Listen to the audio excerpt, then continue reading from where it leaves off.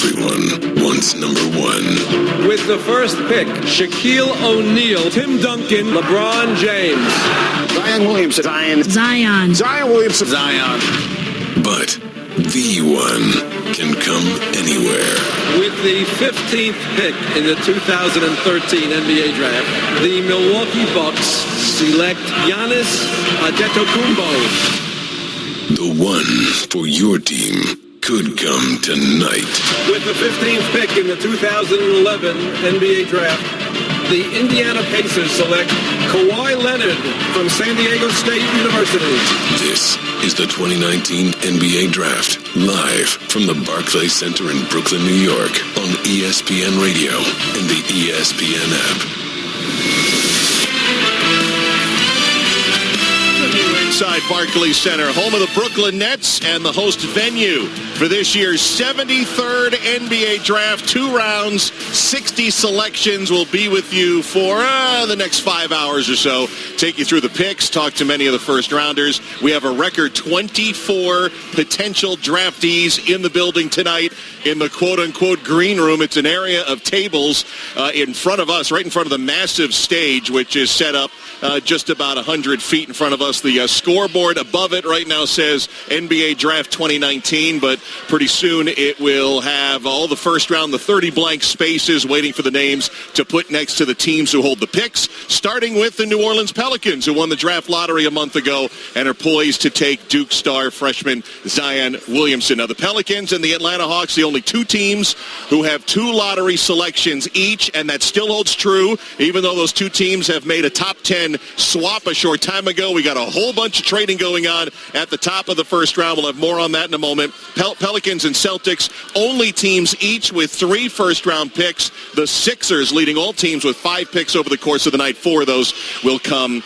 in the second round. Before we move forward, let's introduce our 4-person crew. PJ Carlissimo, 39 years coaching experience, head coach or assistant, both the NBA and the college ranks, part of 3 NBA championship teams, and an assistant on the 92 Olympic Dream Team. Kara Lawson, 4 Final Fours during her collegiate career at Tennessee, and Olympic gold, 13 years pro, playing career TV analyst, men's and women's college basketball, NBA basketball, currently the lead analyst for the Washington Wizards. And Bob Valvano, 19-year college coach, set records for wins in a season at 3 different colleges, and he spent the last 2 decades with us. Talk show host, college hoops analyst at ESPN Radio, also calls games for the University of Louisville, not to mention his current weekday show on our affiliate ESPN 680 in Louisville. So, lady and gentlemen, here we go. NBA Commissioner Adam Silver, about a half hour away from the proceedings getting underway. He'll put the Pelicans on the clock with the first pick. And before we get to that and our preview of the draft, PJ, you've been strolling through the green room area the last 15, 20 minutes or so. What's your read on the room? Well, my first read, Kesty, is you said 24 players in the green room, 8 coaches. I ran in Dana Altman, Chris Beard, Shaka Smart, Johnny Shire, the assistant from Duke. I didn't have my tape measure with me, but that's the biggest green room we've had. There are a lot more people in there than normally. And I'll tell you what's funny about it. You know, there's been all the talk and everybody's excited. But now they're sitting there in the green room, and there's no more acting cool. You could see their parents are with them, sometimes little brothers and sisters, some of their college coaches. They're nervous. It's time, and this is something they've been dreaming about their whole lives, and you can see it. They're all looking at each other. They're trying to act like this is no big thing. This is the biggest thing that's happened to them, and it's so obvious when you walk among these great players, and they can't wait to hear their name announced. Just by nature of 24 guys in there, somebody's going to wait a long time. Some buddies are going to wait a long time until they get picked. All right, Zion Williamson, there's no real mystery on who's going to be the number 1 pick with New Orleans on the clock. Bobby, let's start with you. When you saw him in person, as you had at least 12 times this year doing Duke games, does he live up to the hype? It's probably sexier to take a hot take like, oh, he's being overhyped or he can't do this or he can't do that. But, Mark, I got to tell you, I mean, I think he fills every check mark is exactly just what the hype says. He's an unbelievable athlete. The size, it's hard not to be impressed with a guy that big who runs that well. He jumps well. He's a quick jumper. He's a great anticipator. He overplays passing lanes and gets a lot of steals. He can handle the ball with both hands. He's a good finisher. The things he doesn't do great right now, he does better than you might think. His three-point percentage by the end of the year was actually pretty respectable. He doesn't have an NBA range on his three yet, but I think it will come. He hasn't had to shoot the three very much, so I think he'll be able to do that. But, Mark, I'm telling you, he fits the bill in every way. And you know what the best part is of all of that?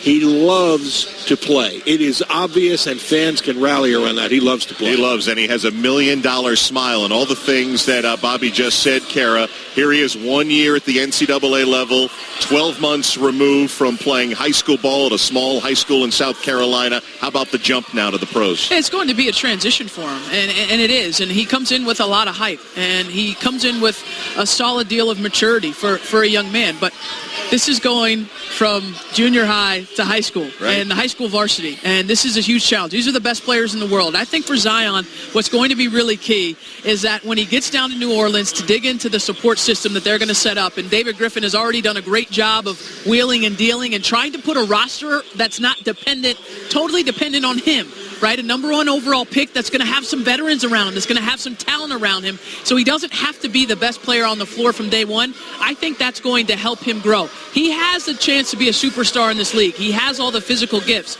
but that change from going from the ACC to the Western Conference in the NBA, yeah, right. I mean, that's not easy, and every night he's going to face a challenge. And veterans, they feel some kind of way when you come into the league and you've gotten a lot of hype. They want to prove that there's somebody that can knock you down a couple pegs. You know, PJ, it's interesting because last year at the end of the draft, we heard names like R.J. Barrett, Zion Williamson, but we don't really know who they are, and there's going to be a day soon where one and done probably going to get struck down coming right from high school to the pros, but there was an advantage to having those games that he played in Durham. Kesty, I think there's an enormous advantage. You know, you talked about him playing a small school, Spartanburg, South Carolina. Kara goes, all right, you make the jump, and it's an enormous jump to the Atlantic Coast Conference. Well, guess what? Zion is a much better player right now. He could be the poster guy for why you do go to college. I know it's going to be the end of the one and dones, and you know it's not going to change. I don't know what's going to happen with the commissioner when he gets together with the Players Association. But I got news for you. He's one of the best arguments for why even 1 year of college is so good. He is so much a better player right now than he was 1 year ago. He is so much more, even being selfish, he is so much more a valuable commodity to himself and his family as a result of playing a year at Duke. So, you know, all the naysayers, all the people that say you don't need a year of college, that's ridiculous. He benefited enormously from being at Duke for 1 year. There were plenty of people in this city who were hoping the Knicks were going to win the draft lottery and Zion would be staying here in New York, but the Pelicans, who had a 6% chance to win the lottery after a 33-win season, they won it. They will draft number one. Live from the Barclays Center, I'm Mark Kestisher alongside Bob Valvano, Kara Lawson, PJ Carlissimo for the latest on tonight's NBA draft. Be sure to follow us on Twitter at ESPN Radio. The New Orleans Pelicans on the clock in about 25 minutes, followed by the Memphis Grizzlies and the New York Knicks. Morant runs it all the way to the rim and dunked it. Morant went coast to coast and slammed it home. Oh, what a finish, Ja Morant. Here's a behind-the-back dribble and drive by Morant. Lefty layup is good.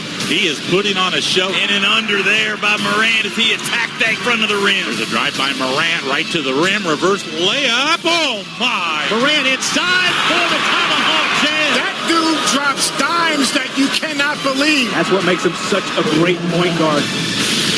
Ja Morant out of Murray State expected to go number 2 after Zion Williamson, which brings us to, did you know Zion and Ja Morant were briefly teammates on an AAU team in South Carolina, and assuming they go 1 and 2 tonight, they would be the first duo from the same state to be drafted first and second since Mark Aguirre and Isaiah Thomas from Illinois back in 1981. Did you know? Brought to you by Progressive Insurance, making it easy to bundle your home and car insurance. Speaking of Ja Morant, he spoke yesterday with our Sage Steele.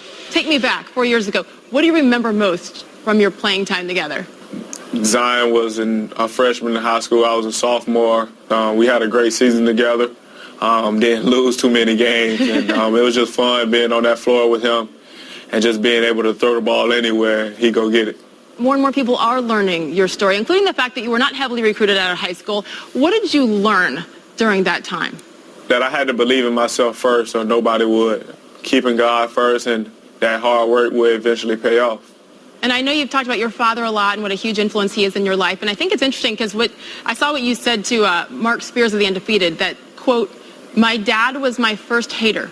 If I can take it from him, I can take it from anybody." Tell me, how and why has your dad been your biggest hater? No matter how I played in the game, he was always telling me the negatives, or calling me overrated, or say I didn't do anything, or I'm not good enough, things like that, just to keep me hungry. And as I got older, I kind of realized what he was doing. Obviously, at a young age, I was kind of sad, mad at him for saying those things, but he was just preparing me for times like this where fans or anything talk negative about me. And like I said, if I can take it from him, I can take it from anybody. Yeah, and your dad gets all the press, but I heard that you have a tattoo on your left arm because of something your mom has said to you as well. Is that true? Yes, it says beneath no one. And what does that mean to you? It means a lot. Obviously, being under the radar, playing against top players, not receiving any attention. I used to question myself, and my mom always told me that I was beneath no one. And basically, like, if they say they're better than me, then they have to show me. And night in and night out, I would go and work hard and just continue to play Ja game and just have that mindset. There you go, Ja Morant, who was lightly recruited, 2 years at Murray State, 6'3", point guard, led Division I in assists, and we assume he's going to go to the Memphis Grizzlies at number 2. Of course, the Grizzlies shipped out Mike Conley yesterday, the longtime point guard. Zion Williamson expected to go number 1, bottom of the hour to New Orleans in 10 minutes. Zion describes his mindset when he's about to dunk the ball. With Bob Valvano, Carol Lawson, PJ Carlissimo. All right, Bobby, let's start with you. Beyond Zion, beyond Ja Morant, expected to go 1-2. What's the headline entering the night? Well, as a long-suffering Knicks fan, how could it not be the Knicks at number 3? I mean, everything that could go wrong for them went wrong. I mean, all you had to think about their situation is when Kevin Durant got hurt in that playoff series, one of the New York tabloids, the back page, the headline was, Knicks lose Game 5. They weren't even in the playoffs, but they were regarded as the big losers with Durant now being out for the season. That next season shows no hope for them, even if they are to get him. They can't get Anthony Davis. He's been traded. And they got the least sexy of the guys that are considered the top players. He may be a very good player, R.J. Barrett. That's who they will take. We'll all be shocked if they don't. But the one knock on him is he's not a great shooter, and the Knicks are a team that desperately needs shooting. So he said all the right things. We were talking, the three of us, what kind of reaction the fans will give. We think they'll cheer. It'll be a popular pick. Which is a rarity at the draft. It is. So, well, hopefully they learn. They booed Porzingis. Yeah. Rude that day. Now he's not there anymore. Yeah, exactly. He wanted to leave, yeah. That's another. Bobby said a lot of things haven't gone right. Just example, let me see, 712, that one was. So, Kara, what are you looking at as far as your headline beyond 1 and 2? You know, I thought going into tonight, the inflection point is number 4 in the draft, right? And we've already seen that pick move from New Orleans to the Atlanta Hawks. And we've known the top 3 picks for some time now, but what happens at number 4? What team makes the pick? And then what player do they take? I think there's just a lot of unknown at 4 through 12 at where guys are going to go. We've already seen 2 trades in for teams to get into the top 10, or I should say into the top 5, one in the top 5, one in the top 10. What happens with starting with Atlanta at that 4 pick? Who do they take? It's going to be, we better buckle up. It's going to be a wild ride all night. There's a lot who feel DeAndre Hunter might be who the Hawks are going for at 4, and Phoenix moving up to 6 looking for a point guard. They don't know if Darius Garland will be there, but Kobe White still may be, so we'll keep our eyes on that. Speaking of guards and shooting, what are you looking for, Mr. Carlissimo? Well, I quote Coach Valvano, R.J. Barrett. I'm not jumping on R.J., an excellent player, but not a very good shooter. 31% from the three-point, 67% from the free throw line. Well, guess what? As I'm writing notes on like 80 guys trying to get ready for tonight, I wrote a lot of numbers down in the low 30s or under 30 from the three-point line and under 70 from the free throw line. Where are all the shooters? We're going to talk about some, and when they're drafted, all 3 of us are going to be saying, wow, really good shooter. It's like become a lost art. So there's excellent players, don't get me wrong, in this draft. but it kind of struck me, we don't have as many shooters as you might normally have. Getting ready for the 2019 NBA Draft starting at the bottom of the hour. Brought to you by Indeed, used by more than 3 million businesses for hiring. Post a job today at Indeed.com/hire. So we know the presumptive top 3. We have a good idea about number 4 and 5, but not all All-Stars were picked in the top 5. Which player will be a sleeper pick? We'll explore that coming up next. You're listening to the NBA Draft on ESPN Radio and the ESPN app.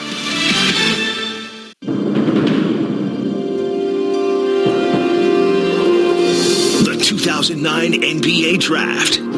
While Blake Griffin was the National Player of the Year. As expected, Blake Griffin goes number 1. And it wasn't much of an argument. The all-galaxy, all-everything forward from the University of Oklahoma. But sleepers turned into future Hall of Famers right before our eyes. The third pick in the 2009 NBA Draft, the Oklahoma City Thunder select James Harden of Arizona State University. But speaking of your family, before we got started here tonight, spoke to Mom about the facial hair. They took a vote at the table. They're going to let you keep it. Are you going to keep it? Maybe for a few more weeks. With the 7th pick in the 2009 NBA Draft, the Golden State Warriors select Stephen Curry from Davidson College. This is the 2019 NBA Draft on ESPN Radio and on the ESPN app. Welcome back to Brooklyn with PJ Carlissimo, Kara Lawson, Bob Valvano. I'm Mark Kestisher. Steph Curry went 7th, and if I'm not mistaken, that was 10 years ago. 2 other point guards were taken before him in that draft. So there are sleepers. In 5 minutes, which franchise has a brighter future, the Pelicans or the Lakers? We'll discuss that after their big trade with Anthony Davis. Kara, let's start with you. Who's your sleeper in this draft class? I'll tell you, the guy I like a lot is Keldon Johnson, a guard out of Kentucky. Played just 1 season for John Calipari at the University of Kentucky. He's 6'6", and he's just got a lot of athleticism. He can shoot the basketball. You're asking where the shooters are, PJ? Keldon Johnson's one of them, okay? The guy can shoot the ball, and I just think when you look at the youth that's in this draft, a lot of one-and-dones, this is somebody I think that could grow into a starter and an impact player in the NBA. PJ? I got a shooter, too, for Cal, Rui Hachimura. He's gotten better every year. He's been at Gonzaga for 3 years. Mark Few and his staff has done a great job. He is still improving. He's going to be the first Japanese player ever drafted. He shoots over 40% from 3 and 75 from the free throw line. I love him, and he's getting better all the time. He's a big body. You got a little smaller guy, Bobby, you're thinking about. Well, I'm cheating. I'm giving you 2. One is a lot bigger. Fiondu Kamengeli from Florida State plays only about 18 minutes a game because of the way Leonard Hamilton plays, and he still averages about 14 or 15 points. Great wingspan, good shot blocker. He can shoot at about 73% from the line, PJ, for a big guy. And the other little guy you're alluding to, Carson Edwards. Now, there's a shooter. Whoa. There's a guy that'll turn games and momentums around just with his sheer ability to make shots. So I love him as a possible sleeper. My guy I'm looking for, a guy that was reminiscent of the world champion Toronto Raptors, Pascal Siakam, in Sekou Doumbouya. He's from France. Played at Limoges in their Class A league. He reminds me a little bit of Siakam just because of his defensive switch ability and the fact that he's getting better on the offensive end shooting. He's still under 30%, but Siakam couldn't hit a 3 when he first got into the league. So some of our sleepers coming up as we take you through the draft. Alongside PJ Carlissimo, Bob Valvano, Kara Lawson, I'm Mark Kestisher. The New Orleans Pelicans are on the clock in just about 10 minutes. Zion Williamson is a human highlight reel. Steal by Williamson. Look out, everybody. Jams it home. Zion is the most unique athlete I've coached at Duke. Are you serious? Slam jam back.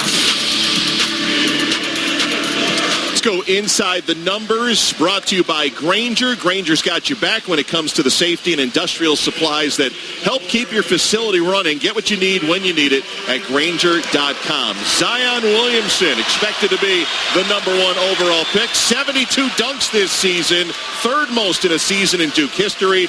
Perhaps he's at his best in transition. Zion, 82% shooting in transition, tops in Division I. And last night, Zion spoke with our Rachel Nichols. You're so creative. It's not just that you dunk, it's the way you do it. So when you're running down the court and you see some open floor, What starts going through your mind as you approach the basket? I don't know what kind of layup I'm going to do. I know that's not true. It depends on the moment, I guess. Like, if we're up and, like, I'm feeling it, I'm going to try to, like, freak something. But if it's a close game, God, let me make this dunk. You worry about making dunks? Sometimes I think I would try to dunk it too hard that it would just bounce off the rim and it's 2 points, and coach would look at me like, just make the dunk. Now, after the NCAA tournament this year, you were just hooping at the Duke Rec Center. And the rim did not come out of that engagement very healthy. You broke down. They had to close down that part of the court. What happened in the moment? It was like a game to like 25, and I wasn't scoring. I was just kind of like passing it, just kind of having fun. And we had game point, so I said, let me get my 2 points in. So I threw myself a self-lob, and I dunked it and went to hang on the rim. But I'm looking back, and I'm like, what's wrong with the goal? And it just comes, and I'm scared. I'm like, oh, my God, like, I'm in trouble. They're going to make me pay for it. So did they charge you? Came back the next day. I'm, like, scared. Like, they're going to be like, yo, you got to pay for this. They're like, can we take a picture in front of it? And I'm like, we're good.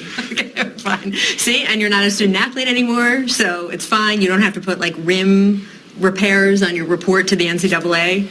All right, so being the number 1 pick already carries so much weight. And now that Anthony Davis has been traded, from the minute you walk across that stage, you are going to be the face of the Pelicans. How are you going to deal with all the pressure that's going to come with both of those things? I don't really see it as pressure because I love to play basketball, and I'm a competitor. Whatever situation we're in, I want to win. So I'm not really looking at it as like being the face and stuff. I'm looking at it as what can I do that game to win, and I'm just enjoying being in the NBA. Zion Williamson about to go number 1 to the New Orleans Pelicans when the NBA draft begins in less than 10 minutes. Anthony Davis, of course, went to the Lakers from New Orleans. New Orleans got the 4 pick. They've already dealt it. But, PJ, the impact of the AD trade to the Lakers. Well, obviously the Lakers needed to do a splash deal like that. But I tell you what, I'm very confident in David Griffin and what he's doing. They're not nearly as close. They've got a lot of young guys. They got some guys that still have to establish what they can do in the NBA, but I think they're much further along. I like the direction the New Orleans Pelicans are headed, and that started with David Griffin. Kara, they got a decent haul. What are your thoughts on it? Yeah, they did. I mean, the good news is the haul that they got. The bad news is they still play in the Western Conference, okay? So to try to jump some of these teams that are ahead of them in the pecking order and also have continued to reload, maybe not through the draft, but you look at the Utah Jazz's move, but getting Mike Conley and really solidifying their point guard position. You look at the Lakers and getting Anthony Davis. We've heard a lot of talk of Kawhi Leonard potentially going to the Clippers. The West is a beast, and so that is going to be the challenge for New Orleans, I think, is just to try and get themselves into a playoff position. Bobby, what was your thoughts on the deal? I agree with PJ. The Lakers had to do it. You need star power. They had to make a splash. The question is, there's so many things we don't know about. New coaching staff, the chemistry with LeBron and AD, all sorts of factors in, as Kara pointed out, such a strong conference. There's so many things still to be answered, but it's a deal they had to make. Well, 24 players are in the building being introduced with their parents and relatives on the stage. The Pelicans will be officially on the clock in less than 5 minutes. Plus, without a first-round pick, how do the Raptors approach their title defense? This is the NBA Draft on ESPN Radio and the ESPN app. Welcome inside Barclays Center in Brooklyn. Really nice crowd inside the building, the upper deck. Pretty well filled all the way around, both wings, and behind us as well. The big stage in front of us, the NBA Draft 2019, the 73rd NBA Draft. We have it for you here over the next few hours on ESPN Radio. Mark Kestisher, PJ Carlissimo, Kara Lawson, Bob Valvano alongside with you through the evening. 24 different players in the green room. We hope to hear from most of them throughout the night. We will be hearing the first-round picks from Adam Silver, the commissioner. He'll make the announcement. There are 5 minutes between picks in the first round, 2 minutes between picks in the second round, 30 in each, 60 all told. The commissioner will be putting the New Orleans Pelicans on the clock momentarily, and we will have that for you here as Zion Williamson already has had a big ovation from the crowd here of all the guys that were introduced. I believe he got the biggest of the ovations, and there's something, PJ, about Zion. You know, he's unique in his ability, what he could do for his size. Oftentimes people think to LeBron, and it might not be that as far as on the court, but just what he brings. And as Bobby said, his love of the game, he has really touched a lot of basketball fans across the nation. Well, you can tell watching him play, Kesty, and he handles himself so well. He's well-spoken. He says good things. He's an excellent teammate. I've heard that more times about him. We're going to get a chance to talk to assistant coach Jon Scheyer a little bit later. Mike Krzyzewski, that quote before in our pre-draft show, when he said he's the best athletic, the most, you say, I don't care what you are, you're the best anything at Duke, you're special. That comes from Mike Krzyzewski, the great coach, the Hall of Fame coach at Duke. All right, we're just moments away from Adam Silver taking the stage, and let's send it up to the podium.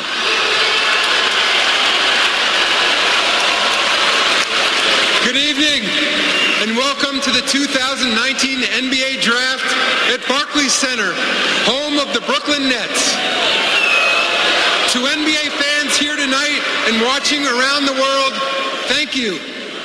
This season was full of excitement, drama, and historic performances. Congratulations to the Toronto Raptors for capturing their first NBA championship. They won with players from 6 countries. They won with a culture built on teamwork, discipline, and leadership. And they achieved 2 firsts in NBA history. The first NBA champion outside the United States, the first NBA champion in the modern NBA era without a player who was a lottery pick. 2-time Finals MVP Kawhi Leonard was the 15th pick in the 2011 NBA Draft. To the young men who will be drafted tonight, no matter where you go, no matter what pick you are, you can be that player that makes the difference.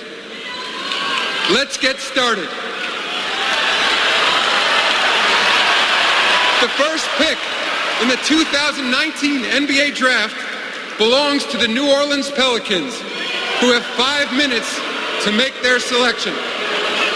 I think they'll need about 5 seconds, but we'll have the clock on 5 minutes. It will count down, and we'll have it for you. Zion Williamson in a nice cream suit, white shirt, unbuttoned, a couple buttons down. He looks very casual in the green room. We're brought to you by Vivid Seats. Need seats to a game? Download the Vivid Seats app and enter promo code CHAMPS at checkout to get 10% off your first order. Don't buy just any seat. Get a Vivid seat. Kara, we just heard the commissioner congratulate the Toronto Raptors, and it is interesting. Kawhi Leonard at number 15 is the highest drafted player on that team. There were undrafted guys. Pascal Siakam was in the low 20s. There are different ways to draft, and there are just guys who fall below the radar and get to great situations and turn into really good NBA players. Yeah, I mean, there's a lot of ways to build your team, and we're seeing that surrounding the draft via trade, via free agency, which is going to be wild later on this summer, and then certainly drafting young players and developing them, and that's certainly what Toronto did. That's certainly what Masai Ujiri had the ability to do, drafting and developing guys like Siakam, like Fred VanVleet. A lot of opportunities for guys to be able to grow and play with contenders. You heard that ding in the background while you were talking. The pick is in. That is going to be everybody's sound to know when the pick is in. We'll wait for the commissioner. They still have 3.5 minutes on the clock for the New Orleans Pelicans. But just one more thought on Toronto before it's all over. It's fascinating to see what they do because it all hinges on Kawhi Leonard if there's going to be a true defense for the Raptors coming up next year for a championship. Well, you have to have one of the elite players in the league if you're going to win a championship, and they clearly had one. I'm not so sure. Everybody I talked to says he's leaving. I thought there was a good chance. I spent 1 year as an assistant in Toronto. I think it's a great city. It's obviously an excellent franchise. And when LeBron moved west, I thought, at some point Kawhi would say, hey, you know what? My best chance to win multiple championships, is to get to the finals. Best way to get to the finals is to be in the Eastern Conference. As Kawhi just found out, right? I'm not so sure that he's going to be packing his bags. Bobby, it's fascinating, too, to watch if he takes the 1 year and the option year that comes with it. Financially, it works where they can bring this team back, this entire team back, and then he's eligible for that 10-year veterans max 2 years down the line. We were talking about that on the way here. I mean, why wouldn't you go back, defend the championship, and then you still can move on to where you choose if you really are determined to get out of there? That seems like a win-win. I'm sure the team, I'm going to guess they'd welcome him back. That would be my guess. I would think so. Now, the Toronto Raptors do not have a first-round pick because of Kawhi Leonard. The Kawhi Leonard deal with San Antonio, they own that pick. San Antonio is 2 late 20s picks. Kesty, you broadcast, you called all our games right through the finals. How many rookies' names did you call in the finals? Every once in a while, I mean, I don't want to throw water on our draft, but any rookies running around in April, May, and June? It's a good point because we're here, we talk to them, there's great upside, and then we all go to Summer League in Las Vegas and see them play against lesser competition. The Clips were the only ones where they really played. Their backcourt, Shai Gilgeous-Alexander and Landry Shamet, they were the only ones playing. Other than that, you didn't see a lot of rookies running around. You know, today I made sure to look back at the last couple of drafts, the 2018 draft. Obviously, you know, at the top you're going to find, your rookies of the year, and Luka Doncic probably going to win that award. Trae Young came very close and is going to make it interesting as well. And then you go back to 2017, and that's where I found Siakam down at 27. Donovan Mitchell, right, was at 13 that year. How about the Rookie of the Year? Was it 36? That's right. Malcolm Brogdon was the number 36 pick in the draft. Yep, absolutely. So that's what we're up against here tonight. And then, look, guys like Fred VanVleet, who played a critical role for Toronto in a championship, didn't even get drafted. And so there are all different ways. When the NBA went to 2 rounds, 1989, if you don't get selected in the first round, you don't have that guaranteed contract as a second rounder. But if you're not picked tonight in 60, you're looking at an opportunity to sell yourself and maybe pick up a good contract down the road. First opportunity to be a free agent. Yeah. It's not a bad thing.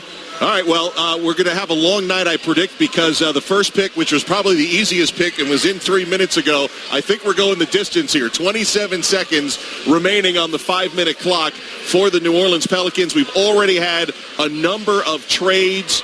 The New Orleans Pelicans were also set to pick at number 4 after the Anthony Davis deal, which won't become official till after the free agent moratorium on July 6th. And then the Pelicans have made a deal with the Atlanta Hawks, that number 4 pick going to Atlanta, along with the Pelicans' 57 pick and Solomon Hill for 4 picks, including the 8, the 17, and the 35. So David Griffin, outstanding general manager, has already turned the Anthony Davis trade into a mega haul for him, with ready-made players from the Lakers and a ton of draft picks. Well, we want everybody to listen on the radio, but if every once in a while they're peeking at the TV, don't look at the hats. Here comes the commissioner, Adam Silver.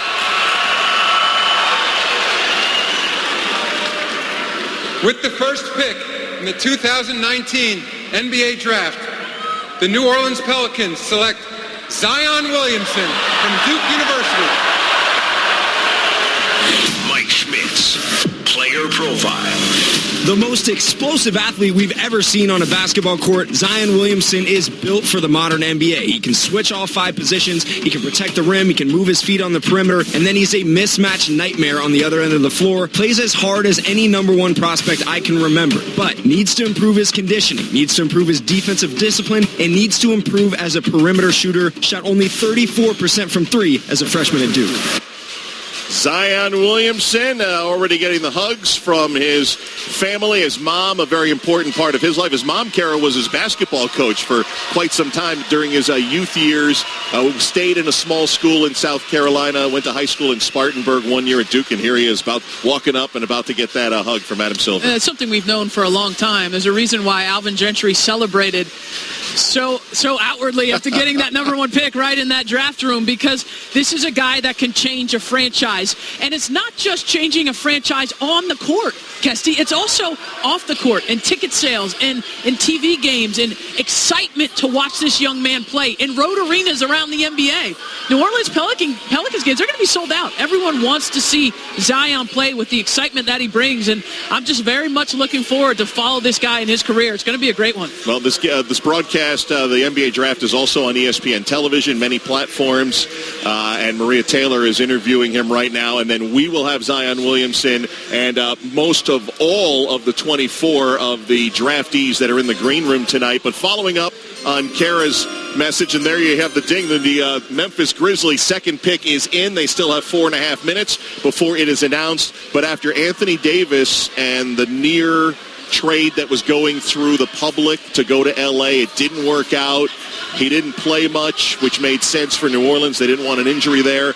The That's All Folks T-shirt on the last day, whether he meant it or not. And Kara's right. I mean, you have gone from hiring David Griffin to winning the draft lottery, and with that haul of the Anthony Davis trade, New Orleans now almost doesn't miss a beat from where they were last year when they went to the second round of the playoffs, 2 years ago rather, and to where they're going and rebuilding for the future. Yeah, I mean, when you hear Mike Schmidt's comments, you're talking about superlatives. He didn't say an explosive athlete. He said the most explosive athlete. Not a guy who plays hard, the hardest playing number one pick he's seen. That is a double-edged sword, though, because the expectations are going to be off the charts from day one. But this kid seems unfazed by all of it. Expectations were off the chart at Duke as well, and he handled them flawlessly. We are looking forward to speaking with Zion Williamson, who is very emotional in his interview right now, and I think that's his mom with him right next to him. So we will talk to Zion in a moment. But as we wait, the Memphis Grizzlies pick, as opposed to Zion, who was a name we knew this time last year, I don't know. You guys were familiar with Ja Morant of Murray State, and he had already played his freshman year in the OVC. I had no idea. I'm not ashamed to say that on coast-to-coast broadcast, but what a season he has had to turn himself into what appears to be the number 2 pick, which is coming up. Well, I mean, his school's not far from where we do our show, so we'd get some local fans who'd call. But, you always take that with a grain of salt. Everybody thinks the guy in their program, you should see this guy. And then you saw him come out this year, and he's so explosive, terrific passer. He's made for today's game, no question. Yeah, I think you look at Ja, and you look at the explosive athleticism. You look at what he can do in transition. And you look at a Memphis team that traded away Mike Conley, and that's what gives everyone the belief that they're going to insert this young man into the starting lineup as the franchise point guard and allow him to grow with Jaren Jackson Jr., who I thought was terrific when he was able to be in uniform for the Memphis Grizzlies this year. Hopefully for Memphis, that's 2 centerpieces that you have. You have a young guard and you have a young post player, and hopefully now that you're in rebuilding, you can start to build around that young core. Yeah, and Zion gets the, I think, boost of getting to play with some guys. Yeah, he's got some guys that are dinged up, but he gets to play with a better roster than the number 1 usually gets to play with. I'm going to be anxious to talk to him and see what his impressions are so far of New Orleans. Zion Williamson making his way. Not sure the order. I think we might be 3rd in the pecking order. We'll see. Looks like he's making his first Holy Communion behind us. PJ looks like he's going to I like his understated suit. It's a beautiful suit. He's got the open... I like it. Suit game is very strong from what we've seen from the guys in the green room. Ja Morant wearing a gray pinstripe suit, gray pinstripe shirt. Saw R.J. Barrett in a nice pink or mauve suit with the Canadian flag, the maple leaf on the inseam. We're ready for the number 2 pick. Memphis on the clock. Here's Adam Silver. With the second pick in the 2019 NBA Draft, the Memphis Grizzlies select Ja Morant from Murray State University. Mike Schmitz, player profile. The most entertaining player in college basketball, not named Zion Williamson, Ja Morant has everything teams are looking for in a franchise point guard. He's explosive with head at the rim bounce, impossible to keep in front. He has the ball on a string, and he can make every single ball screen read. He's the best passer in the draft. Teammates love playing with him. On the flip side, he's only 170 pounds. Not a great defender. Plays with kind of a laissez-faire attitude. Has some questions to answer about his perimeter shooting as well. But in terms of his basketball IQ and his athleticism, he's a total package.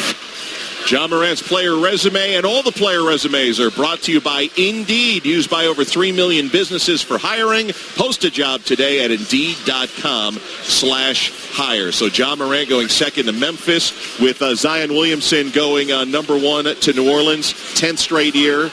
A freshman, a one-and-done player, goes number 1 in the NBA draft. Morant just finished his sophomore season, and now the New York Knicks are on the clock at number 3. Of course, the Knicks were, as the league changed the percentages of chance to win the draft lottery. It was incredibly interesting going into that break. We had 4 teams, including the Lakers, the Grizzlies, New Orleans, and New York, for that number 1 pick. Bobby, it didn't come up in the Knicks' favor this year, but in a draft where many feel it's 3 and then there's a little cutoff after that, whether you agree with that or not, the Knicks still have that 3rd pick and apparently will get a very quality guy if they go the R.J. Barrett route, which many people think. And there are a lot of people that think the upside for him is as great as any player in the draft, including Zion. And that's saying something. You know, we'll see. Kara made a good point, though. This is still, I don't want to say showbiz, but the player you draft has got to bring something to the table besides just being a good player. Like Morant, he can play in the open court so quickly. That Memphis team was the slowest-paced team in the league last year. The fans have something to hang their hat on. That's what you're going to have to look at, assuming it's R.J. Barrett for the Knicks. What are they going to hang their hat on with him?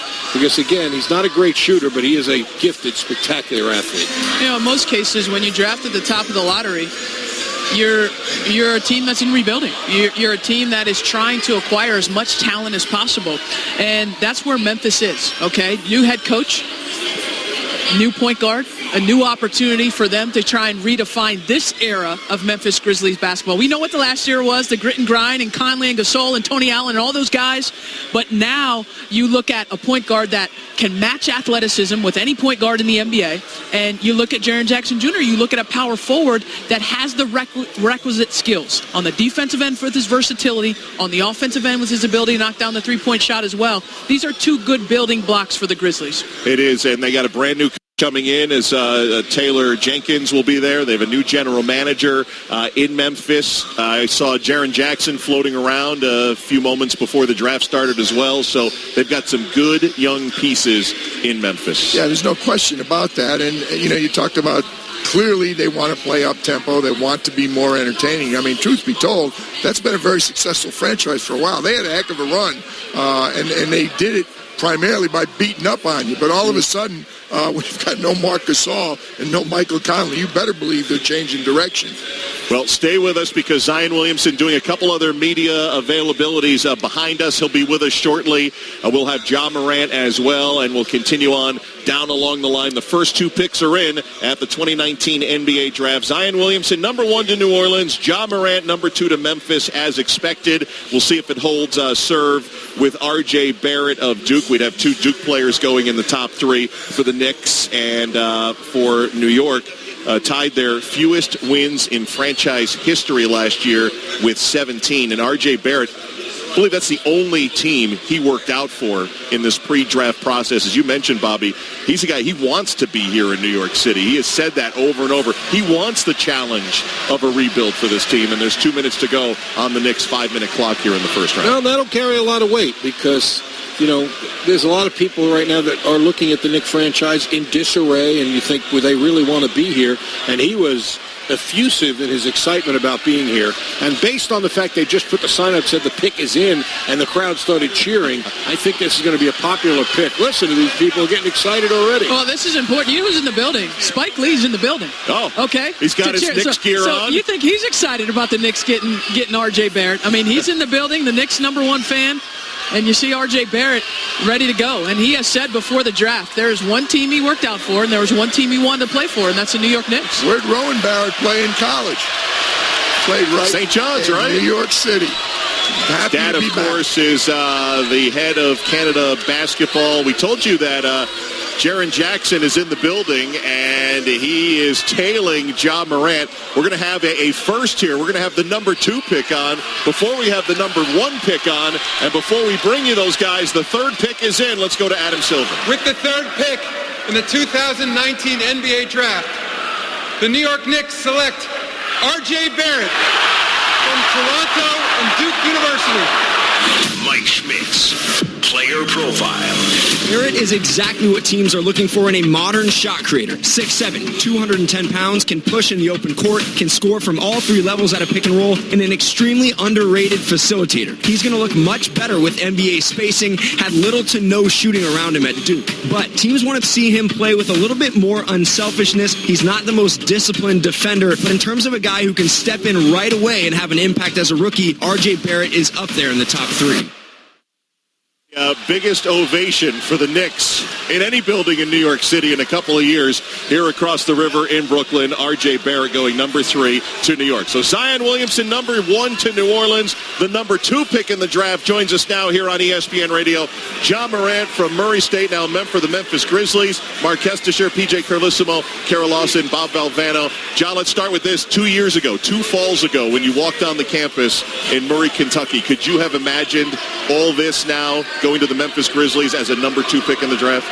I'm not going to sit here and lie and say I did. I always felt like I had the talent to play at the highest level, though, but to be in this position right here, I never thought I would be in. What are the emotions like? It's crazy. I'm trying not to tear up and stuff over here, man. It's just so surreal. I can't believe it. You shouldn't feel bad about tearing up. You should tear up. Congratulations. You know, you're the first college player since they started keeping assists in 1983-84 to ever average 20 points and 10 assists in a game. I can tell you something. A lot of 2 guards and forwards and centers are looking forward to playing with you. Yes, sir. John, when you look at your style as a point guard, I mean, how would you describe it for the people at home? What are you trying to do, and how are you trying to manage the game when you're playing? I'll just start off. One thing I love to do is get my teammates involved. I feel like I take an assist over a bucket any day. Just to see a smile on my teammates' face or boost their confidence is something I like to do. And my IQ allows me to make plays for not only me, but my teammates. So that's just my style of play, but I'm just aggressive and play with this chip on my shoulder. You had a really good freshman year, but then when I look at the stats and watched you play this year, you really increased your shooting percentage and your assist total as well. What did you do last year that took you into escalating your game for this season, and how will you now try and do that to get ready to go to the next level?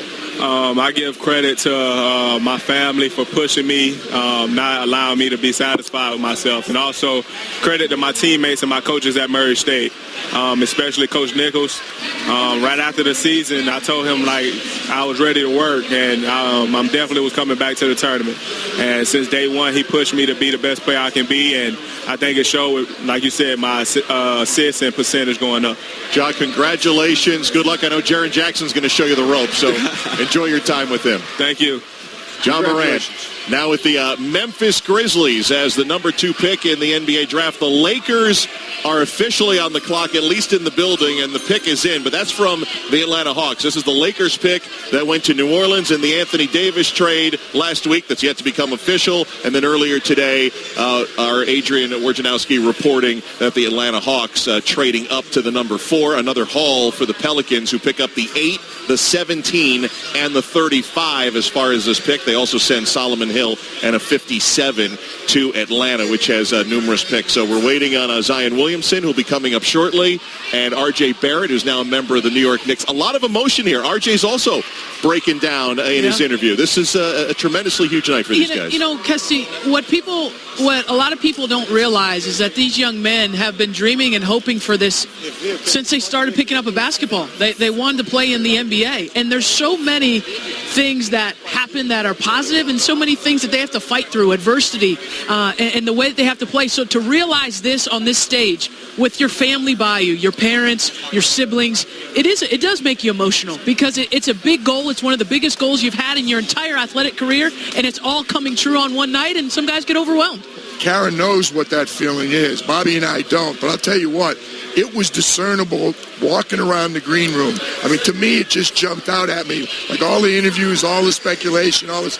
Now, man, they were looking at it. They were looking up at the stage. They knew they were like a half hour away from hearing their name called, and their parents were there to share it with them. Really, it was a great, great feeling.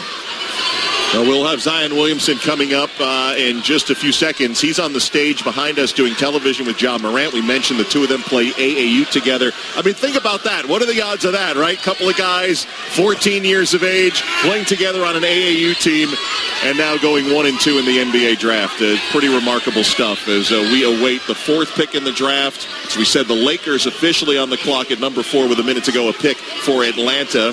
And we'll hear from Zion coming up in a bit. First, R.J. Barrett Barrett is going to join us, the number 3 pick in the NBA draft. He's going to stay right here in New York City. RJ, Mark Kestisher, PJ Carlesimo, Kara Lawson, Bob Valvano. Got a big smile on your face now with a look at your teammate, Zion Williamson. RJ, what are the emotions for you here tonight? Because I know it's been tears, but it's been tears of joy. Man, I just, growing up as a kid, like, this is where you want to be, and to hear your name called is just so surreal. I try to hold my tears back, but I couldn't. Hey, RJ, I know you're used to hearing applause in this building. When Duke plays here, you've had a lot of success. You ain't going to hear too much applause in the future. When you're playing in the Garden, you're going to hear it, but you're not going to hear it in this building. How excited are you? I mean, you've known for a while the projection, this is where you were going to be. Your father having played at St. John's, what does playing in New York City, what does that mean to you? Man, it means a lot. My late grandfather, he was the biggest Knicks fan, and he always told me one day I was going to play for the Knicks. I'm sad he's not here to see it, but yeah, this just means a lot to me for him. Yeah, RJ, PJ brings up your dad. What type of influence has he had on your career and just keeping you motivated and keeping you up when you've gone through times maybe you had some adversity? Man, my parents have been there, the whole way, whether it's waking up at 5 a.m. to make sure I work out and just, driving hours for me to go to practice. Just they've been there through everything, and I'm so thankful for them. RJ, you might have noticed I'm a little bit older than you are. So I remember the last time the Knicks won the championship, 1973. Okay. 1973. You know how long I've been waiting? He's a big Knicks fan. He's a big Knicks fan. Could you please help them? I'm a big Knicks fan. You talk about your grandfather, but in seriousness, I can relate to that. We have been rooting and hoping for so long. What does it mean to you not only to play for the Knicks, but to maybe lead a resurgence? How important would that be to you? Man, it means a lot. Like I said, I'm a competitor and I'm a winner, so hopefully we get back on the winning track and get that championship soon. RJ, we'll let you get out of here. I love the Canadian inseam with the Maple Leafs. Much. Awesome. Thank you. And we're going to let your teammate Zion get in here, too, the first pick in the draft. You went before him here on the radio today. Right. Congratulations. Good luck. RJ Barrett of Duke going third to the Knicks. Let's pause 10 seconds for station ID. You're listening to the NBA Draft on ESPN Radio and the ESPN app.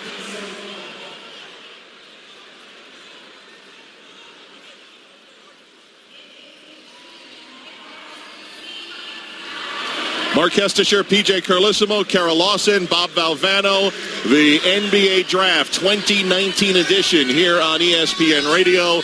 The first pick in the draft has been busy. Before we get to Zion Williamson, here comes Adam Silver with the number 4 pick in the draft. With the 4th pick in the 2019 NBA Draft, the Los Angeles Lakers select DeAndre Hunter from the University of Virginia. Mike Schmitz, player profile. Hunter is arguably the draft's most versatile defender. Checked all 5 positions at Virginia. 6'8", 230 pounds, 7'2" wingspan. Moves like a guard on the perimeter and can space the floor offensively. Shot over 40% from 3 as a sophomore. Had some huge moments in the NCAA tournament, but there are some questions about his upside. Doesn't have that much to his game off the dribble. He's not the most dynamic shot creator for others, and his feel for the game has room to improve. So DeAndre Hunter, top 5 caliber prospect, but does he have all-star upside? He is a champ, and he is going the Lakers picked him, but via New Orleans to Atlanta. The Hawks trading up. They get DeAndre Hunter, the sophomore from Virginia. Zion Williamson now joins us, the number 1 pick in the draft, going to the New Orleans Pelicans. Zion, Mark, PJ, Kara, and Bobby V. Now that you know, you kind of knew at the draft lottery, but now that it's official and you knew, and you have David Griffin as your general manager, your first general manager, and all the moving pieces, how do you feel about this franchise that you're going to that's going to be building around you? I think it's a great franchise. I'm just ready to work. I don't know what to say. I'm just ready to work. I'm ready to hoop. See, what do you take away from the year at Duke? I've said a number of times, and I didn't get it from you. It was my observation. Agree with me or disagree. How much did you benefit from this year at Duke? And what are you going to take away from Duke going into the NBA next year? I benefited a lot from Duke. Going from high school to college was an adjustment itself. Having Coach K as a coach who taught me a lot about the game that I didn't know. With watching film, certain cuts you need to make, how to play with other star players. So, that year at Duke was like the best year of my life, and I took a lot from that. Zion, you've had an opportunity to visit with the folks in New Orleans. What stood out to you about that organization, about that franchise, as you've gotten to know them during this process? They didn't just try to make it about business. Like, they wanted to add a family feel to it, and the city was very welcoming when I came. I had a lot of your games this year, so I watched you, as good as you were at the start, get better and better. You shot the ball better at the end of the year, coming back from that injury. But there are some things you're going to have to do at the next level. When you look at yourself and then becoming an NBA player, what do you see that you want to do better at that level? Essentially everything, but I feel like if I can add a great mid-range game to my arsenal, I feel like I can do a lot more damage. Zion, I know that you've made a lot of friends in the NBA already early on. What's the best NBA advice of what you're expecting down the road that you've already been given? Just be myself. Be the best version of myself that I can be. Did all the stuff that went on this year ever come close to overwhelming you? How'd you keep your sanity in all of that? Another thing I benefited from going to Duke, Coach K and Duke, they've been in the spotlight since before I was born, so he taught me how to, deal with it, and there was never a point where I felt overwhelmed. And you remember back when you were playing with Ja, playing AAU ball a long time ago, did you guys ever talk about, hey, playing in the NBA, maybe we're going to get drafted? You ever imagine you guys could come here and be 1-2?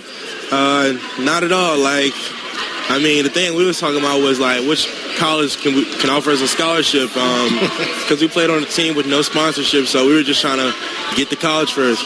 We saw you get a little emotional on television and standing next to your mom. What type of impact has she had, not just off the court, but even on the court, as far as helping you navigate through? She's just everything. She's the hardest coach I've ever played for. A good game in her book is nearly impossible. So I think that's why I try to be a perfectionist. I think her being hard on me while also showing love was the best thing she could have done. Zion, congratulations. We'll let you go. I know it's a busy night, and it's a night you'll never forget. We appreciate your time. Don't lose that smile. That's right. Thank you. Zion Williamson, the number one pick in this 2019 NBA draft, going to the New Orleans Pelicans. Ja Morant went second to Memphis. R.J. Barrett, a Knicks pick, was cheered with reckless abandon here inside of Barclays Center in Brooklyn. DeAndre Hunter went number 4. He's wearing a Lakers hat, but the pick, when it's all said and done, is going to go to the Atlanta Hawks. And you just heard that sounder. That was the Cleveland Cavaliers on the clock at number 5. Our draft tracker brought to you by Straight Talk Wireless. Straight Talk Wireless, everything for less, only at Walmart. The Cavaliers have another minute and 10 to go on the clock. And we will probably have that pick while DeAndre speaks with us. DeAndre Hunter is wearing a Los Angeles Lakers cap, but it sounds like you're headed to Atlanta, who made a trade earlier today. Yes. What are your thoughts on joining an Atlanta Hawks team that is stocked with a lot of young guys, John Collins, Trae Young, just to name a few? Yeah, they have great young talent. I'm just happy I got drafted. I'm happy they moved up, and it's an amazing opportunity, and I can't wait to join the organization. Jando, you worked out for the Hawks. What was your impression when you visited? I loved it. They loved me, and I just had a great feeling after that workout. And like I said, I'm just happy that they can move up, and I'm happy I'm here. This hasn't been that special a year for you. Just the national championship, you get drafted. What is it like? Seriously, so few people ever get the chance to do either one of those. A couple months apart, you do both. Yeah, it's crazy. It's goals I set out at the beginning of this season to go top 5 and to win a national championship, and they both happened within 2 or 3 months. So, like I said, I'm just blessed, and I'm just happy to be here. DeAndre, when we watched you play in college, it seemed like you had this rapid growth and this rapid improvement from when you started at the University of Virginia until that national championship. What do you credit your improvement in that area? Hang on, we'll answer that question in a second because we're about to get the 5th pick. NBA draft. The Cleveland Cavaliers select Darius Garland from Vanderbilt University. Mike Schmitz, player profile. Garland is the most dynamic shot maker in the draft. He has incredible range from well beyond the NBA line. He can get to it off the catch. He can get to it off the bounce. He has tremendous footwork and creates space at will. He can change speeds, he can change directions, has the ball on a string, but there are questions about his durability. Played only 5 games at Vanderbilt. He's very slight of build, and he needs to improve as a facilitator and as a defender. We're back with DeAndre Hunter. And DeAndre, I was asking you about your improvement at the University of Virginia. What do you think was the important factor in that? It's just knowing what you need to work on. Just talking with the coaches, and they have a plan for you, and they know what you need to work on as well. You just do that in the off season. So during the season, you have the confidence to do everything that you were doing. Had a lot of your games, doing a lot of ACC games. The one thing that jumps out about anybody who sees you is your team, how unbelievably well schooled you are defensively, collectively, the way you guys close out, your ability to switch and play multiple positions defensively. As you look at the next level, is that going to be kind of what you focus on at the start, knowing that they go out there and you're doing your job defensively, teams can play you, you're not going to hurt your team, and the other things you can develop. How do you approach that? What's your take on that? I just try to be a two-way player. I feel like that's what you need to be in today's NBA. Those guys are winning in the NBA right now, as you see. So I just try to take pride in my defense and, just take pride in it. You know, DeAndre, I think what a lot of people may not realize about you, you redshirted your freshman year. You played 2 years in the ACC. You're an NABC Defensive Player of the Year. In my opinion, you're a lot further along in your development. You're a lot more ready to step in and play in the NBA right away than some of these younger guys that are getting drafted tonight. You feel that at all? And even from, winning the national championship for Virginia, playing against a lot of the one-and-dones or younger guys. I definitely feel like I'm more mature than these guys in these drafts. And I feel like I can use that experience for the better and not for the worse. I don't see it as a negative thing, being older than the competition. So I just use my experience, and hopefully it'll help me in the long run. DeAndre, congratulations. Good luck. Enjoy the rest of the night, and good luck on the coming season. Thanks for having me. DeAndre Hunter from Virginia, national champ, sophomore.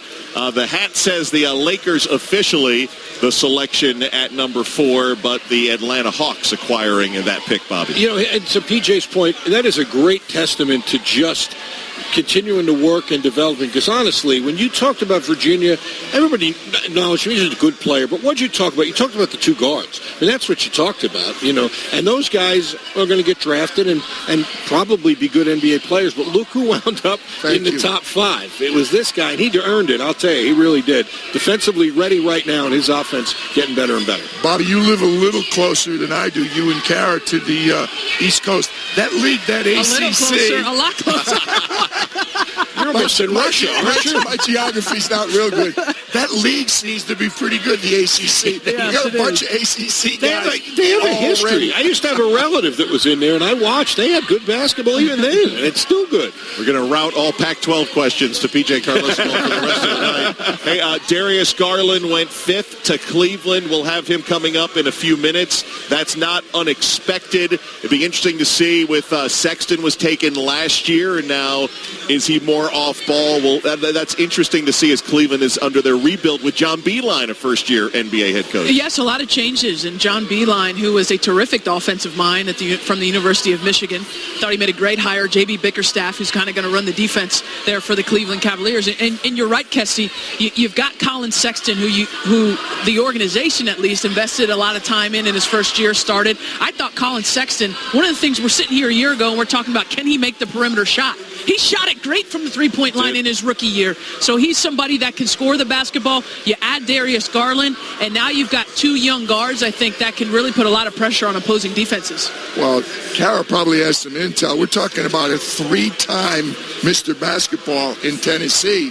He only played 5 games this year. That's right. So there's a lot of people. There's no question how good a player he is, but everybody's kind of wondering. It's a year off from basketball. It is a year off, but you could see the explosiveness. And a lot of these guys you're following, PJ, obviously, when they get into high school, junior and senior year, and seeing them, whether it's in the Hoop Summit or whether it's in those McDonald's All-American games, this is a guy that's an explosive scorer. He can absolutely score the basketball, can shoot it with great range. It's going to be a lot of fun to watch him in Cleveland. You're asking where are the shooters? There's one. Yeah, exactly right. 47% from the three-point line. As you said, only 5 games, but he can fill it up. He's going to be with us, Darius Garland, in just a few seconds. The Phoenix Suns are on the clock with a minute to go. This is a pick that the Minnesota Timberwolves have traded up into the top 6 to get the pick. One would think Kobe White.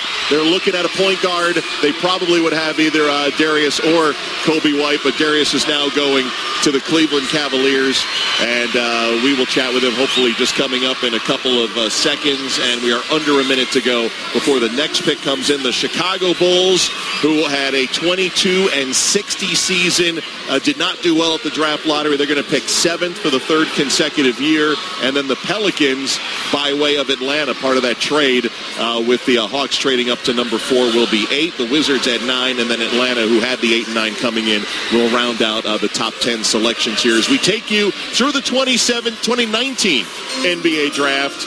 And the selection is in. It took 4 minutes and 50 seconds, but the Suns pick is in for the Minnesota Timberwolves. And we will have that pick coming up for you in a couple seconds. But sitting down to join us now is Darius Garland, the Vanderbilt freshman. And Darius, I apologize because we'll go up to the commissioner when he comes out. But congratulations on going to the Cavaliers. How difficult was it? We were talking about your injury, the fact you didn't make it through the 5th game this year. How hard was it to watch the rest of college basketball and then anticipate what was going to happen tonight? It was really hard for me. I really love the game, and it was just hard being away from it for the first time ever. But, I mean, I accomplished my dreams, and that's all I've been dreaming about, so I'm really happy. He's got the wine and gold hat on of the Cleveland Cavaliers. Darius, I watch you play, and you play with so much confidence. It's something that I love to see. Where does that confidence come from? I mean, my dad just built up the confidence in me, and then just putting all the work in the gym. I'm just really confident in my craft, so that's where I get it from. I don't think anybody questions your skill set and certainly your ability to shoot the ball. How concerned are you about do you feel like you need to get stronger at the next level, or you're in terms of developing your body type? Do you feel like you need to add strength? How do you feel? Hang on to answer that question in a moment, because we're going to go to Adam Silver, the commissioner. With the 6th pick in the 2019 NBA Draft, the Phoenix Suns select Jarrett Culver from Texas Tech University. Mike Schmitz, player profile. Culver was one of the most improved players in the country, leading Texas Tech in points, rebounds, assists. He's exactly what teams are looking for in a shot creator who can get it done at all 3 levels. He makes his teammates better, and he's a competitive defender. But there are some major questions about his shooting touch. He overhauled his release in the offseason, shot around 30% from 3 as a sophomore, and just doesn't have the most natural stroke. So he's going to have to improve as a shooter for teams to feel comfortable handing him the ball and saying, you're the focal point of our offense. And we continue our conversation with Darius Garland, the 5th pick in the draft. I mean, I'm just asking. I'm not even implying that you need to, but how do you feel about going to the next level of being strong? Do you think you need to be? I believe I should be stronger. I've been working my tail off on this. I've been trying to get stronger. You want to arm wrestle? You want to come up with it? We can try it out. But yeah, I've been working all summer, all the time that I had throughout the injury. I've been trying to get stronger, so I feel a lot stronger than I have been. So I've been working on it, and I will keep continuing. Darius, what'd you think when you visited Cleveland? And I know there's all speculation. This guy's going here, there. This was a place a lot of people had you earmarked for. Coming into tonight, and when you visited there, your impressions? Cleveland's a nice city. They have the king there before. So, I'm just ready to come in, work. New coaching staff. That should be really fun. Then playing with a lot of young talent. I'm ready to work. I don't know how familiar you are with the way John Beilein plays, Coach Beilein, but you will fit him perfectly. The ability to space the floor and shoot it and pass it. He loves guys that do that. You'll do well. I know folks who haven't seen you play, great handle, see a lot of step back in your game. Is there someone you've modeled your game after, a professional ball player that you've kind of modeled it? No, I never modeled my game after anyone. I just have to be the best that I could be, and I'm just going to keep working and try to be that. Off to Cleveland. Congratulations. Thank you. It's been a long way. Congratulations. Thank you. Darius Garland from Vanderbilt, limited to 5 games this year because of injury. Had the meniscus injury in his left knee, declared for the draft in mid-January, and wearing the wine hat of the Cleveland Cavaliers. You heard Jarrett Culver, the Big 12 Player of the Year out of Texas Tech, go number 6 to Minnesota. I was thinking Kobe White, but now he kind of lands in the Chicago Bulls' laps because they're also looking point guard if that's the direction they want to go. Didn't they have like 40 point guards like 3 years ago, the Bulls? They burned through them like bowling shoes. Where'd they all go? We're temperamental, Bobby. Us point guards, we're temperamental, okay? We're not easy to keep around for a long time. Yes. But Culver is a guy who can play. I mean, I heard the Mike Schmitz draft recap. He gives you more than just a guy who can play the 1, can play the 2, can play both sides of the basketball. Yeah. Outstanding player from Lubbock. No, I was lucky. I've had them both years. The last 2 years in the NCAA tournament, got a chance to get to know Chris Beard, who, by the way, I think the secret's out, if it was a secret a couple of years ago. We're not talking a good coach. We're talking a great coach, particularly on the defensive end.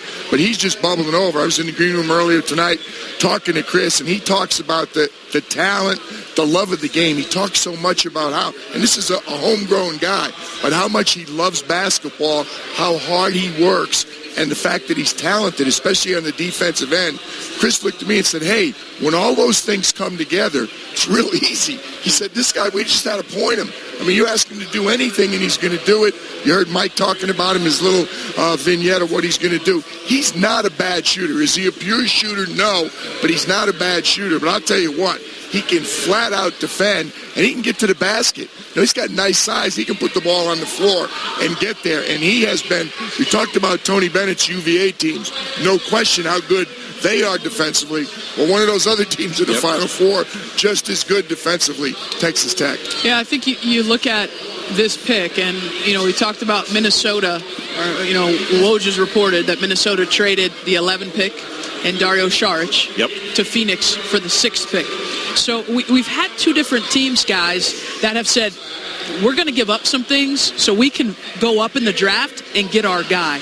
And so if the reports are true, that means Minnesota really values what Jarrett Culver could bring to their team. And this is a Minnesota team that hasn't had that hard-nosed approach on the perimeter defensively. No. That's something that they can improve. And so I think this could be a good fit for a little bit of a weakness for the Minnesota franchise. And I like last year they took Josh Okogie. I know his offense isn't there, but he's an outstanding perimeter defender. Yes. And this is Gershon Rosas, right, who's now come over to take over the reins. 2 of the top 6 picks in the draft are 2 of the best defensive players in college basketball. Cut and dry, without question. Those are the values, and we will have Jarrett Culver coming up in just a moment. The Chicago Bulls are on the clock. They've got 1 more minute of their 5 minutes to make their selection. Jarrett Culver joining us now from Texas Tech, wearing a Phoenix Suns hat, but the word is the Minnesota Timberwolves trading up to get you. We will go to the commissioner in between our conversation here, but just your thoughts on a team rising up to come pick you, the Minnesota Timberwolves. What are your initial thoughts? That means a lot. Just the team rising up to come pick me, like you said. It's just a dream to be in the NBA and getting drafted number 6. I'll never forget these moments. Jared, excuse me, I had the chance to watch you the last 2 years in Boston in the NCAA 2 years Hang on just ago. a sec, PJ. We'll get to you in a moment because Adam Silver's stepping on your toes. Here's the commission. With the 7th pick in the 2019 NBA Draft, the Chicago Bulls select Kobe White from the University of North Carolina. PJ, go right ahead. Kobe White going to the Chicago Bulls, and the Hawks on the clock will pick for the Pelicans as we continue our conversation with Jarrett Culver. Jared, the last 2 years, you played so well in Boston, and I had a chance to watch you in 2 different rounds this year. Do you ever dream that this was going to happen? I mean, is the improvement from you guys from last year to this year, getting to the Final Four, all you accomplished personally, how did you see yourself fitting in, and when did you start to realize this was possible? It's been a dream since a kid to be able to get to this level and play with the best of the world. And I mean, I'm here now, and it's truly a blessing. And I played on 2 great teams at Texas Tech, and they kind of helped me get to where I'm at. And I wouldn't have been there without them and the great coach and Coach Beard and his staff. Jared, I heard a little story today that you wanted to book a gym after the draft tonight to be able to get some shots up. Is that true? Yes, I worked out this morning. I want to get in the gym. I mean, I'm so busy, it's hard to get in the gym during the day, so I don't want to miss any workouts. Where did that work ethic come from? It just came from my two older brothers. Always losing to them. I'm the youngest brother, so I had to fight for what I got, and I worked hard to get whatever I needed. So that's just kind of where my work ethic came. Do you need an extra rebounder or a passer tonight? I'm a great passer. He likes to pass. I mean, I think you'd be pretty busy. You know, Jack, one of the things I was struck by is when I looked at your stats and watched you during the year, whenever you had the toughest games, you seemed to play your best. I mean, you were terrific in the national championship game. You had a big game earlier, I guess, against Duke. And I looked at other big games. I was like, well, this guy really rises to the occasion. What's your mindset? Why do you think you do so well in those moments? I just feel like I'm prepared. I don't see it as pressure or anything like that. I see it as opportunity. I work hard for it. And, I mean, it's truly great to be able to be a player like me and be in big games. So just to be a player like that, I take pride in that. You know, one of the things I'm struck by when I watch you, you're a really good rebounder for your size on a wing. And I'm wondering if sometimes you think that helps you, because I know when guys get focused on shooting so much, it affects the rest of their game. I'm never struck by that with you. You're always doing the other things. You're defending, you're rebounding, and not if you're, assuming you're not playing well offensively, but it doesn't seem to affect the other parts of your game. Is that a conscious thing in your mind? I just want to affect the game, and Coach always tells me there's so many other ways to make an impact on the game just other than scoring. So whenever I'm off shooting or anything like that, I keep working hard. I do anything to help the team win. Jared, congratulations. Thank you. Lubbock, growing up, went to college right there at Texas Tech in the big city tonight and headed to Minneapolis. We appreciate it. Good luck to you. Thank you. Jared Culver, officially selected by the Phoenix Suns at number 6, reports the Timberwolves trading up the 11 pick going to Phoenix along with Dario Saric for the rights to Jared Culver. Kobe White was selected 7th by Chicago. The Pelicans on the clock at 8. We'll hear from Kobe White, and you'll get that 8th pick coming up next. You're listening to the NBA Draft on ESPN Radio and the ESPN app.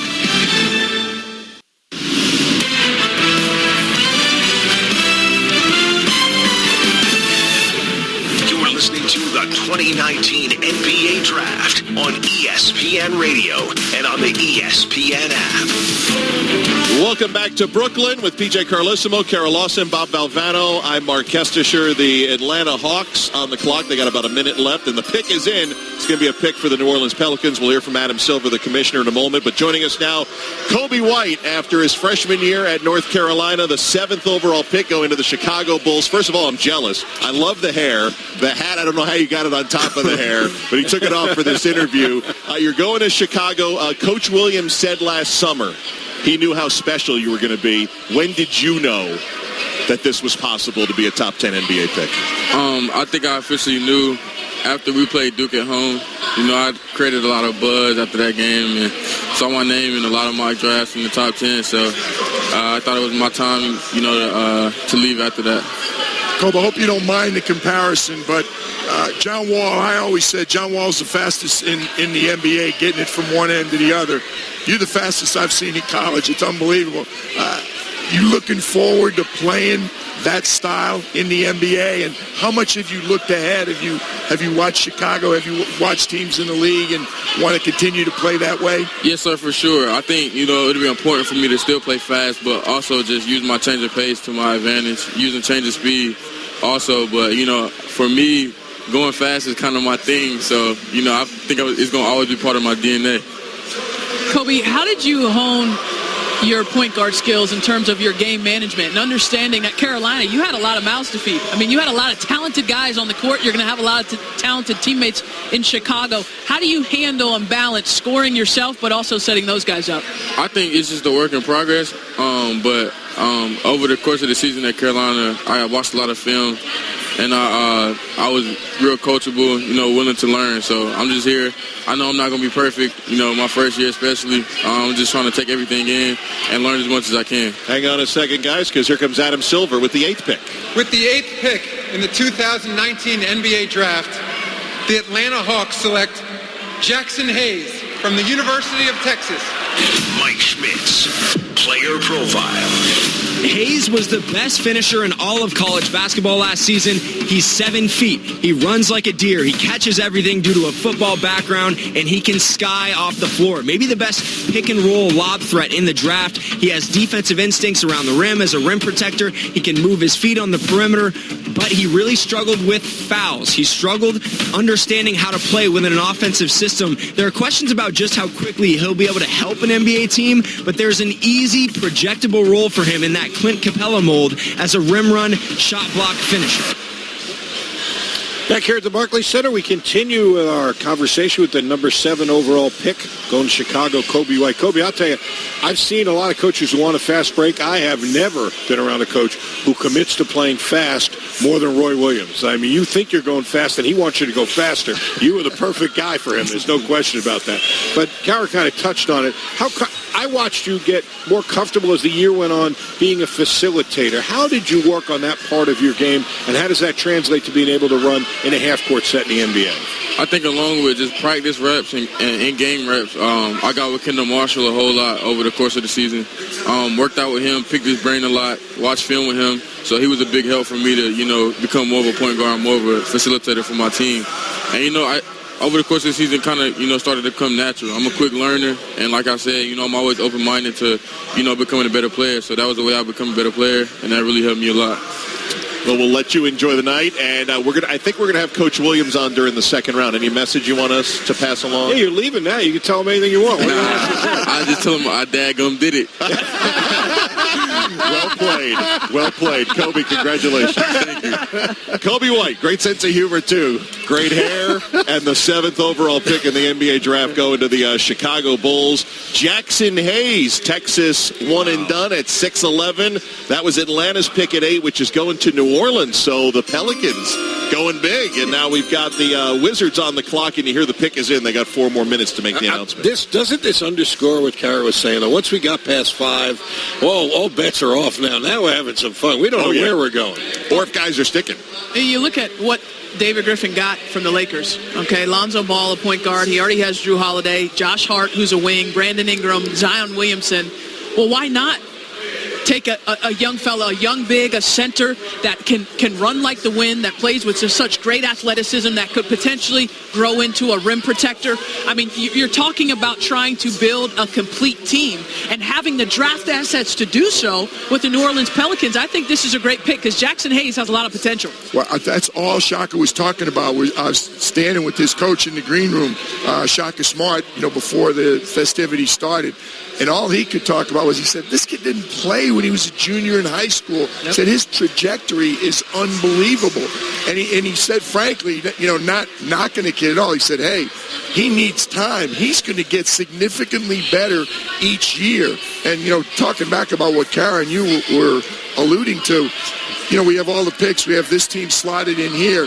It all goes out the window when you start making trades, and then teams have to make decisions. Are we going to draft by position, or are we going to try and go best available? The deeper you get into the first round, it starts being, we got a position, we got to get people that we need. So a lot of the speculation, a lot of the people that were slotted at a certain number are not going to end up at that number as a result of all these trades. What do you guys read into, though? I mean, he's definitely a project, and I don't mean a big project. He's got a lot of skills, but he's a project. Is New Orleans really just committed to say, this is going to be even though we got Zion, we're in this thing for a few years, we're not going to be great overnight, because he's not going to be that impactful, I don't think, right away. Do you? I would agree, because David Griffin clearly is in it for the long game. Yeah. He's got the short vision with the guys coming in. Well, I think, Bobby, what you need to do is... Here's the Wizards pick, Kara. Hang on a second. The Washington Wizards select Rui Hachimura from Toyama, Japan, and Gonzaga University. Mike Schmitz, player profile. Hachimura, the pride of Japan, 6'8", 7'2" wingspan, strong frame, and Gonzaga's leading scorer. He improved every season in Spokane, averaged just under 20 points per game, and he's a mismatch nightmare. He can take bigs out on the perimeter and shoot it off the bounce, or he can take wings down on the block and use his strength and physicality to get to the rim. But he doesn't make his teammates better. He struggles to facilitate, and he's not a great defender. He picked up the game late, so his instincts are often a tick slow. There are questions about just how much he's going to help you win at the NBA level. Rui Hachimura's player resume and all the player resumes are brought to you by Indeed, used by over 3 million businesses for hiring. Post a job today at Indeed.com/hire. We'll have more conversation coming up in a moment. We'll hear from Rui Hachimura. The Atlanta Hawks are on the clock at number 10. But Jackson Hayes is joining us now. The NBA Draft on ESPN Radio. Mark Kestisher, PJ Carlissimo, Kara Lawson, and Bob Valvano. Jackson, congratulations. We were just talking about your story, picking up the game of basketball late, and just a few short years, here you are, a top 10 pick. I know you're wearing the Hawks hat, but it sounds like you're going to the New Orleans Pelicans.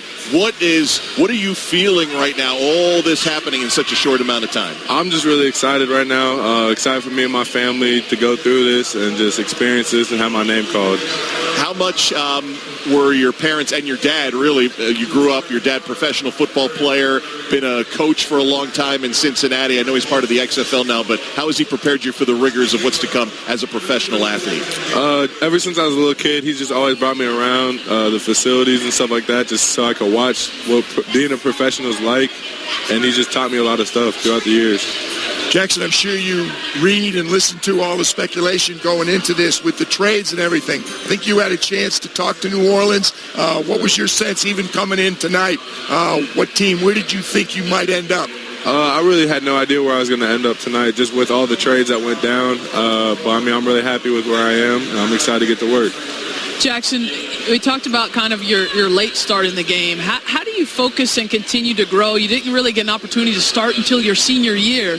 So what is that like in high school as you're trying to navigate through this game and trying to continue to improve? It's really like a weird path to take, obviously. But, I mean, I feel like I've handled it really well, and I feel like just being the person I am, being raised the way I was by my parents, it's been pretty easy. I got to ask this. How could we sit here with all the clothes that the guys have worn? He's got a Sideshow Bob necklace on that matches his suit. Now, where do you pick that up? That's strong play. I had to get it custom made by my jeweler, Al. There you go. Well, I'm telling you, nailed it. I like that. Yeah, thank you. That's very strong. You might have been able to get it in burnt orange. I knew that had to be special made. Yes, sir. For yes, sure. sir. Yes, sir. Your coaches talk about what a quick learner you are. You think that's very important, obviously, going to the next level? Yes, I think it is, because you got to pick up a lot of new things as a rookie, and so I feel like that could help me out a lot. Your shot blocking is really going to be a big plus for you. I know you know that already from playing for Shaka, but I'll tell you what, any coach in the league, you can protect the rim anyways close to what you did in Austin, Texas. You're going to be a welcome addition to any team. Thank you very much. Thank you. Congratulations. Thanks for joining us here on ESPN Radio. We'll see you down the line. Thank you guys for having me. You got it. And give me the number of that jeweler. I like that. I got you. Yes, sir. Jackson Hayes, a 6'11 freshman from Texas, going officially to the Atlanta Hawks at number 8. The New Orleans Pelicans trading as part of that deal that Atlanta went up to number 4 and took DeAndre Hunter. The Wizards taking Rui Hachimura. We will hear from him. He's the first junior to go in the draft after a host of freshmen and sophomore. And he's also the first Japanese-born player selected in the first round of the NBA draft. So a little bit of history. We'll have him coming up in probably about 60 seconds or so. But Mark Few has run an unbelievable program in Spokane at Gonzaga, and Rui's just the latest guy that he's brought. And he was PJ's sleeper guy. That's right. Yeah, I was going to say, I respect Mike Schmitz knows a lot more about the draft than I do, but hold it back off, Mike. That's really what I said. He's ready to play. He's a pretty good player, and he does make his teammates better because he makes his team a heck of a lot better. He's dramatically improved each year at Gonzaga. I agree. We had them early, and I didn't get that assessment either. I was surprised at that. I mean, evaluate how you want to, but, I mean, he's a consummate team guy in a consummate team system. Well, DeAndre Hunter went 4th to Atlanta. The Hawks are back on the clock at number 10. They've got about 90 seconds to go. The Washington Wizards selecting Rui Hachimura from Gonzaga. Joins us now here on ESPN. Let me get it right. Gonzaga here on ESPN Radio. Rui, Mark, PJ, Kara, Bobby from Japan, and I love the Japan flag right there on the lapel. Oh, yeah, he's got it right out there. I mean, my watch, too. I like it. I mean, this is huge back home in Japan to be the first-round pick in NBA history. Yeah. How proud of you of what you've accomplished? I mean, first of all, I want to thank the people like supporting me. My junior high school coach, he's the guy. First time I went to practice, he pointed me and he said, "I'm going to NBA," and I was like, "All right, let's do it." And I'm here now, and I want to thank my high school coach and college, Gonzaga coach and teammates. Yeah, I'm so thankful. Rui, I want to be the first to officially welcome you to Washington, D.C. I work for the Washington Wizards as a TV analyst, so I look forward to watching you for many years to come. Yeah. What was the hardest transition for you? Leaving home, leaving Japan, coming to Gonzaga, the language barrier, the game being a little bit different than what you've seen in international play. What was the hardest transition for you? I think culture was so much different. Japan and the U.S. is like a totally opposite. It was hard to adjust, but my teammates and the coaches really helped me, and that's why I'm here right now. Yeah. Rui, let me tell you something. I know you can tell already she's a lot better looking than Adam Morrison, but she knows a lot more basketball than Adam does. Okay. Your analyst at Gonzaga. I had the chance of, living close and doing so many of your games, watched your improvement from year to year. You also did something. You're the first junior getting drafted tonight, but you were smart enough to stay and improve your game. And I think those 3 years you've spent are really going to benefit you enormously when you're playing in Washington. Yeah, definitely. I really trust the coaches. Coaches always told me, keep walking hard, and it's coming. And I had a hard time, but, I had a bigger goal. This is why that's what I was doing here. This may sound like an odd question, but I don't think it really is. Your ability to speak English has come so far. Did that help you on the court? Because I would think if you're on the just floor... a second, Bobby. We're going to get to that question in a moment. It's a good question. Here come the Hawks. Adam Silver, the commissioner. With the 10th pick in the 2019 NBA Draft, the Atlanta Hawks select Cam Reddish from Duke University. Mike Schmitz, player profile. Reddish was the most polarizing prospect in the draft last season as a freshman at Duke. Some games, he looks like a young Paul George, close to 6'9", smooth shooting stroke, can handle the ball, has some shot creation potential, and then has the tools to be a very solid defender as well at the NBA level. But there were far too many games when he just didn't show up. He sat out with knee soreness in the Sweet 16. He just wasn't reliable at all and really struggled with efficiency alongside R.J. Barrett and Zion Williamson. We continue from the draft here with Rui Hachimura, and I was asking before the break, when you play, and sometimes it had to be frustrating if you didn't feel you could communicate, and your numbers just went off the charts. Did your confidence grow from your ability to communicate better as well? Yeah, definitely. I was here for playing basketball, but also learning English. I literally had to know English before. That's incredible. So I didn't grow up with the English, so it was very hard for me to adjust everything. NBA's become such a global game. Basketball without borders. You were a camper. How much did that kind of set you in the direction you were looking to go? Right now, especially in Japan, the basketball is getting bigger, and you guys, we have, NBA has a game, I think, this year in Japan, so it's going to be crazy, yeah. Well, it's remarkable for you. I visited Tokyo last year, so all I got is domo arigato gozaimasu. Oh, yeah, there you go. We got the Olympics coming up, too. He's in a great next week. He's in a great city. That's right. Great city. I'm sure you understand already, Rui, just how it's going to be even bigger than it was in the other Washington where you and I live. But in Washington, D.C., it's going to be incredible, and you're going to be a fantastic representative for your country. Good luck. Good luck. Can't wait to see you. Yeah, thank you. Yeah. From Washington State to Washington, D.C., coast to coast, Rui Hachimura. Congratulations. So the number 9 pick of the Washington Wizards.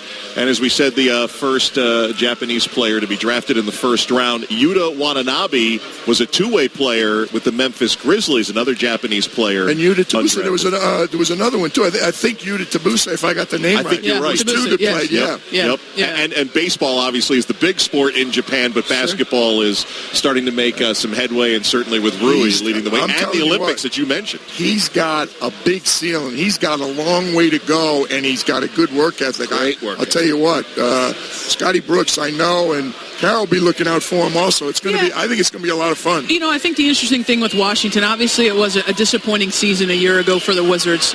John Wall being out all of next year.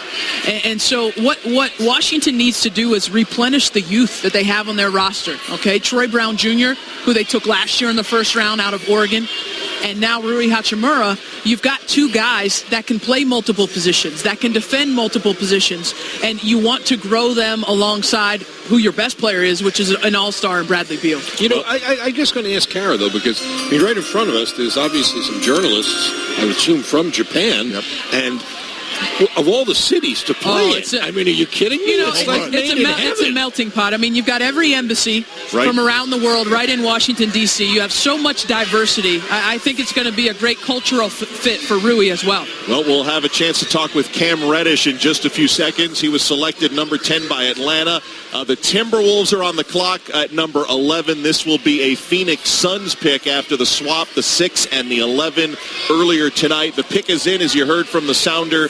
We still have 2 minutes to go before the commissioner, Adam Silver, will make his way out and announce the selection. But Cam Reddish putting on the headset right now, the third Duke Blue Devil to go, all in the top 10. Mark Kestisher, PJ Carlissimo, Kara Lawson, Bob Valvano here at the NBA Draft on ESPN Radio. I mean, you guys must have been talking throughout the year. Did you envision this night, 3 guys going top 10 in the NBA Draft, Cam? Yeah, we definitely talked about it a lot. I mean, the day is here, and it's final. I'm super excited. I'm blessed. I mean, there is super talent, super young talent coming to Atlanta between, Trae Young and the 3 first-rounders last year, you and DeAndre Hunter. It's going to be, how important is it, all the young competition you guys will have here earlier in your career? Yeah, I think it's good. We'll push each other every day, in practice and learn each other, throughout the summer. And, I'm really looking forward to it. Kim, do you have a chance to meet with the team? I know you can't always work out for all the teams you think you might end up. Do you have a chance to meet with the representatives from Atlanta? I did, yes. It was good. It was a good meeting. Yeah, I know you follow them. I know you were going to your classes and paying attention, but I got to think you watched a little bit of NBA. Your impressions and looking forward to getting down and playing with those guys? Yeah, they're a young, talented group. I'm looking forward to being the best addition I possibly can be to that team, and I'm ready to get to work. I'm sorry. Go ahead, Kara. I'll go after you. No, Kim, I know that you were banged up through the season, and you've had some injury issues. Where's your health now? And I'm going to finish the question after the commissioner, Adam Silver, announces the next pick. With the 11th pick in the 2019 NBA Draft, the Minnesota Timberwolves select Cameron Johnson from the University of North Carolina. Mike Schmitz, player profile. Johnson is a plug-and-play wing. Shot over 45% from 3 this past season at North Carolina and can do it in a variety of ways. He has outstanding shot preparation, hands and feet always ready. He barely uses any dribbles to have an impact, reminding you a little bit of Klay Thompson in terms of the role he could play on the offensive end of the floor.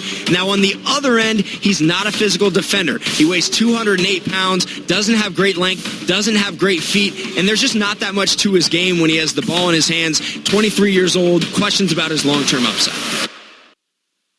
We have 6 of the top 11 are ACC guys. This is like ACC Media Day. It is. The 10th pick in the draft, Cam Reddish, back with us, and I was talking about your health, and through the course of the season, and then even in this postseason part, where are you now with your health issues? And if they are close to being behind you, how excited are you to be able to be healthy going into your rookie season? Yeah, I'm really looking forward to it. I feel great right now. I'm 2 weeks post-surgery. I'm doing phenomenal, and I'm a little bit ahead of where I'm supposed to be at. So, it's all looking good, and I'm ready to get on the floor, and about feeling healthy. Good. Obviously, you still did some really good things, or you wouldn't have been taking the 10th pick. But was it an adjustment for you at times this year, playing with the kind of talent you were playing with? 3 of you guys go in the top 10. Did it take a while? It's obviously you all get along well, so it's not a chemistry thing. But was it hard to learn to kind of when you could go, when he would go, that kind of stuff? Did it take you a while to adjust to that? It was definitely tough, but I think it was good for me. I think it was a learning experience, and I think it prepared me for what's to come.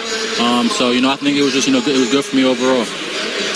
That's a great point, blending in with that. And Frank, I hope you don't mind me saying, I also think that you're the one that maybe made the biggest sacrifice, and that's always a difficult situation. We don't see it as much in the NBA. All-Star game doesn't really matter, but you'll see it in the summer when they go to the World Cup, when they go to the Olympic teams. All of a sudden, these guys, defer's the wrong word, but you let the other guys do this, and you let things come to you a little bit more than you probably did in Philadelphia. Yeah, absolutely. What's your timetable with your injury, by the way? What are we looking at? Yeah, I'm 2 weeks in now, but they said in between 6 to 8 weeks. So hopefully I'm be ready to go ready for camp end of the summer. Yeah. Well, congratulations, going number 10 to the Atlanta Hawks, third Duke Blue Devil here at the 2019 draft. Thanks, Thank Cam. you. Much appreciated. Good luck, Kim. Thank you. Cam Reddish, 6'8", freshman. What a class. Mike Krzyzewski bringing in to Duke last year. I guess you could say that for a number of his classes over the year. But 3 guys going in the top 10. We mentioned with the Cameron Johnson selection by the Timberwolves, a pick that'll go to Phoenix at number 11. That means 6 of the first 11 were ACC players. Cam Johnson, the first senior to go, and as you guys pointed out, he's not in the green room of the 24 guys, by the way. First non-green room. This was a little higher than I think some people had expected him to go, but why? Exactly. We talked about it off the top. Not a ton of shooters, right? Or good shooters. He's over 40% from 3, over 80 from the free throw line. He runs the floor like a deer. People say, well, is he going to be able to guard 2 guards in the NBA? Guess what? Nobody can guard the 2 guards in the NBA. So, you can pick on that and say, well, it's going to be really difficult for him. Don't matter. They got to guard him, too. And with his size and the way he strokes it, believe me, he's going to be a very welcome addition. Well, you look at Phoenix's roster, and they did trade out of that 6th pick. Yeah, I think the glaring hole in their roster is the point guard position. So, maybe they are going to go after a veteran point guard in free agency, but they would have had an opportunity to draft a point guard at 6. They trade back. They do pick up Saric, who's a starting quality player in this league from Minnesota, and now you have a wing in Cam Johnson. Here's what they have to do. They have to find guys that are going to fit with Devin Booker and DeAndre Ayton. And so shooting creates spacing for your big-time players to be able to operate on the offensive end. And then you're getting a guy in Cam Johnson that's a veteran in terms of the college game. He understands. He's played at a high-level program in North Carolina. He started his college career at Pitt. That's right. So he's somebody that is not 19 years old coming in, okay? He's going to have a little bit more of a maturity to his game. No, I think it's a great point with a Suns team that has so much youth on its roster. We talk about guys that are good shooters, and then we talk about guys, I think, that can absolutely turn the tide of the game with their ability to shoot it. He's one of those guys, and I saw him do that more than once this year. He makes one, and the whole building gets a sense, this could be 3 or 4, and they're deeper and deeper, and all of a sudden the whole momentum shifts. That's a rare skill, and he's got that skill. When they talk about guys having, make the adjustment to the NBA 3, there's no adjustment exactly here. He shoots so far. I mean, he's going to fit in with Damian and Steph and some of these guys. They don't even know where the line is once they cross half court. They're inside their range. I'm ready to go, and he can really fill it up deep. I got to wonder, though. I know Monty. I know they want and need a point guard. Carrie, you referenced that. I'm wondering if we're not going to see a deal somewhere along the way, or someone's got to play alongside Devin. Yeah, PJ, they could be targeting a veteran point guard, though. There's going to be a lot of those on the market. I mean, I believe both the Pacer point guards are up in terms of Darren Collison and Corey Joseph. The Charlotte Hornets have the 12th pick. Here's Adam Silver, With the 12th pick in the 2019 NBA Draft, the Charlotte Hornets select P.J. Washington Jr. from the University of Kentucky. Mike Schmitz, player profile. P.J. Washington, a plug-and-play foreman.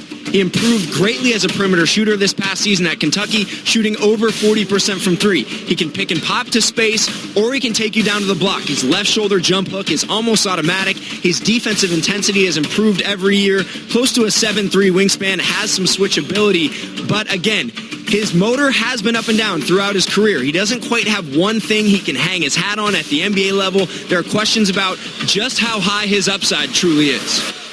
So Charlotte at number 12 taking P.J. Washington. We saw John Calipari in the green room and as his first Kentucky guy going here in P.J. Yeah, Duke kind of nudged ahead in terms of total draft picks, but I got a hunch the Wildcats are going to make a move. I'll put it in Bobby's horse racing terms. The top of the stretch here, they're going to get it. P.J. Washington can play inside. He can play outside. He can stroke the three. He's improved an awful lot. He's an excellent offensive rebounder. I love his name, but I also love his competitiveness. Thought you were going to rhyme on me. You love his name and you love his game. I mean, our neck of the woods, as you can guess, he was the topic of radio talk shows for basically 2 years because he was so highly touted, and his freshman year was up and down and all over the map.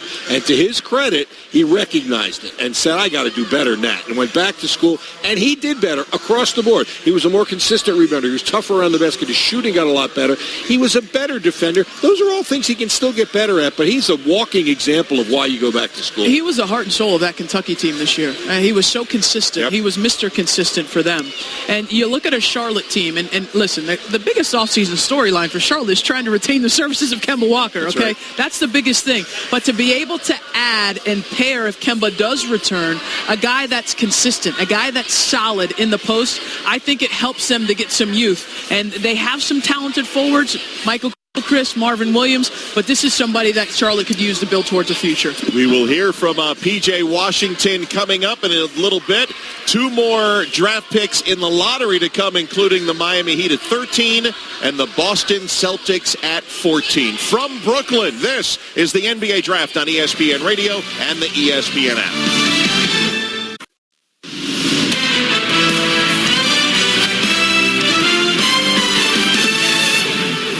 Listening to the 2019 NBA Draft on ESPN Radio and on the ESPN app. Welcome back to Barclays Center in Brooklyn, New York. The 2019 NBA Draft continues. The Miami Heat on the clock, waiting for the 13th selection. We'll send that up to the commissioner in just a bit. Mark Kestisher, P.J. Carlissimo, Carol Lawson, Bob Valvano with you here inside the Barclays. And P.J. Washington of Kentucky, after a couple of years, is wearing the Charlotte Hornets turquoise hat as the number 12 pick. Congratulations on that. Thank you. Coach Cal is here. I know your phone is buzzing up. Buzzing right now. What are the emotions here finally on draft night? Just excited, man. I feel like everything I worked for has finally paid off, and I'm just excited to be here with my family, with my friends, and I just can't wait to get to Charlotte. You know, it's amazing because we were talking about the uncertainty of the draft picks tonight, anywhere after 3 or 4. Did you have any idea where you might be going? No idea. I mean, my agent told me my range was anywhere from 9 to 15, so 12 is definitely great for me, and I'm happy. P, go back with me, and some of our listeners might not remember. Basically, coming out of Moon Township, same town John Calipari grew up in, under-recruited, maybe not recognized just how great you were going to be. You go to Pittsburgh, goes very well there, you end up graduating, and you transfer. How about that journey, what you went through? He went to Kentucky. Oh, I'm sorry. Ken Johnson. Exactly. He's one draft pick behind. I apologize. It's all good. It's all good. No, you're my guy. The PJs have to stick together. Yeah, but you did, though. I mean, I live in Louisville, so I heard the talk shows. Yeah. And obviously people saw great potential in you. But you recognized last year, your first year was a bit up and down. And how difficult a decision was it to come to terms with the fact, you know what, I can do better. And then you went back and you showed improvement, and tonight's the payoff. So how difficult a decision was that for you? Definitely tough. I mean, I definitely wanted to go, but I mean, I feel like it was the right decision for me to stay in school and get better. And I'm just glad I did, and I'm happy to be here right now. Yeah, you did. You did a lot better in all the things that were important. I think you made a great decision. Yeah, PJ, you look at your consistency from your freshman year to your sophomore year. So you make the decision to go back. And then what's that summer like before your sophomore year where you're actually doing the things that people don't get to see behind closed doors? I mean, spending the hours and hours in the gym to improve. I was definitely motivated, and I knew what I wanted to be. I knew where I wanted to go. I definitely knew what Coach Cal expected from me, so I just came in with a different mindset, and I feel like that propelled me to come here. P.J. Washington with us. You just heard the sounder. The Miami Heat pick is in, so any moment now we'll hear from the commissioner. Just from the defensive end, we've done so many NBA games of late. Multi-positional defense and the ability to switch off is so important in the game now, and you bring that to the table now. What parts of the game do you need to sharpen most as you take this next step? Honestly, I feel like everywhere is room for improvement. I'm continuing to work on my ball handling and creating off that, and I feel like my defense needs a little bit touching up as well. So, I definitely could get better in every aspect. I know I'm not supposed to do this, but I don't care. You're going to like this next pick. That's all I'm saying. That's all I'm saying to you. That's all I'm saying. I got a feeling you're going to like the next pick. It's just a gut feeling on my part. Every once in a while I have these hunches. Bob, is this just you following along at home? Is this following Woj on Twitter? I don't know. Sometimes I get ESP, and I wish the commissioner would come out because I want PJ to react. He's got ESP. We have ESPN Radio, and here's Adam Silver. With the 13th pick in the 2019 NBA Draft, the Miami Heat select Tyler Hero. There you go. Yes, sir. University of Kentucky. Yes, sir. That's good emotion right now. Tyler Hero. That kid can shoot, right? Give us the lowdown on Tyler Hero from the behind the curtains in Lexington. Competitor, shoots the lights out. Great guy, both on and off the floor. I'm just happy for him. Easy to play with? Yeah, real easy to play with. Team player, wants to win, does anything to win. So, he's just a great player, and I'm happy for him. Hey, PJ, I don't think you're getting paid for this, but this is PJ Washington's Instant Analysis, brought to you by... He's allowed to get paid. That is true. Give him a couple of bucks. No NCAA restrictions. Brought to you by Pennzoil Synthetics, the first synthetic motor oil made from natural gas. The proof is in the Pennzoil. So you have a future in breaking down NBA players as well. How cool is that, though? Back-to-back. We've had that numerous times here over the years. We've had the Morris twins went back-to-back on our air as well. So how cool is that for you? Definitely cool. I'm excited for my little bro. I'm happy for him. Can't wait to see him. Can't wait to chop it up with him tonight. And now we're just waiting on Keldon. What does Cal do to help you guys get ready for the NBA? What makes him special about doing it? Everything. And I feel like he does it in just a short amount of time. From day one, he's molding you into a pro. So I definitely credit him to all the success we've all had. So I feel like without him, none of this would be possible. And he definitely made it work for all of us. PJ, good luck in Charlotte. We'll let you go. I know you got a busy evening. Congratulations. And, waiting on Keldon Johnson. We'll see where he is. Hopefully soon. Congratulations. PJ Washington, first of a back-to-back Kentucky picks. PJ going to Charlotte at number 12. Tyler Hero going to Miami at number 13. We'll hear from Tyler in just a couple of minutes. And now the final pick of the lottery belonging to the Boston Celtics. Remember all the picks that they have had over the years, and they looked like they would be very attractive picks down the line, but Sacramento played a lot better than I think anybody had anticipated. Just missed out on the playoffs, and so the first of Boston's 3 first-round picks coming up at number 14. I don't know if they thought they'd have all the picks now. They thought they might be packaging them and moving them to get a veteran player, not a rookie. But, again, picks are always good, but sometimes when you turn them into a veteran player, it's even better. Yeah, and you look at Boston, and if the Celtics making this pick, and if what we're hearing is true and Kyrie Irving decides to leave Boston, that leaves a big hole at the point guard position in the Celtics roster. If Al Horford decides to leave Boston, that leaves a big hole at the center position in Boston's roster, and they certainly have a plethora of talent at the forward positions with Jason Tatum, Jaylen Brown, Gordon Hayward. Marcus Smart's a guy that can defend multiple positions. So there is a need to continue to have some of these youthful guys on the Celtics roster. So I'm anxious to see who they're going to take.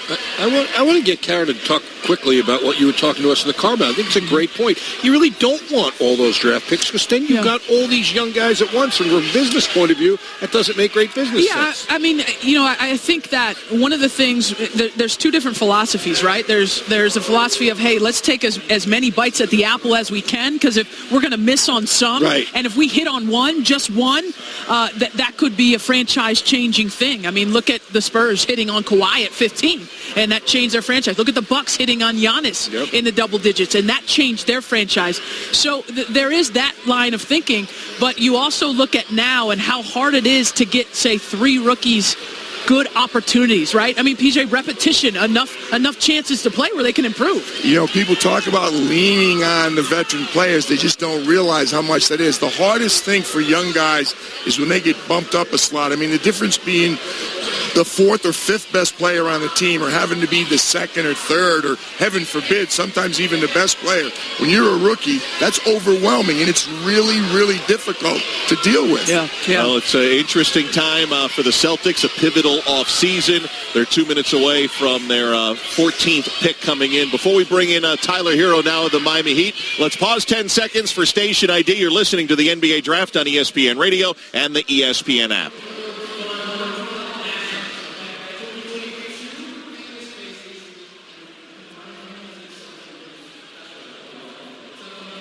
Mark Kestisher, PJ Carlissimo, Kara Lawson, Bob Valvano, the NBA Draft on ESPN Radio from Brooklyn. And so pleased now to have with us at the mic Tyler Hero from Kentucky going to the Miami Heat. Tyler, it was kind of cool. We had PJ Washington, your teammate, with the same headset you're wearing now while you were getting picked, and he was so happy for you going to the Miami Heat, a team that's right on the cusp, looking for some extra players. What's your first thought on this Miami Heat team that you're going to? It's a great organization. I'm just happy to be, going there. Pat Riley, Coach Spoelstra. So I know quite a bit, about the Heat. So I'm just happy to be there, and hopefully we can, get to the playoffs and just take them one day at a time. Pat Riley's a Wildcat, He's one of your boys. Yeah, right? Yes, sir. All right, just want to make sure you knew that. Yes, sir. How about your father growing up, and how important was he in your development as a player? The most important. I mean, he pushed me every single day. The good times, the bad times, no matter what it was. He stayed on me and held me accountable. Did you know ahead of time? First of all, the suit's fire, man. I like it. All right, and the Miami Heat Vice jerseys. Yeah. I don't know if you're like matching them perfectly with that. This is where I wanted to go. That's where you want to go. There you go. I like it. South Beach is going to love you. Shooting the basketball. It's something that is at such a premium, Tyler, in the NBA. Yeah. I mean, the ability to stretch the floor. Where do you get your confidence in shooting the basketball? Just the amount of hours I put in. I live in the gym, so when it gets to the game and people see me on the court, when the lights are on, I just go to the reps and how much I've shot I've put up. So, confidence comes from there. I'm not sure across the country people knew as much about you as maybe some of your teammates. I think that's fair. But when you went on that foreign trip before the season, people learned in a hurry. But there was still some thought that, all right, is he going to really be able to do that once they get in the SEC? And you just carried it through the whole season. Right. How much did that trip give you confidence, though, early on in the year? I have confidence no matter what. So, that's just how it goes. I just needed to get on the bright lights, and, I needed people to see me on the stage. And once I got on the stage, I knew what it was going to be. So, Tyler Hero with us. A Celtics pick is in. We'll hear from the commissioner in a moment. I know Devin Booker, another former Kentucky Wildcat, is a guy that you've looked up to for many years. What part of his game have you tried to put into your game? Devin's he's like an older brother to me. He's a great player. The way he gets to his spots, the way he can shoot the ball. Hang on just a second, Tyler. Here comes Adam Silver. With the 14th pick in the 2019 NBA Draft, the Boston Celtics select Romeo Langford from Indiana University. Mike Schmitz, player profile. Langford arrived in Bloomington with considerable hype, a top 5 player in his class and a potential top 5 pick. But he limped his way through the season. Averaged 16 points a game, but struggled to shoot it from 3. Didn't play with consistent energy and effort, but he is a natural scorer. 6'6", close to a 7-foot wingspan, 215-pound frame. Teams are interested to see what he's going to look like with a little bit more shooting around him in the NBA, because he is a natural 3-level scorer. So Romeo Langford, the last of the lottery picks, going 14 to Boston. The Detroit Pistons are on the clock now at number 15. Tyler Hero is with us, the number 13 pick, going to the Miami Heat. We were kind of interrupted mid-question on Devin Booker and the attributes that you're looking to infuse into your game or have been. Just the way he shoots the ball. He can get to his spots, mid-range. He gets to the rim. He's a 3-level scorer. Just mainly the way he gets to his spots and rises up or defenders, I feel like I can, try to do something similar to that. Tyler, how did you enjoy the process? I can't call it a recruiting process, but a trying out and going around and showing what you're capable of in different places. Right. Just being able to, show my talent in front of different GMs and different front offices was a blessing. So, I mean, traveling to different cities was great, and just happy I got picked by the Heat. I think, don't we want to show him this? This is pretty cool. Did you see this yet? This just got tweeted by a guy you might have heard of, Dwayne Wade. Yeah, I mean, that's crazy. That's pretty cool. He didn't waste any time. He said, hope you're ready to get to work, Tyler Hero. It's the Miami Heat way. That's what he wrote. Because D-Wade's still going to be a part of the community, right? The Miami Heat community, even though he's now retired from the team. I'm happy, just be able to, see something like that. A Hall of Fame guy eventually, just the way, he's actually from, he went to Marquette from Milwaukee. Yeah. So, I kind of, watched him growing up. So I'm happy that he's, recognizing me and I'm ready to get started. You be okay wearing that suit through Milwaukee? Oh, yeah, I'm good. You get through the mean streets, as they say? Yeah, I'm good. All right. Congratulations. Good luck in Miami. Thank you. Tyler Hero, by way of the University of Kentucky, the number 13 overall pick going to the Miami Heat. Detroit's on the clock at number 15, but Romeo Langford, the 8th, and the pick is in for the Pistons. We'll have that in a moment. 8 freshmen in the lottery this year out of 14. I mean, that's obviously been the growing trend, but Romeo Langford now with a chance. We talked to Cam Reddish, who didn't get to show his full potential, and there was, Romeo Langford may not have been at full health like Cam during the year, and here he is going to the Boston Celtics. I just, listen, I never would bash a kid. That's not my purpose, but that's, to me, not the ideal situation. That was a team last year that had wacky chemistry. We all know that. And he's coming off a team that had equally wacky chemistry, and there's a lot of people that think he was in the middle of it at Indiana. So he's got something to prove, I'll be honest with you, that he's going to be a good teammate and be able to fit in there. But Brad Stevens, Indiana guy, knows him, but he's got something to prove. Make no mistake about that. And in fact, we will hear from Romeo coming up in just a few seconds. He'll be putting on the microphone. He's got the Kelly Green Boston Celtics hat on. The Celtics with 2 more picks in the first round at number 20 and number 22. As we said, the Pistons, who made the playoffs last year, got knocked out in the first round in a sweep.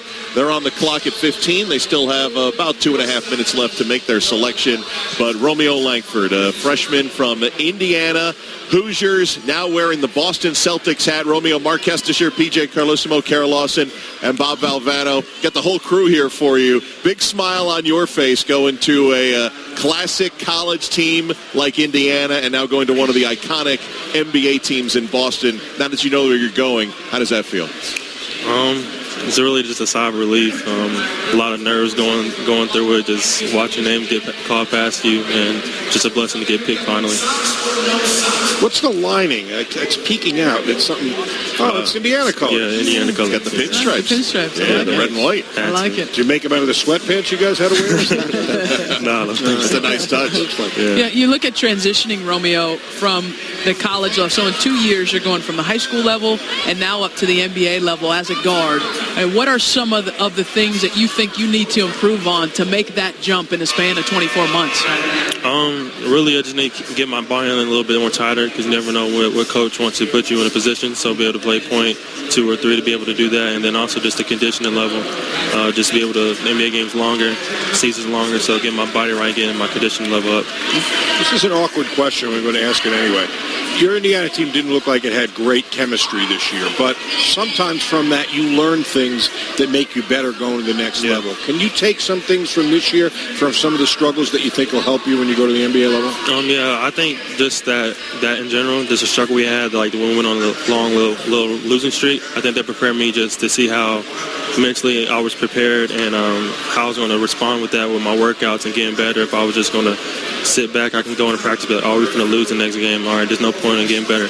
Because when we go to NBA, you never know what the season's going to be. You can be up high, you can be up low, and it's going to happen eventually in the NBA. So I feel like that prepared me a lot for it. Good approach. Romeo, how different is it coming into tonight? You know you're going to get drafted. You're in the green room. You know you're going to be a very high draft pick. But deep down inside, you really don't know where you're going to end up. I mean, it's so the opposite of what you went through coming out of high school. What were your emotions, or what were you thinking about tonight? I mean, my emotions was stable. I mean, it was just like a little nerve-wracking when a pick goes by, your name doesn't get called, another pick goes by, and then finally you get it. And that's the best feeling in the world. So I'm just thankful just to get picked early, to be honest. Not too many picks went by before you got picked. You got to understand, it's really special what you've accomplished. Thank you, yeah. And final question for me, just how's the hand? I know you dealt with that for most of last season. There was a torn ligament in the shooting hand. What's the update on that? Right now, I'm just not getting back on the court to be able to dribble and stuff, and I'm doing rehab and therapy to get ready for summer league. I was going to say, any chance we'll see you in Las Vegas? Possibly, yes, sir. Possibly? Yes, all right. Very good. Congratulations. Thank you. Romeo Langford, Indiana Hoosiers, and now a Boston Celtic, the first of 3 first-round picks for the Celtics. The Pistons, we told you the pick was in. The time allotment is up. We are just awaiting Adam Silver as we get into the playoff teams here at the late stages of round number 1. And Orlando will be going at number 16. Here comes Adam Silver, the commissioner of the NBA. With the 15th pick in the 2019 NBA Draft, the Detroit Pistons select Sekou Doumbouya from Orléans, France. Mike Schmitz, player profile. Doumbouya, a 6'9" modern forward, the youngest player in the draft, was born in Guinea, moved to France at a young age, and was a huge prospect in France by age 15. He was playing professional basketball. He was known because of his grown man body and athleticism. He defends 4 positions. He can make an open shot, but he needs to improve his ability to think the game, his shooting consistency, his ball handling, his defensive discipline. He's very much a ball of clay right now, but he certainly has some upside because of his physical tools and defensive versatility. It's my guy, Sekou Doumbouya from France, who goes number 15 to Detroit. As we said, the Orlando Magic are next on the clock. But as Mike Schmitz had said, I think ball of clay is a good way to describe him because he's so malleable right now. He's got so many raw skills, already good as a defensive player. But he was a guy who was already targeted as a really good basketball player at a very young age, as you heard, and now 3 years later at the age of 18, making his way across to the NBA. Lost another Basketball Without Borders, guys. He attended INSEP, the school where in France they identify all the great young players, Tony Parker, Boris Diaw, Evan Fournier. So many of the French players have been there before him, and an awful lot is expected of him, but the analogy to clay and the fact that he's raw, if you understand what you're getting and you're going to be patient, it's going to be worth the wait. He brings an awful lot to the table, Kesty. I think you look at the modern NBA, and what do we love about players is their ability to guard multiple positions, and Sekou gives you that ability. I mean, he plays at a great work rate, and then offensively, he's improving. He's getting better. He's improved his outside shot. He's somebody with the athleticism to be able to get by you. At his size, he can turn and face up power forwards and utilize his athleticism to get to the rim. So there's a lot of things to like about him, but just like any rookie, it's going to take time. He's going to have some of those challenges with language barrier and terminology and all those things that a lot of rookies go through. But if, again, this is one of those things, if this guy hits, I mean, you're talking about what could be a world-class player in a few years. And 15 is a good number. You said Giannis was 15, Kawhi Leonard was 15. And now it's a long way off. That's a lot of pressure to put on Sekou, but he is number 15 going to the Pistons. I mean, it's not the NBA, but technically the guy's played 83 games as a pro already. Think about that. Right. He's played the equivalent of an NBA season. And as you said, the things you look at, doesn't matter where, they still translate. He's a pretty good free throw shooter. He's long and athletic. He blocks shots. But Limoges has to do something about those god-awful uniform shirts. Are they playing soccer? Green ones? What is that thing? Well, they do have the full soccer shirt, indeed, as we just saw the highlights. The Orlando Magic are on the clock at number 16. What to watch for? We completed the lottery with the Celtics at 14 with Romeo Langford, and what to watch for brought to you by Duralast. Looking to start and stop with confidence. Choose Duralast, proven tough and available only at AutoZone. Our what to watch for now, we're moving into the playoff teams. Sekou Doumbouya goes number 15 to Detroit. We said Orlando is up next with the 16th pick, and I'm doing my tracker here of the 24 guys in the green room. Right. Still waiting. Brandon Clark, very springy player out of Gonzaga. Nasir Little from North Carolina. High. Yeah, he slid down. But as we said early on, with not knowing between the trading and all the variations after pick 4, you could see a guy like Nasir Little who struggled in his freshman year, might be the best way to put it, on that North Carolina team sliding down right now. Well, I mean, he was a sixth man for them, but also Bol Bol, who basically missed the entire year for Oregon, but he's a hard one to evaluate. He's so thin, but he's so skilled. Some of those guys sitting there, we heard Romeo say, I mean, that he felt picks were slipping by. Man, he went at 15, and he felt that way. There's some other guys that are going to be experiencing that for the next half hour or more. Yeah, I mean, it's never difficult to be one of the few guys remaining in the draft room. But, I think, you look at Orlando, and this is a team that had a solid campaign. Steve Clifford's first season, they make the playoffs. They lose to the Toronto Raptors, the eventual NBA champion in the first round. And they have some really good young talent on their roster, whether it's Jonathan Isaac, Mo Bamba, Aaron Gordon's been there a while. So it's interesting to watch one of the emerging teams in the Eastern Conference to see where they go with this pick. Here's Adam Silver. With the 16th pick in the 2019 NBA Draft, the Orlando Magic select Chuma Okeke from Auburn University. Mike Schmitz, player profile. Chuma Okeke was the glue that held Auburn together in terms of his defensive versatility, his feel, his passing, his unselfishness. Here's a guy who's 6'7", 230 pounds with a 7-foot wingspan and can step out and shoot the ball. He can handle, he can pass, he can switch ball screens. He's everything teams are looking for in a modern combo forward. But his season ended short due to an ACL tear. There are questions about just how quickly he's going to be able to come back and help you. And then on top of that, he doesn't always play with the most confidence or aggression. Well, we talked about guys sliding down. Chuma Okeke coming up. I saw him late first or maybe in the second because of the injury that he suffered that was a Sweet 16 game for Auburn, which went to the Final Four. But that's a big pickup for Orlando, willing to wait for the talent. He might have gone higher if he hadn't torn his ACL. I had a chance to watch him play in the SEC Championship against Tennessee, and his athleticism can overwhelm you. So this is a guy, I think, that his rookie year might be kind of like a redshirt year in terms of when he's able to come back and if they decide to rush him or not. But he's somebody that can flash athletically. I think that can shoot the three-point shot. There's a lot to like about Okeke. It's just a matter of when he's going to be able to help Orlando eventually. But I think he goes higher than even the 16th pick if he doesn't tear his ACL and Auburn's run to the Final Four. I was doing that regional. I mean, he was unbelievable. Yep. He was playing the best basketball the entire year, his final 8-10 games of the season. Kara mentioned what a good three-point shooter, just under 40%. But, I mean, he led Auburn in rebounds, in steals, and blocks. He's a stretch four. Would they like him to be a little bit bigger? Yeah, but I'll tell you what. Mike and I don't always agree. I like him an awful lot. He's competitive. You saw what he meant to that team. That team rallied around him. I never thought they were going to be able to beat Kentucky after he went down at the end of that Carolina game. They took that momentum right into the Final Four. So I like Chuma an awful lot. I was actually surprised everybody had him pegged as low as they did. Here he comes in and jumps over a whole lot of green room guys. I think when you're getting outside the lottery now, I think it's a great thing. Just as an old school guy, I think teams are looking at guys and say, are they winners? Honest to God, I think that's what you're looking at. I think, look at the guys. We had Texas Tech. We've had, Auburn. These are guys that came from winning programs, and what do? They're athletic, and they can defend multiple positions, and they're multifaceted. They're not one-trick ponies. He's a good rebounder. He's a good defender. He plays hard. He understands the game. Bruce Pearl says he's got a very high basketball IQ. I think that's what teams are looking for, and I think that's a good thing. And also, by the way, I think you're going to see a run of SEC SEC guys here.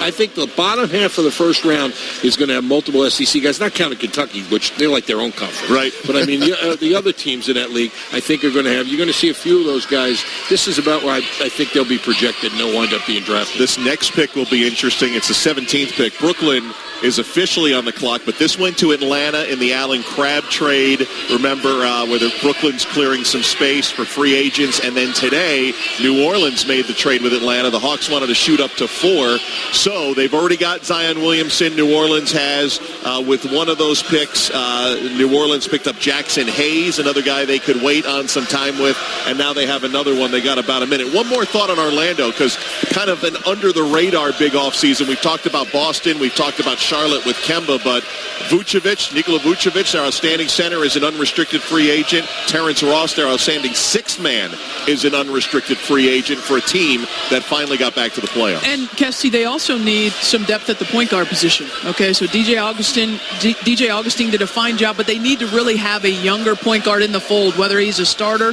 or coming off of the bench. So there's still some work to do with the Magic roster, but clearly they deemed that Chuma was too good of an athlete and too good potential for them to pass up, and we'll see if that pays dividends for them down the road. Yeah, I think you guys have brought that up a few times today. It comes down to, right, needing position and going for best available, and there's a lot of like athletes, in this little section of the draft right now. And if you're New Orleans, who's going to get this pick right here, I mean, again, you're looking future. You don't need somebody who's available to step right in now. No, Bobby referenced it before. I can see Steve Clifford loving him. That's a Steve Clifford type player. I like the move. All right, well, the pick is in. That's the sounder you just heard.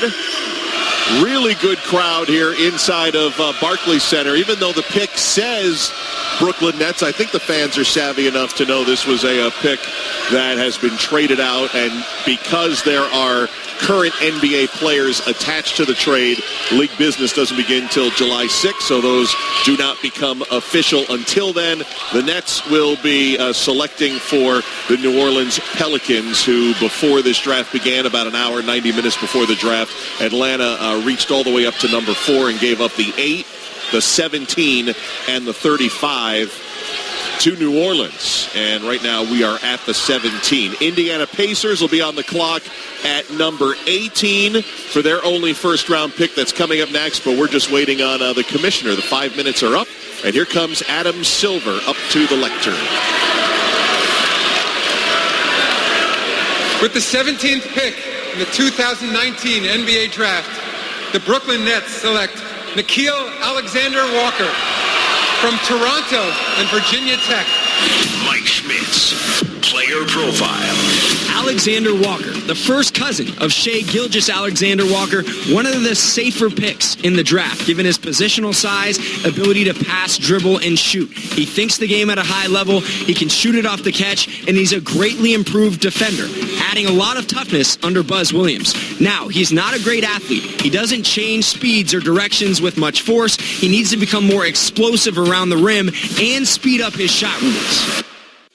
Led Virginia Tech to their second ever Sweet 16 appearance. Nickeil Alexander-Walker, another Canadian, joining R.J. Barrett, who went number 3. He's going to New Orleans. I love, when we were talking about our sleepers, I almost picked him. I think he's terrific. And all the things that Schmidt just said are spot on. He's a tough SOB. Buzz Williams wouldn't have it any other way. He's not great athletically, but he knows how to play. He's become a much better passer. We watched him over 2 years. We saw him last year. We watched him this year. His assist totals are way up. He can score the ball. He finishes in traffic around the rim. He's just another kid. What did we just say? A winner. He's a winning kid from a winning program with winning characteristics, unselfishness, team player, toughness. I really think that's a good selection. He's a good player. All the times, Bobby, we be sitting at summer camps or watching guys, and coach will look at each other and says, he knows how to play. Yep. Yeah, he does know how to play. He shoots the three well. He shoots free throws well. He rebounds. He's just under 2 steals. He fills up his stat sheet. He's a basketball player. Yeah, that's it. Don't be worrying. Let's not overanalyze him. He knows how to play basketball. Yeah, I think, having having a cousin who just went through this process a year ago, and Shai Gilgeous-Alexander, and the success that he had in his rookie year, being a starting point guard for a team that went to the playoffs and being able to compete at that level. You know, I think having someone in your family that's done it, whether it's a parent or a sibling, it helps you, because it helps you understand what it really takes to prepare, because you're able to see it behind the scenes. We see Alexander Walker getting interviewed, and Shai is right alongside him, and it's great to see the support from this family. Shai's got the maple leaf on his collar. They're being interviewed on ESPN television with Maria Taylor right now. And look, I know they're cousins, but the body is very similar. They're very long, lengthy, sick. I think 6'6" is the list on Nickeil Alexander-Walker, and Shai's right about 6'5" or 6'6". But it's amazing how 1 year, how quickly things can improve for a guy. I mean, Shai Gilgeous-Alexander just was put into a really good system, had a team that traded away and was looking to the future, and Doc Rivers had total faith in him, and they went up against the Warriors, you know, the two-time reigning champs, and he played incredibly well in that first-round series. He had a heck of a series. He did.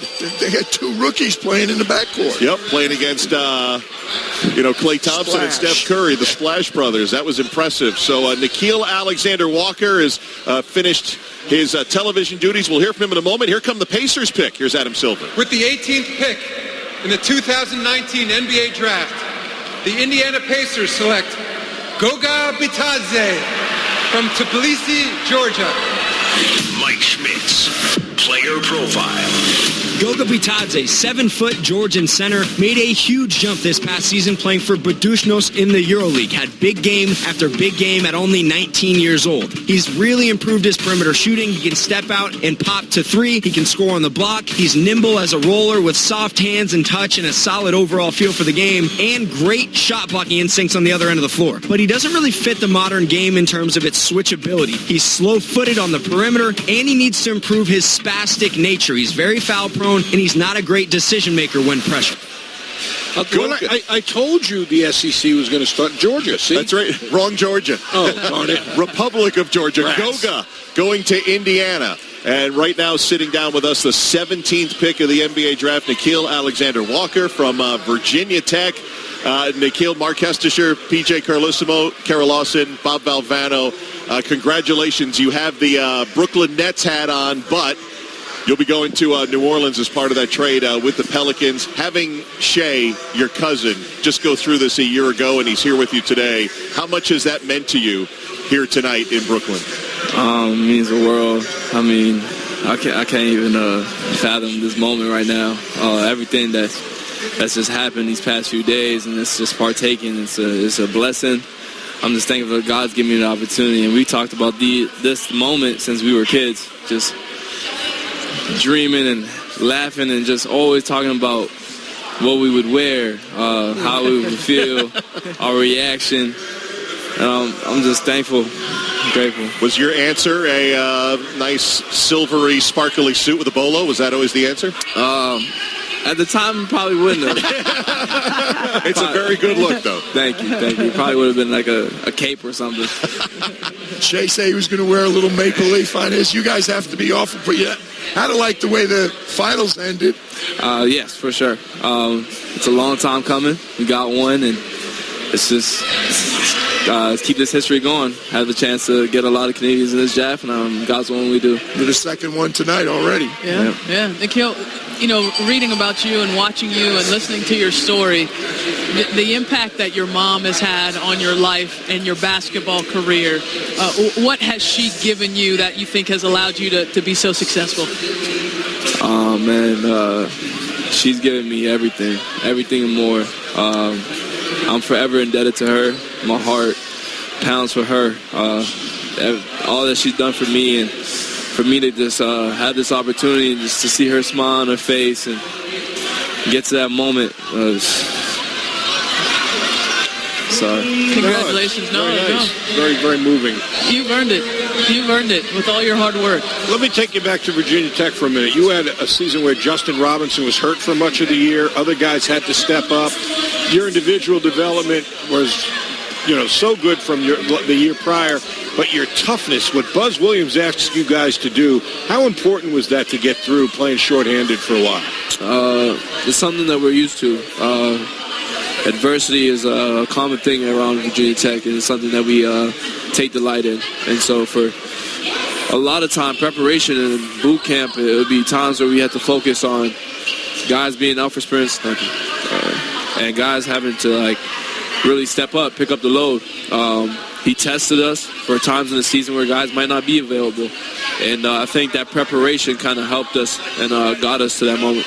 Well, the emotions are real. We'll let you wipe the tears away. This is a great night for you. I can't imagine where you were 12 months ago watching Shea getting drafted, and here you are tonight. So enjoy it, man. A lot of hard work. Congratulations. Congrats. Nickeil Alexander-Walker from Canada, from Virginia Tech, the 17th overall pick, wearing the Brooklyn Nets cap, but the New Orleans Pelicans, that's part of their package with the Atlanta trade up to number 4. And the international flavor is just continuing because we will have from the Republic of Georgia, Goga Bitadze will join us now with the Indiana Pacers, the 18th pick.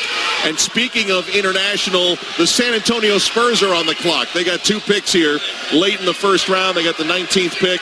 They got the 29th pick coming up as well. But we're sitting with the 18th pick. And he's now an Indiana Pacer. Goga Bitadze joining us. Goga, it's Mark, it's PJ, it's Kara, and it's Bobby. Welcome to the U.S. and welcome to Indianapolis. You've had a smile on your face the whole time here. How you feeling coming all the way from the Republic of Georgia and now a chance to play in the NBA? First of all, I want to thank you and thank Pacers, first of all, for choosing me. And this means world to me. I put a lot of work in. I went through a lot of tough times with my family, and I was grinding all my life, and I could never imagine I would be here. And right now, sitting here, this is a big honor to represent my family, my country, and my work. And I'm really happy I'm here. Goga, you got a good head start on it. I know some of our listeners might not realize you were selected as the EuroLeague Rising Star, which is a tremendous achievement. You're only going to be 19 in July. Growing up there, when did you first watch NBA basketball, and when did you think, hey, I can make it there. Someday I can play in the NBA? We did have opportunity to watch NBA in Georgia, back in Georgia since I was like 15, 16. It was really tough times over there, so I didn't really watch NBA. Any basketball, it was tough for me to watch. But then I started, as I grew up, being in Serbia, I started watching NBA. It was like some superheroes playing basketball, really. I could never imagine that I could play in that league, but right now I think I deserve this, and my hard work paid off. Goga, hang on a sec. Here's Adam Silver with the 19th pick for the Spurs. Luka Samanic from Zagreb, Croatia. Mike Schmitz, player profile. Luka Samanic, a 6'11", versatile Croatian forward, was a big-time prospect by age 15 out of Croatia. Spent 2 years in Barcelona. His stock was dropping rapidly. Then he moved to Slovenia, played for Olimpia Ljubljana, and really saved his draft stock at the NBA Combine. Shut it down. Thought teams saw everything they needed to see from him at 6'11", a guy who can step out, shoot the ball on the perimeter, switch ball screens, and handle. Now, there still are some questions about his toughness, his ability to handle adversity within a game, and just what his elite skill is at the NBA level, but he has all the makings of a first-round pick and a potential draft day steal. Back with the 18th pick of the NBA draft, Goga Bitadze of the Indiana Pacers. Playing in the EuroLeague is tough to do. What do you think enabled you to have such success playing in the EuroLeague at a young age? I think my hard work, as I said, and my focus on the basketball every single day, waking up. And basketball is really my life. I love this sport, and I think that's the main thing, main reason. My focus, also my coaches throughout my life helped me a lot, my family, as I said. And, a lot of hard work and a lot of focus on the basketball, I think. This is for me, but I imagine a lot of our listeners might want to know, too. I'm not that familiar. You talk about the problems, the challenges your family faced. Where did you grow up? What kind of setting is it? A small town, a city? Where were your formative years growing up? Where did you spend them? I grew up in Tbilisi, capital city of Georgia. I started basketball. I was 6 years old, and I was playing in high school where there was like, I remember there was no court, like there was no like pieces on the court. There was like windows broken. Oh my goodness. Yeah, being really cold in the winter. And after that, I stopped playing basketball for a year because we didn't have, we couldn't afford the basketball, you know. And I remember my coach came in high school, and he just said like, Goga, I need 2 minutes with you. And he was like, you don't need to do anything. We will help you. And then I continued playing basketball. And then we had really tough times, like, I don't even want to talk about it. Really tough times my family went through, not having apartment, not having house. So, I mean, this is big for us. This is really big for us, big for my family. And they're watching right now, and I want to say thanks to them. And I'm really proud I'm part of this family. I'm really proud of my people.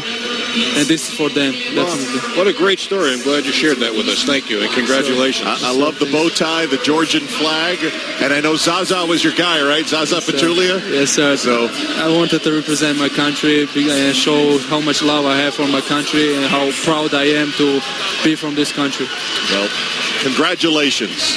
Thank you. Thank you. Lifetime change for you, heading to the Indiana Pacers. It's Goga Bitadze. We look forward to seeing him as he begins his NBA career, and our run of European players and of international players continuing. You heard Luka Samanic going number 19 to the San Antonio Spurs. Jay Billis had him number 39 on his best available. So this is a quintessential R.C. Buford, San Antonio pick. Chuma went at 37, Luka at 39. You better believe the Spurs were ahead of the curve many, many years ago in terms of doing the international scouting and realizing who the I mean, when you see the numbers, Manu was in the 50s. I think Tony was late 20s.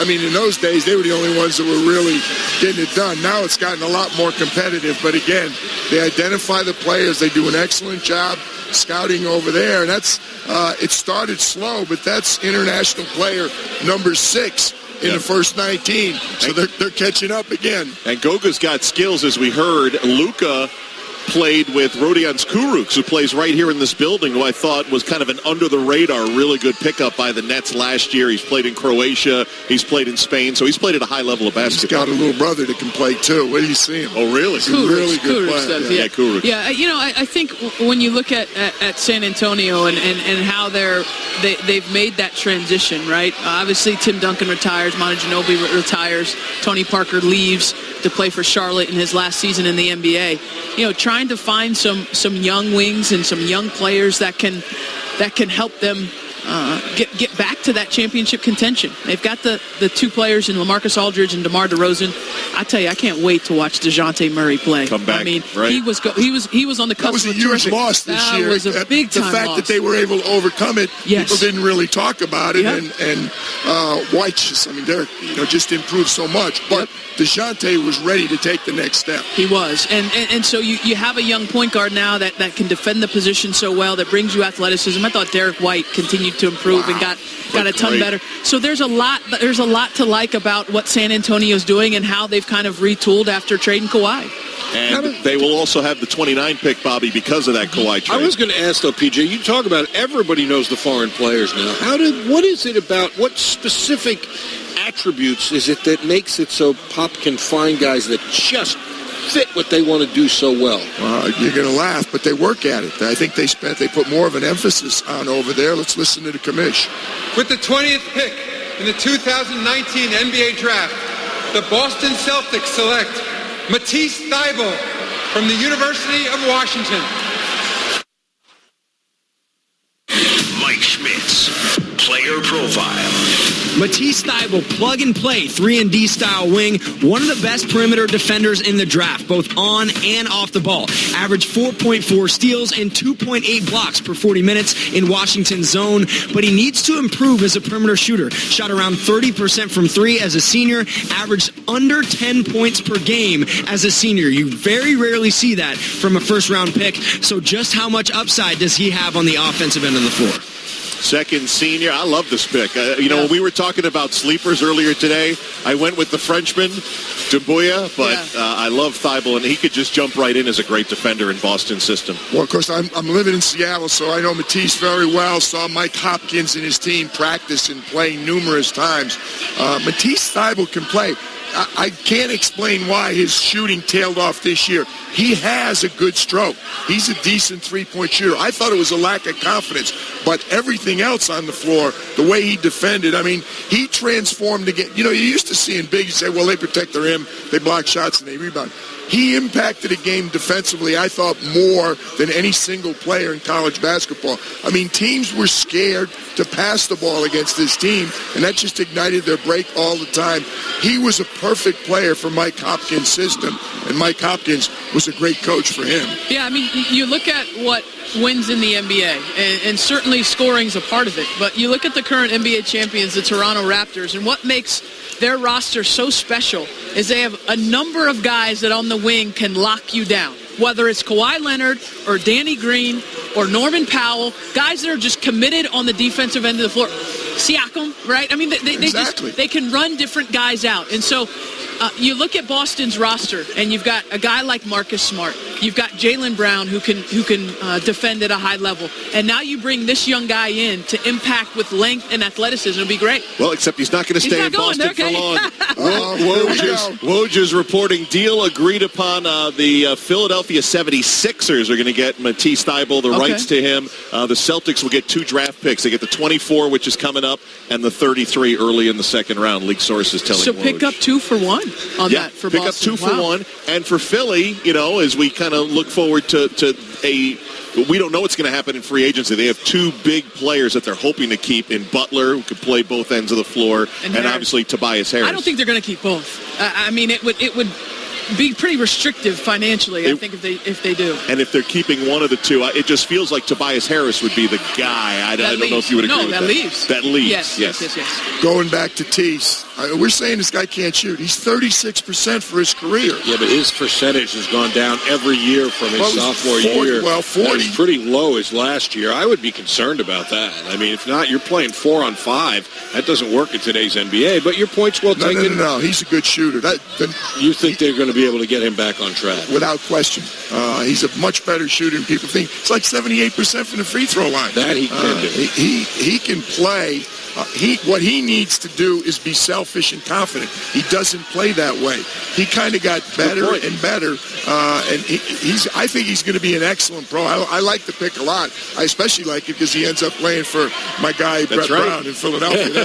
That would be super. That's right. And I think Matisse lived in Australia for a part of his life, right? As a young player. Exactly. So we'll find out if he knows that he is not staying in Boston. He's holding a green Celtics hat. So the Oklahoma City Thunder are on the clock. They still have a couple of minutes left in their 5 minutes. It's their only pick of this draft, and then the Celtics will be back on the clock at 22, and then according to terms of the deal, it sounds like they'll be back on the clock at number 24 as well. That's because Matisse Thybulle is joining us here. Matisse, Mark Hestisher, PJ Carlissimo, Kara Lawson, Bob Valvano here on ESPN Radio. You're holding the Celtics hat, but have you heard the Woj bomb that you're going to Philadelphia? Yes, I had a feeling, yeah.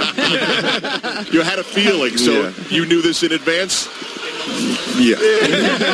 So what are the initial thoughts on going to a playoff team that's got a lot of good young players like the Philadelphia 76ers? I mean, I'm incredibly excited. They've had so much success in the last few years, and also just to think that I can come in and play a role to help make that team better is a dream come true.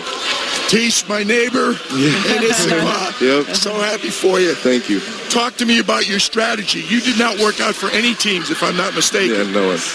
What was the thought? What was the thought process? And obviously, it's worked out. Tell me why. What were you thinking? I mean, Philly came early, and they showed interest, and basically when I sat down with my agents and my family, we discussed that if we'd have an opportunity to just shut things down and trust that Philly was going to take me tonight, and it worked out. All right, I'm arguing. I apologize for dominating the questions, but we're having an argument with some of the so-called experts. How good a three-point shooter are you, and are you going to show these people in Philadelphia when I said that you can knock it down I from can the shoot. perimeter. I can shoot. I guarantee you I can shoot, and I'll show you I can shoot, and you'll see it. Matisse, you know, what gets talked about a lot in your game is obviously the defensive end of the floor because you're able to just change games on that end. When did you realize you could have that type of impact on the game? Because it's rare for a young player to commit fully to that end of the floor to know that that's something that can help you win. Yeah, I mean, at a young age, my dad made it clear that defense was something that separated a lot of guys. And just like looking at the guys on the court, the kids who could guard were always in the game. So my dad made it clear to me at a young age is that was something I was going to focus on. And I showed little spurts of being able to I just showed a little bit of talent at it early at a young age. And I just kind of latched onto it and just kept going. Well, to that point, I mean, because you said you can shoot it, there's no reason to doubt that, but you didn't make an emphasis.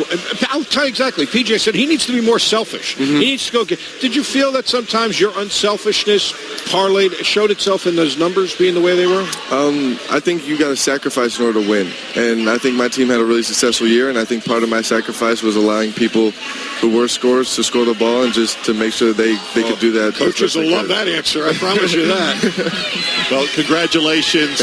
Matisse headed to Philadelphia. Yep. Play for Brett Brown, who's got a lot of Australia background. Oh, yeah. Ben Simmons and all that, where I know you spent time as a kid as well. So yes, sir. Congrats. Thank you. Good luck. Say hello to Daniel. I will. Daniel Lipson.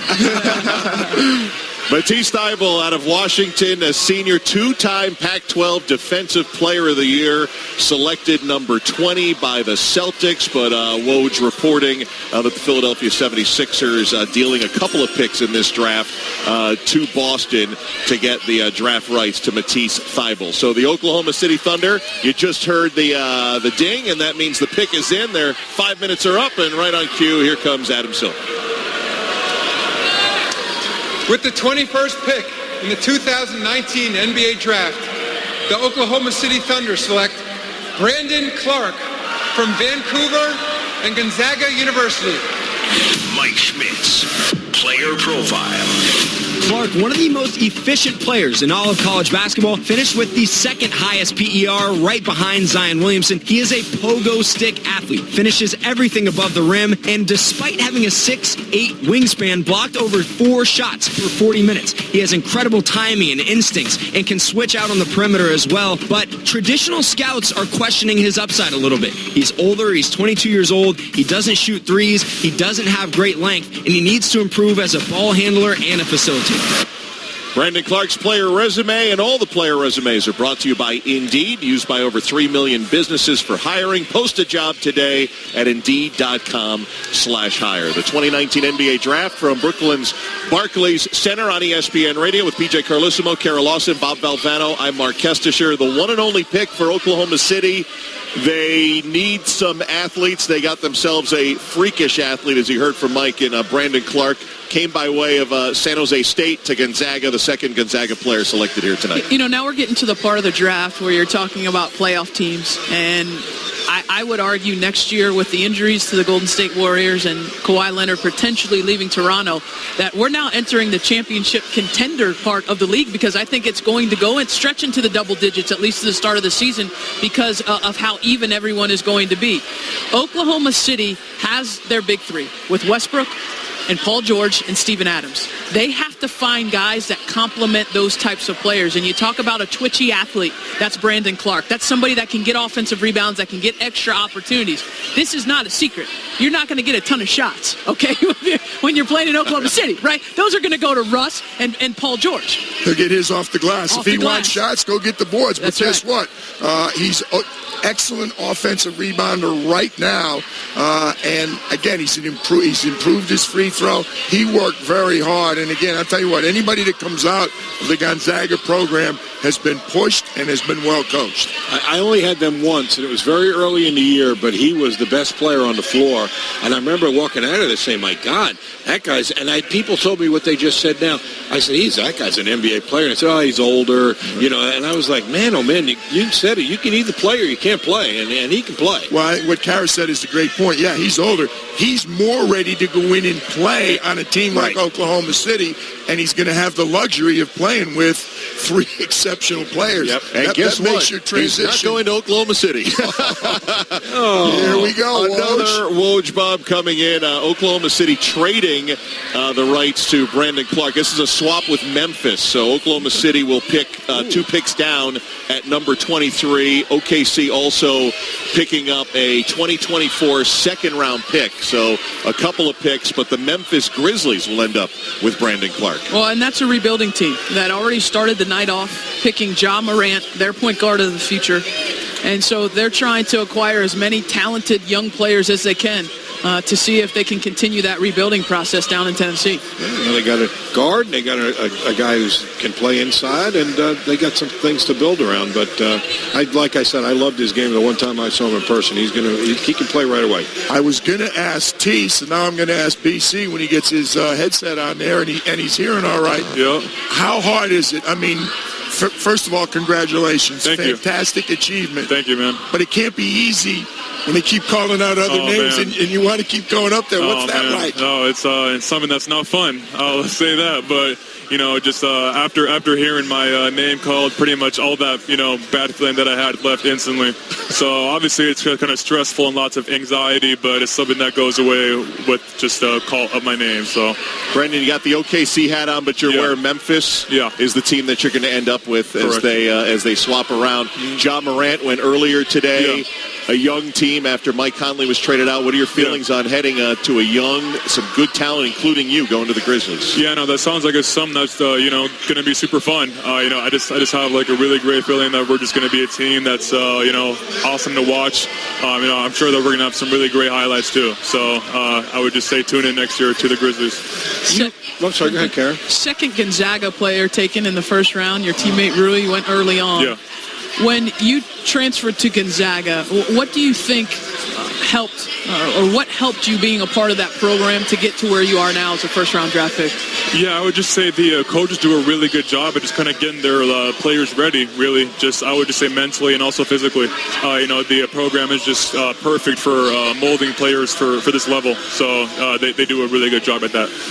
You can always hang your hat on something when you are a good defensive player, and obviously Correct. Defensive Player of the Year. Yeah. And you talk about the program. I've been to a couple of Coach Few's practices, and he's got the football pads out, and he's banging you guys around. Yeah. Your ability to play defense and your ability to play through contact, how much is that going to help you at the next level, do you think? I would say a lot. That's probably going to be something that, I just really, really focus on. I feel like that my defense is going to be something that's there first, and my offense is going to be something that comes after that. But, being able to guard pretty much anybody on the floor is going to be huge. How about your home country? It's been a big night for Canada in the draft already. Yeah, man, definitely has. It's really cool seeing us all go, and after having Toronto win, it's just been a really awesome week or two for the country. We were talking about that, too, just off air. It was Steve Nash and a bunch of college guys 15, 20 years ago. Yeah. And now with all the Canadian talent that is coming in, just looking at, Team Canada down the line, how competitive could that be just to get a spot on that team? Yeah, I would say very, obviously. The talent is just getting tougher and tougher. So, definitely as the years go on, it'll be a really stacked team, man. Any advantages to being 23 with all these youngsters here in the green room? I'm 22, but I aged you too soon. Don't rush him. No, you're fine. He'll be 23 before the season starts. Exactly, in 3 months. So I would just probably say just experience, really. I've just played in lots of games. Scouts have seen me play in lots of games. Everybody knows really what I can do on the floor, and I just feel like that mentally I'm just ready to play versus older guys. I think it was in Maui when you guys beat Duke, and you played so well in that game. How much confidence did that give you for the rest of the season? Yeah, I would say lots. That was kind of a really, really big game for us and me. That's kind of when the world saw me first.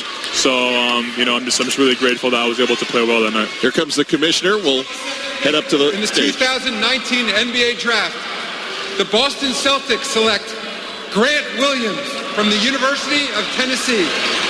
Mike Schmitz, Player Profile. Grant Williams, one of the most productive players in the country, posted the 5th highest PER in the entire draft and has some things to like in terms of his modern fit, especially on the defensive end of the floor. He's tough. He's physical. 240-pound frame. He'll throw his weight around on the glass. He'll step in and take a charge, and he can protect the rim and switch in a pinch. Offensively, he thinks the game at a high level. He's improved as a perimeter shooter, but there are questions amongst teams about his upside. He has under a 6'10 wingspan, doesn't have a great standing reach, pretty much anchored to the floor on both ends, and just really needs to improve his perimeter skill set as well. Shot only 31% from 3 as a junior. Grant Williams going to the Boston Celtics at number 22. The commissioner, Adam Silver, coming on just as I was saying goodbye to Brandon Clark. We thank him. Now a member of the Memphis Grizzlies, selected by the Oklahoma City Thunder. And it'll go in a trade, according to Adrian Wojnarowski, in a swap, because Utah's on the clock next at number 23. That's a pick that went to Memphis yesterday in the proposed Mike Conley trade. And then just a short time ago, Oklahoma City with Memphis in the swap will end up with this selection. Kesty, does anybody on our little group here know anything about the two-time SEC Player of the Year? I know you do, and I know Kara does. Rocky Top. I mean, listen, what Grant Williams, and there's a couple other Tennessee balls that I think will go tonight in the draft as well when you look at Admiral Schofield and then also Jordan Bone. But you look at Grant Williams and how he changed the trajectory of that Tennessee men's basketball team and how he kind of created a new culture of just outworking guys, outsmarting guys, and of being able to play amazingly well in the big games. I mean, this is a Tennessee team that really rekindled the passion for men's basketball in Knoxville with the crowds that they were getting and how much that Grant was a part of that as the two-time SEC Player of the Year, as you mentioned, PJ, and he's a guy that's going to bring it. He's going to bring it every single night. He gets after it on Rick Barnes. I mean, Rick will get on you if you don't play. I guarantee it. He didn't have to get on Grant.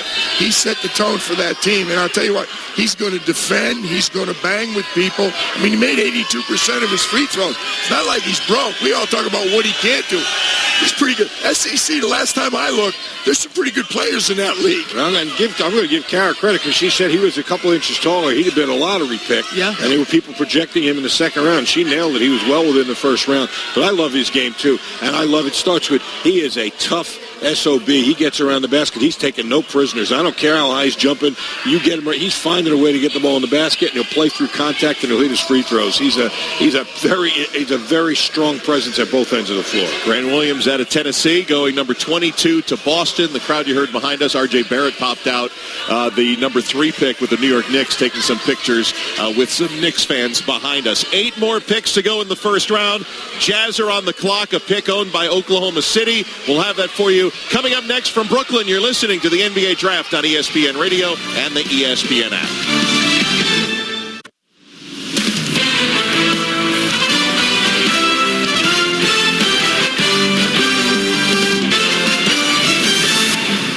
This is the 2019 NBA Draft on ESPN Radio and on the ESPN app. Welcome back to Barclays Center in Brooklyn, New York, alongside PJ Carlosimo, Kara Lawson, Bob Valvano. I'm Mark Kestisher, our entire ESPN Radio crew in hour number 4 of our NBA draft coverage. And then there were 6. We had 24 players, a record 24 players in the green room. 18 of them have been selected among the first 22 picks, but there still are 6. We'll run down the best available coming up in just a little bit. We are awaiting the pick of the Utah Jazz at number 23. Now belongs to the Oklahoma City Thunder. A short time ago, OKC and Memphis had the swap after Brandon Clark was selected at number 21. Memphis had acquired this Utah pick yesterday as part of the Mike Conley trade. Of course, none of the picks become official until the NBA's free agency moratorium comes to a close. Free agency will begin on June 30th. They moved it up this year to 6 p.m. Eastern Time. Here comes Adam Silver, the commissioner, with the 23rd pick. With the 23rd pick in the 2019 NBA Draft, the Utah Jazz select Darius Baisley from Cincinnati, Ohio. Mike Schmitz, player profile. Baisley skipped college for an internship at New Balance, opting to train and work on his game. Now, scouts hadn't really seen him until the NBA Combine, but he showed out, impressing scouts with his athleticism, his physical tools, his defensive versatility, and his ability to make plays with the ball. But at 18 years old, not playing a college season, there are questions about just how quickly he'll be able to help an NBA franchise, and he needs to improve as a perimeter shooter as well. So Darius Baisley, who was ticketed to go to Syracuse and did not, as you heard from Mike Schmitz, going to Oklahoma City, the 23rd pick. He'll have a Utah Jazz hat at 6 feet 9 inches. The 24th selection originally belonged to Philadelphia, and a reported trade. It'll go to the Boston Celtics as part of that Matisse Thybulle deal at number 20. We'll have more thoughts on Darius Baisley in a moment. First, let's pause 10 seconds for station ID. You're listening to the NBA Draft on ESPN Radio and the ESPN app.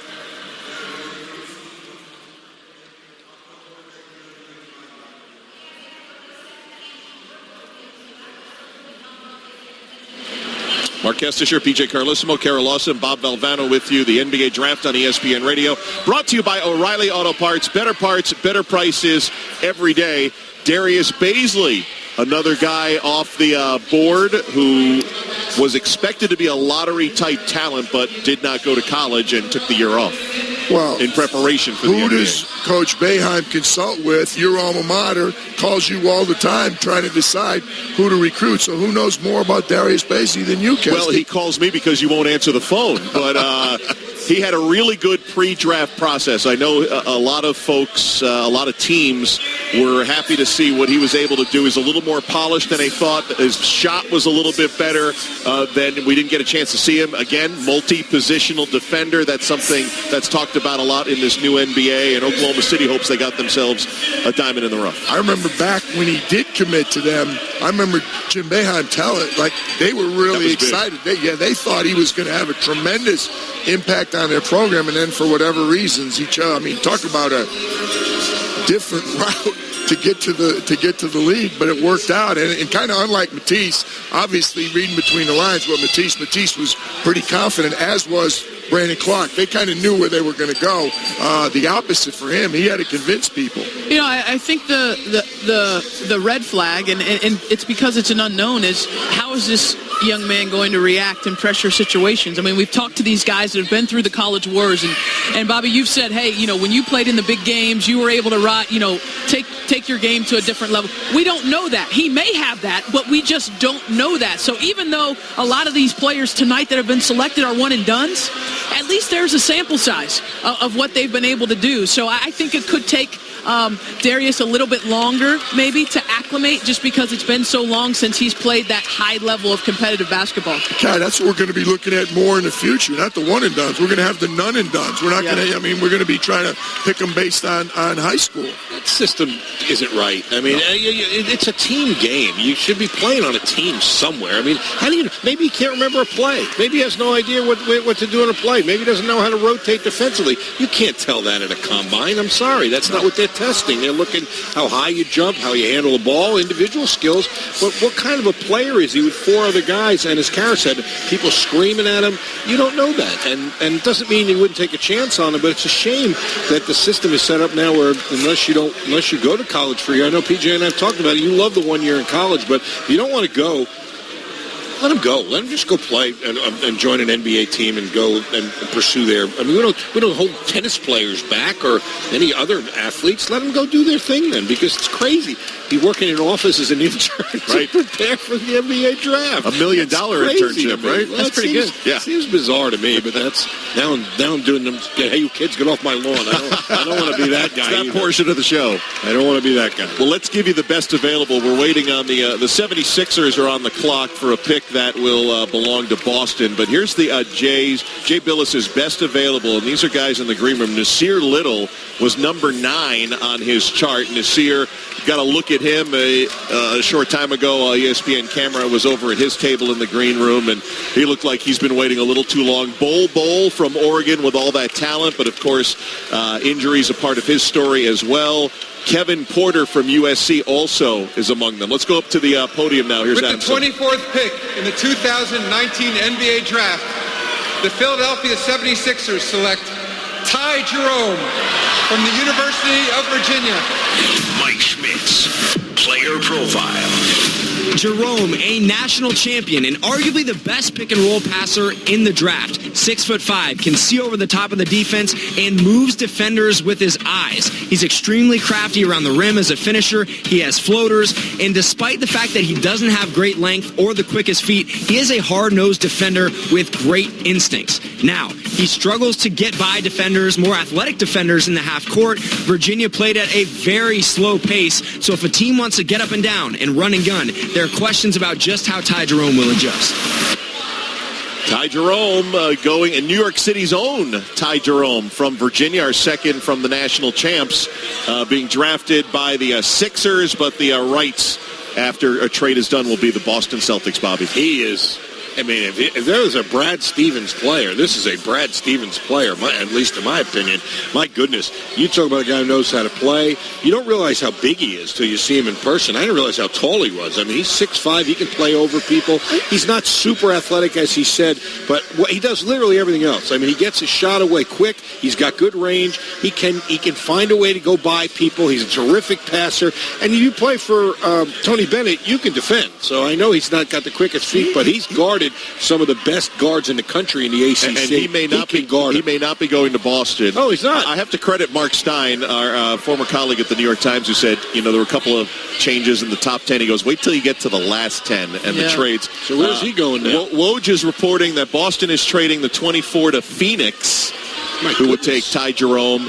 And Woj is also saying that the Portland Trailblazers, who are on the clock now at 25, it might be the end of the wait for Nasir Little. So I've been pretty good not staying on Twitter tonight, seeing what Woj is doing ahead of time. But we have to keep track of some of these trades as well. And it sounds like Ty Jerome's going to Phoenix. How does he fit in there?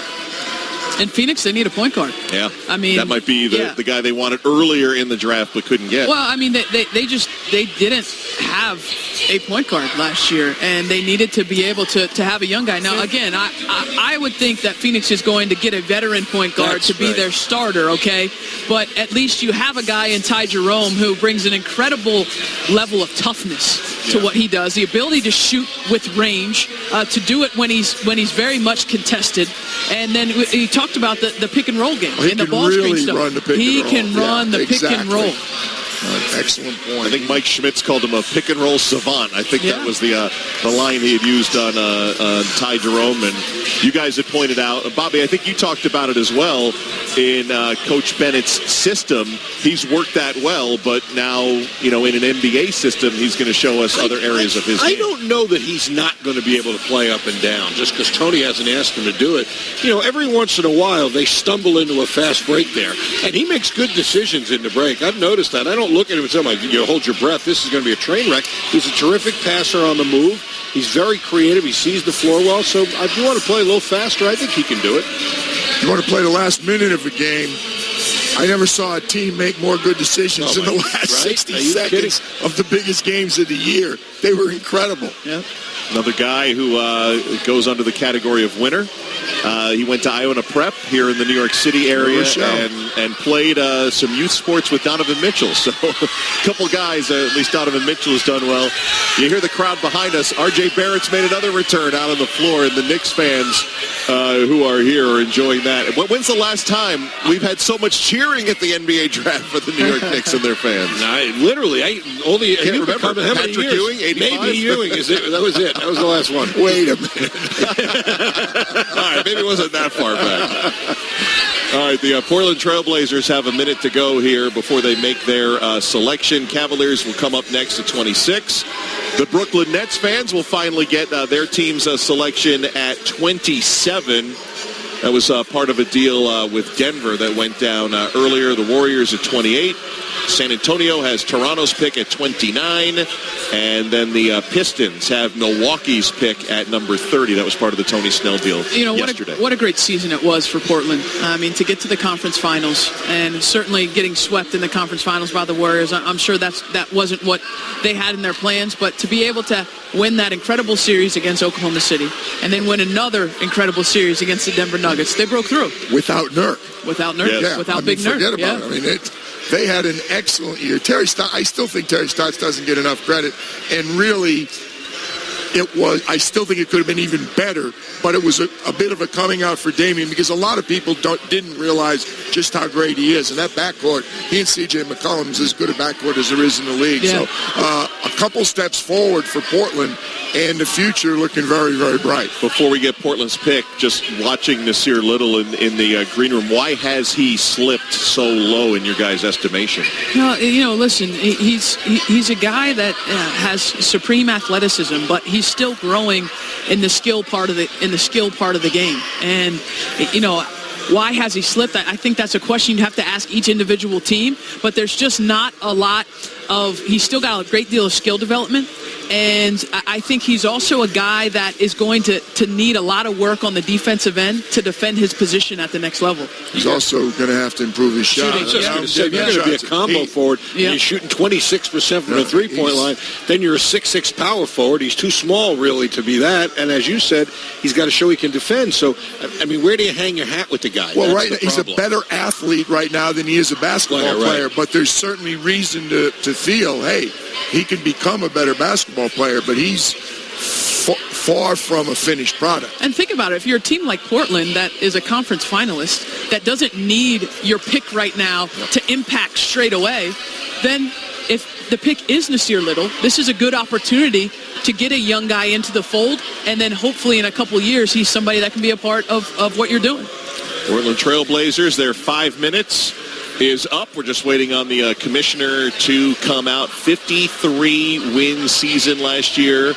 El Farouk Amino, unrestricted free agent. Enes Kanter, who gave them a nice lift and played through a shoulder injury in the conference finals. Unrestricted free agent Seth Curry, who had himself, he was number one in three-point shooting, right? Percentage. He had an excellent this year. Unrestricted free agent for the Portland Trail Blazers, who, as you said, are Lillard, McCollum, and when Nurkic comes back from injury, those are the foundation guys in Portland. Neil O'Shea's done a great job there. He's really done an excellent job. To get back to Little, see what you guys think. He reminds me of a bit, I'm not saying necessarily in style, but just the whole process. Hamidou Diallo, who everybody was singing the praises of his athleticism.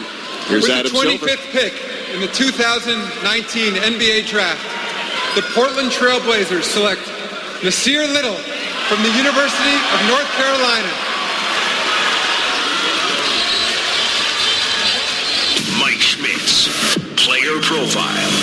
Little is a prototype wing at 6'6", 7'1" wingspan, strong frame, can play above the rim in space, defends multiple positions, and he's a better shooter than he showed at North Carolina, but he did not have an impressive season as a freshman in Chapel Hill, struggling to think the game, struggling to make his teammates better, and on the defensive end, his motor was far too up and down. He's going to need to be an energy guy early on in the NBA, so teams want to see him play with more consistent energy and effort.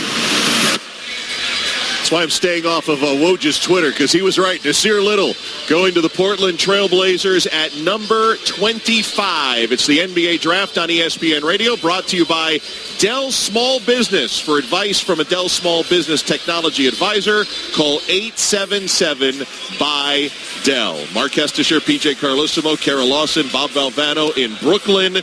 The Cleveland Cavaliers on the clock for the second time in this first round with the 26th pick coming up. They took Darius Garland with the 5th pick. But Nasir Little, finally, after nearly 3 hours in the green room, freshman at 6'6". We heard from Mike Schmitz on the player cap as well. Finally has found his home. It's Portland. Well, he's dressed for it. He's got resplendent looking from here out at the stage. He's got I'm calling it red. It's probably some nicer color that I don't know the name of. And I think I thought he had a black mock underneath it. So he's ready to go to Portland right now. dressed in the colors. But, I mean, what I started to say before the commissioner made the announcement, right, Diallo is a guy who was maybe as highly regarded as any Kentucky recruit, wound up falling to 45th in the draft. He's got a spot with the Thunder, but, what he play? I was looking at the stats, like 10, 11 minutes a game. Right. Diallo did, I think. Played the dunk contest at the All-Star game. Yeah, well, there you go. So maybe Little will be there. That's what P.J. Calissa is on the record as predicting. We've got our next dunk contest guy. But he's got to show a lot more than he did at Carolina. There's no getting around that. Well, it was a long wait for Nasir Little. We'll hear from him coming up next. The Cavaliers on the clock at 26. Stay with us from Brooklyn. This is the NBA Draft on ESPN Radio and the ESPN app.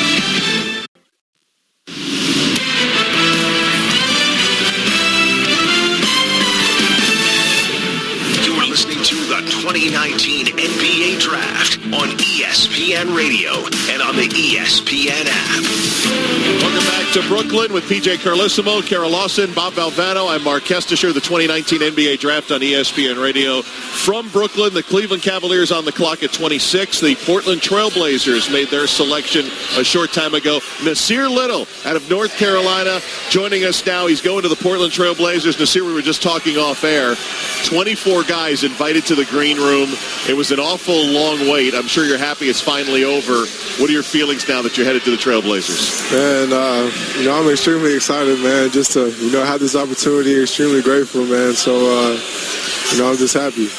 I know PJ said you had the right color outfit on today. That's Portland red. Yeah, I did. I guess I'm a fortune teller. Did you have an inkling Trailblazers were interested? Nah, I had no idea. It was a total surprise, but, I'm glad they chose me. Yeah, how about the confidence to come out? You almost got you got a lot of votes for Sixth Man of the Year in the ACC, but again, the other school of thought, well, now some guys are leaving, next year's my time. What gave you the confidence to come out and believe you would go? You'd get drafted this high. You got to believe in yourself, man. A lot of people didn't believe in me, but, I believe in myself, and I think that's what's going to take me really far. Nasir, what do you think is going to be the key for you as you make this next step? 1 year in college, and now you're playing in the NBA. What do you need to work on this summer and summer league to be able to make that jump? I think the most important thing is probably get in the best shape as possible. I think conditioning is probably one of the biggest things. Games are longer seasons. So I think that's number one on my list for sure. Coach Williams gave you a compliment, said you're a very intelligent young man, and one of the things you learned as the year went on. Hang on just a sec, Bob. Sorry to interrupt. The commissioner's coming. Question in a moment. Here's Adam Silver. With the 26th pick in the 2019 NBA Draft, the Cleveland Cavaliers select Dylan Windler from Belmont University. Mike Schmitz, player profile. Windler, the 6'8" wing out of Belmont, one of the most productive players in the country, a true shooting percentage of 68 this past season as a senior. He can do it in a variety of ways. He shoots it with range off the catch, off the bounce. He's a tremendous cutter, the most efficient scorer out of cuts in all of college basketball this past season. And then he's a high-level rebounder, grabbing 12 rebounds per 40 minutes, just has impressive instincts at 6'8". But 196 pounds, not the most physical guy. He's going to struggle a little bit on the defensive end of the floor and doesn't have all that much in his game off the dribble. Back here at the NBA Draft talking with Nasir Little, and I said to you, Coach complimented you about what an intelligent guy you are, and he said as the year went on, rather than just waiting to go in the game, you really started to study the opponent so that it helped you when you took the floor. How much do you think that'll help you? You got a lot to learn when you go to the NBA. Do you think that translates as well to the learning curve for the NBA? Yeah, each level is going to be a learning curve, and I'm a really intelligent guy, so, going to this next level, I'm going to make sure I definitely do my homework and just study the opponent, study myself, and try to improve myself. This year there was, a lot of talk about the up and down year for you, and Fran Fraschilla is one of our colleagues, and he had mentioned, playing small forward, playing power forward, two different positions to bounce back and forth with. Is that part of the reason, not knowing, one specific position that you were going to play, you were asked to play multiple positions, and that could sometimes bog you down a little bit? Yeah, most definitely. Just not knowing exactly where to be. I'm more comfortable on the wing at the three position, so playing the forward is definitely an adjustment. I'll tell you, I'm sure you've watched him on TV. I don't know whether you stayed up late to watch, but You got a backcourt there. You run the floor. They're going to get you the ball. Don't worry about that. Yes, sir. Keep your head up. Yes, sir. Appreciate it. I seem to remember you guys at Carolina like to run a little bit, so that won't be much of an adjustment. We definitely do that. It's good to see the smile. I know it was a long way, but it was worth it. Heading west to Portland. Congratulations, the way man. definitely worth it. Nasir Little, freshman from University of North Carolina, going to the Portland Trail Blazers. That's Portland's only pick in this draft at number 25. And the fans getting excited here in Brooklyn because the Nets, they're holding on to this pick. They've got 2.5 minutes. The 27 pick belongs to Brooklyn. It's next. Tomorrow morning, Golic and Wingo have continuing reaction to this draft. Golic and Wingo, weekdays 6 to 10 a.m. Eastern on ESPN Radio, the ESPN app, and ESPN News. With the Nets on the clock, you're listening to the NBA Draft on ESPN Radio and the ESPN app. Welcome back to Brooklyn. Final 4 picks of the first round coming up. 2-round NBA draft here on ESPN Radio. We'll have 2 minutes between the second round picks. Mark Tatum, the deputy commissioner, will take over for Adam Silver. We are expected to hear from the NBA commissioner during the second round as well as part of our coverage.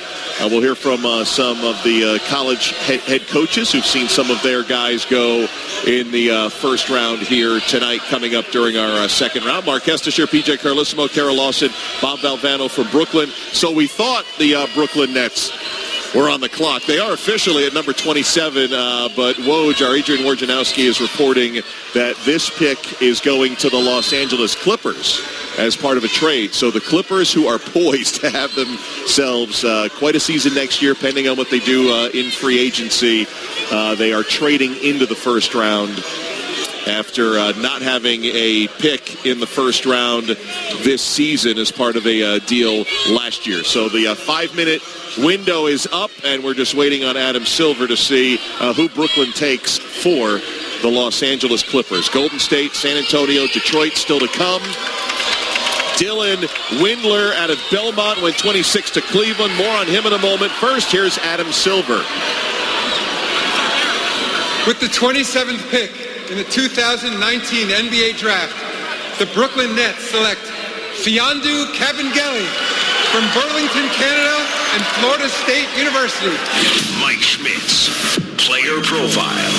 Fiondu Kabengele, the nephew of Dikembe Mutombo, naturally one of the better shot blockers in the draft. He has great instincts. He can sky off the floor off 2 feet, and he's a strong, long-armed body with a 7'3" plus wingspan, really aggressive on the offensive end of the floor. He can shoot it out to 3. He can score on the block, and he's a big-time offensive rebounder.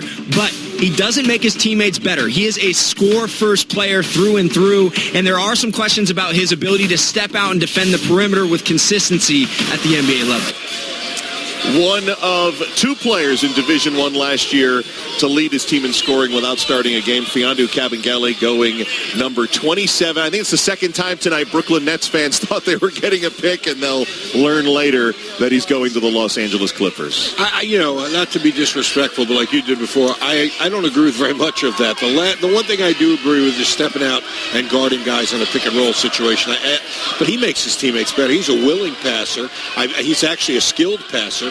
How could you say he doesn't make his teammates better? He's willing to come off the bench, for goodness sake, when he arguably could be lobbying for more minutes. He plays 18 minutes a game and leads them in scoring. He could be in there, whining and moaning all the time. He's not that way at all. And all the things he talks about, he does. He's a terrific shot blocker. He can step away and shoot it. He's got a great skill set and a great upside, and that's why I put him on our sleepers thing. But the only thing I do agree with, he's going to have a hard time in a pick-and-roll situation guarding a guy off the dribble. But the rest of the stuff, he's pretty good, I'll tell you. He can D, and he shoots 37% from 3. He goes out in the ACC. Right? It's just, and he's a very unselfish guy. I'm sorry, I didn't want to step on your line, but I don't think that was quite a fair assessment of him. He brings a lot to the table.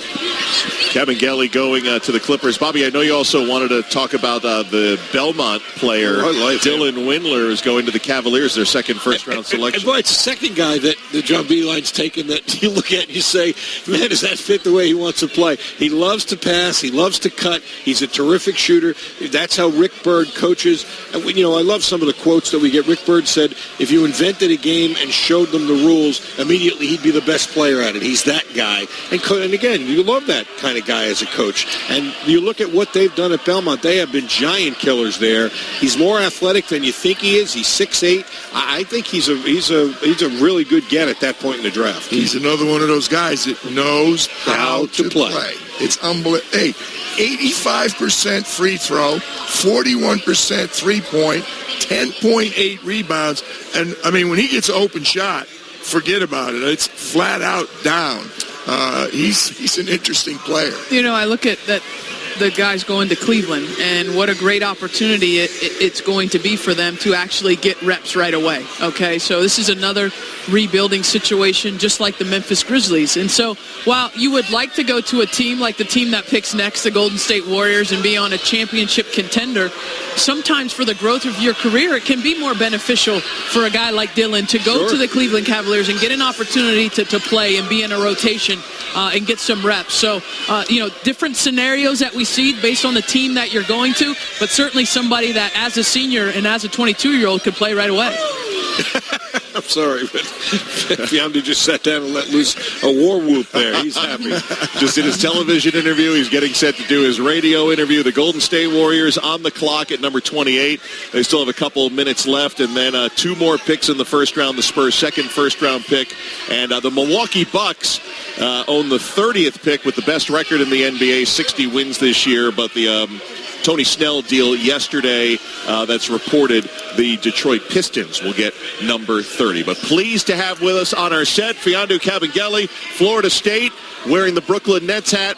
But it sounds like going to the Los Angeles Clippers. Mark Kestisher, PJ Carlissimo, Kara Lawson, Bob Valvano with you. Congratulations. You have a smile from ear to ear. Yes. Another long wait in the green room. How happy now to know where you're going? Oh, it's amazing.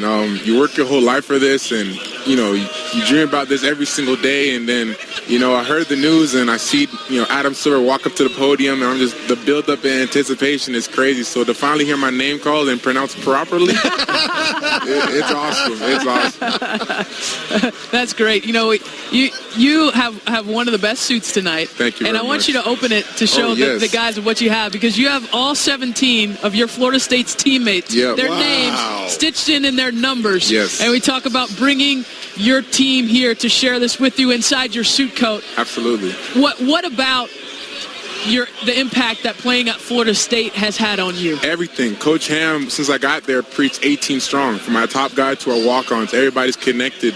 And I felt like everyone did a lot of sacrifice for me as well as myself. So for me to get here without them and their contributions to me, working me in the gym, critiquing me, challenging me every day in practice and in games, without them I would not be here. So I wanted to carry them with me. I know they're watching. I'm glad I did it for you guys, so I'm excited. You talk about 18 strong. Some coaches will say that, and then they play like 7 guys. Yeah. You got a kicking team. You got so many guys out there. Definitely. You learn to be patient, though, don't you? I mean, that's a big part of it. You led them in scoring, and you only averaged like 18 or 19 minutes. Yeah, I did 3 years at Florida State. I got redshirted. I got to see everything, and come off the bench was, people say, the challenge, but Coach Ham put it in a great perspective for me to understand. He understood he was going to use me, and I trust him completely because he recruited me. He challenged me every day. So when I got to Florida State and I knew my role, I just had to accept it, and I excelled. So what Coach Ham preached, I completely believed in, everyone else did. So that's why I feel like I'm successful today. Good for you. That's why you were selected 6th man of the year. Mm-hmm. How about your native country? Big night for Canada already tonight. Absolutely. We won the championship. You got RJ, Brandon Clark, Nikhil, myself. More Canadians to come. So, Canada's on top right now. I'm not going to lie.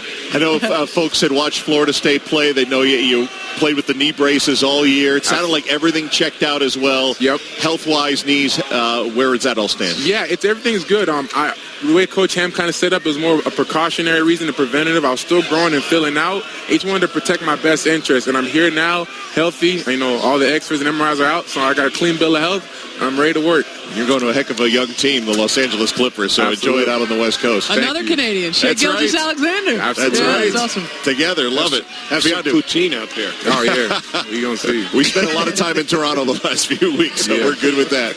Have a good one. Thank you. Congratulations. Thank you. Keep smiling. Fiondu Kabengele from Florida State, 6'10", picked by the Brooklyn Nets officially at number 27. Woj reporting a trade to the Clippers. The Nets will get a first-round pick next year and the 56th pick tonight. Here's the Warriors pick coming up with Adam Silver.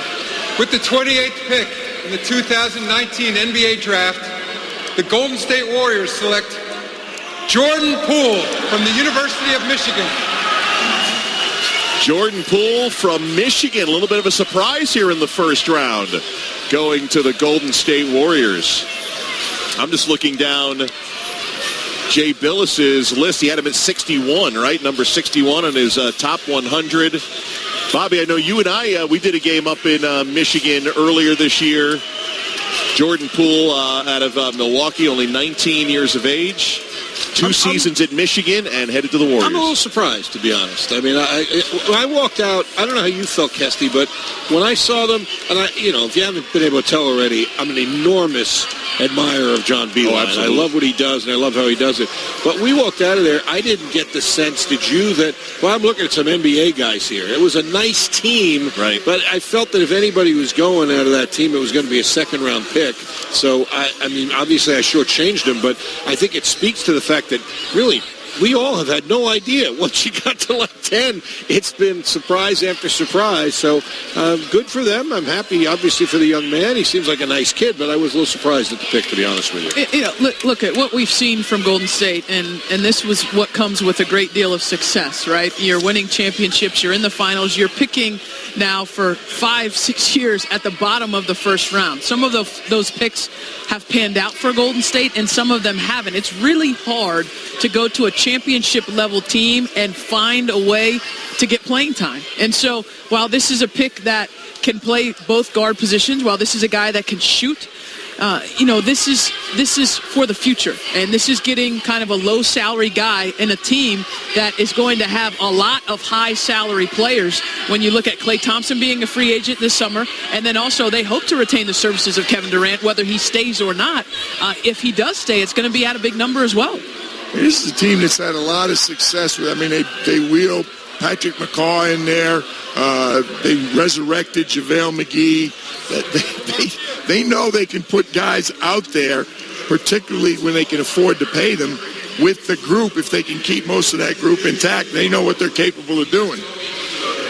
The NBA Draft on ESPN Radio is brought to you by 5-Hour Energy Shots. Energy on the go. For more information, visit 5hourenergy.com. 2 more first-round picks to come. Spurs at 29. They're on the clock.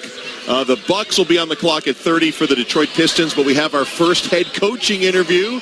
Mark Few, the head coach of Gonzaga, joining us. Coach Few, Mark Kestecher. You know P.J. Carlesimo. I do. Carol Lawson. I usually don't see him this early at night, though. That's right. First-round pick. You should be here. You're a first-round pick. Dinner's not till midnight Eastern. Exactly. So we have time. 2 of your guys going in the first round. How about that? Rui Hachimura, Brandon Clark. Let's start with Rui, because I remember when we had a game at your place when he was a freshman, just coming over from Japan and could barely speak the language, to where he has come now. How far is it? Oh, I mean, full circle times 10, just he made some laps in the development circle. And I'm telling you, it couldn't happen to a better guy, better kid. I mean, he is humble and hungry. And this is a guy now that, there's been a lot of pressure on him over the years. This is a really, really big feat for Japan. First player ever drafted. And then the 2020 Olympics are coming. That's right. This is a really, PJ's been around us. I mean, he's a really, really big deal in Japan. Ichiro level, or probably bigger now. Wow. So this whole row is journalists here covering him. I'm not exaggerating. No. They were all here from Japan. We had 5 or 6 of them. They played a game. We had 5 or 6 of them move to Spokane for the year. if you can believe that. Wow. So that's pretty good effort. Huey, how high is his ceiling? I mean, how much he's improved so much in 3 years with you, but is there still more room? Yeah, absolutely, for sure, Peach. I mean, the thing about Rui is he didn't have 150 AAU games like some of these kids, So, I mean, he's still, even though he's 21, you're still kind of scratching the surface with just, reps playing. And he's figured out now how to kind of be more assertive and to look to score more. And I think now you'll see him, even make another step as he faces those elite athletes, like we did several times this year when we played Duke and Florida State and all that. And he really learned to shine there. How about BC? We were kidding him a little bit because he's sitting in the green room a little bit, waiting for it. But his development, he comes to you. I remember you telling me when he transferred, let's listen to the commissioner. We got Keldon Johnson being picked here at 29. We'll come back. Yep, he just made the announcement, so Coach Few has had it for us. You got a future in radio, my friend. Keldon Johnson from North Carolina, from Kentucky. Keldon Johnson from the University of Kentucky going number 29 to San Antonio. How good did you think BC could be, Brandon Clark, when you got him? We thought we were getting a great athlete. We knew we were getting a great athlete. But my assistant Brian Michelson, when he showed me the film, he's like, "Now listen, we cannot fix this stroke. It's unfixable. But I want you to just focus on the athleticism." And I'm telling you what, guys, by the time he got to us in the summer, he had really done a great job changing his shot. He's going to end up being a really good three-point shooter in the NBA. I mean, that thing is fundamentally sound. I encourage him to take a couple here and there during our games. It's gotten better and better when the workouts here. And his athleticism is freakish. I mean, just freakish. The show him and Zion put on in Maui was unbelievable. I mean, it was played well above the square. And I think people in the NBA, and to have John Morant throwing lobs to that cat, I mean, that's going to be, I'm going to pay lots of money to go watch that. Mark, you look at both guys defensively, and the league now really prides itself on having versatile defenders, right? Guys that can switch, guys that can guard perimeter players off of those ball screens. How equipped are those two to be able to do that?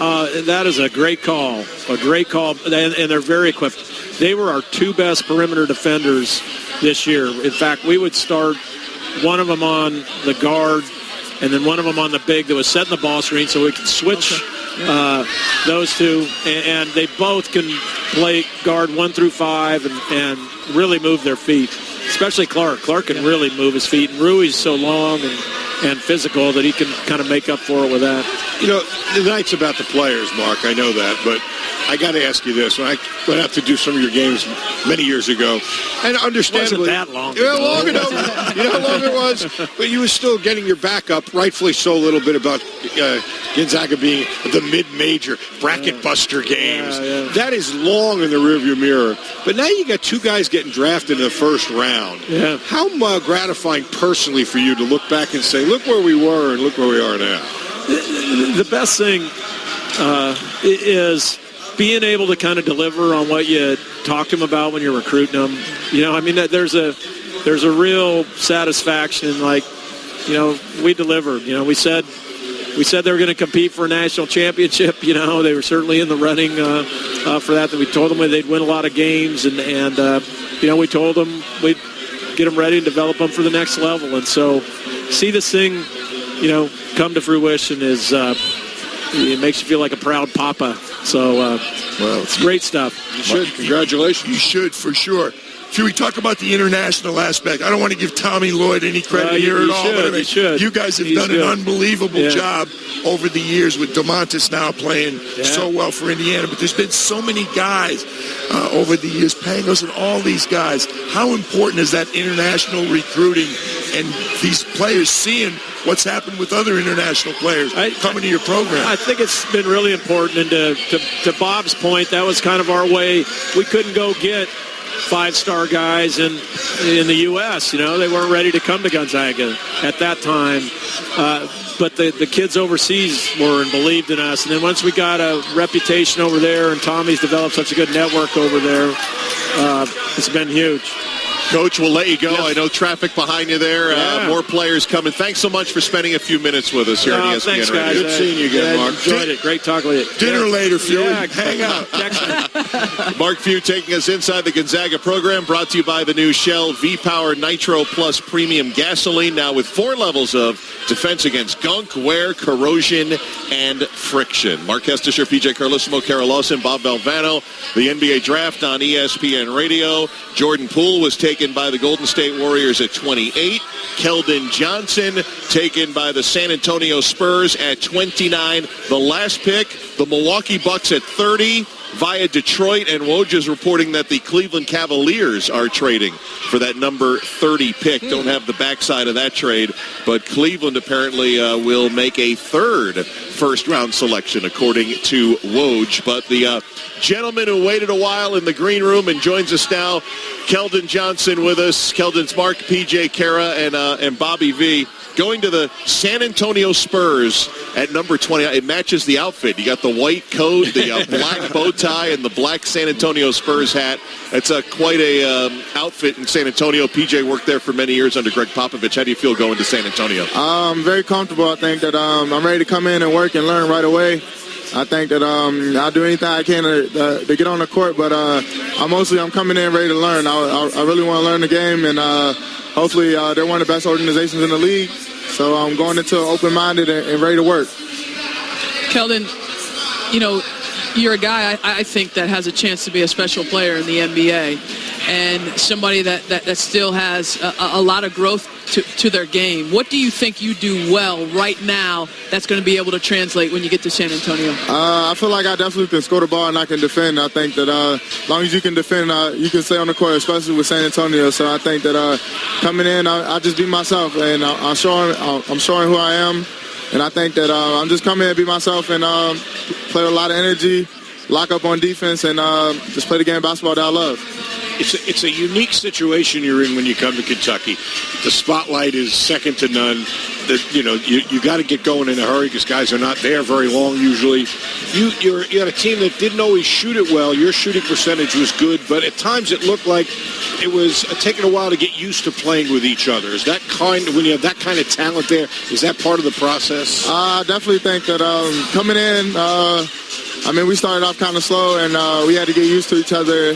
But I think that once we hit our stride, I felt like we were a great team. We were one of the best teams in the nation. And, I'm just blessed to have a coach like Coach Kyle, Coach Kenny Payne, all my coaches at Kentucky, and have wonderful teammates there to support me through every step of the way.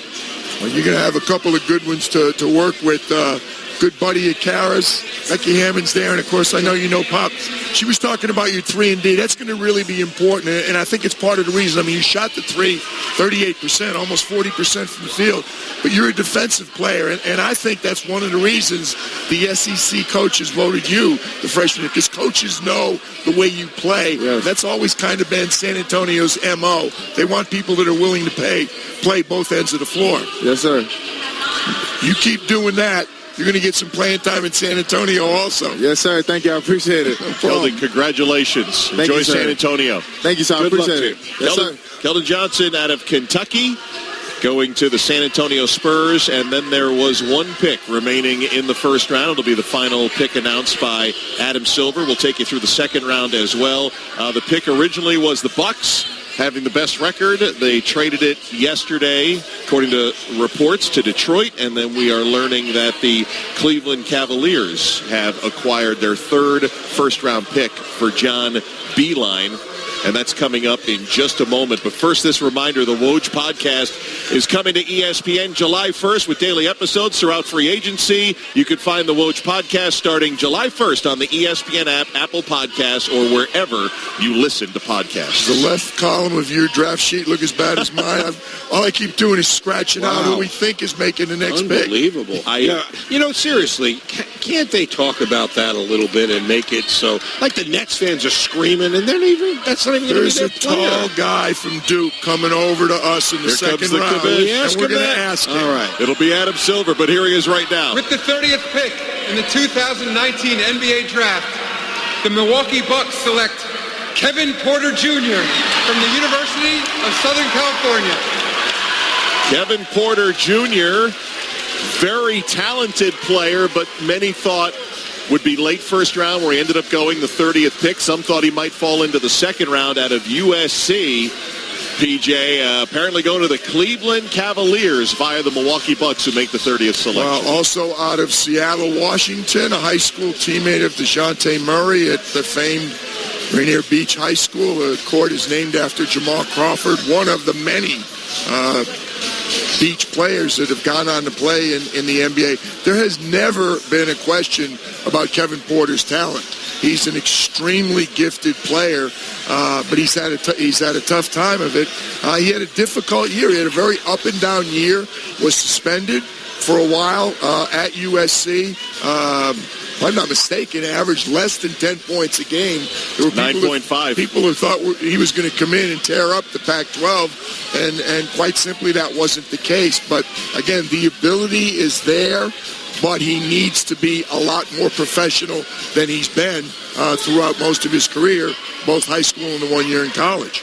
And he'll be playing for John Beilein. He'll be a first-year NBA head coach, already picking up Darius Garland with the number 5 pick. And Cleveland also, let's see here in the first round as I run down my first round list. It looks worse than yours, PJ, right now. I mean, I've got red marks all over the place. Dylan Windler out of Belmont went as well, as far as Kevin Porter. And now Adam Silver is closing out the first round because Mark Tatum, the deputy commissioner, will have the calls for the second round. We'll have that for you. We'll have the commissioner as well. One of the 2 rounds in the books at the 2019 NBA Draft on ESPN Radio and the ESPN app.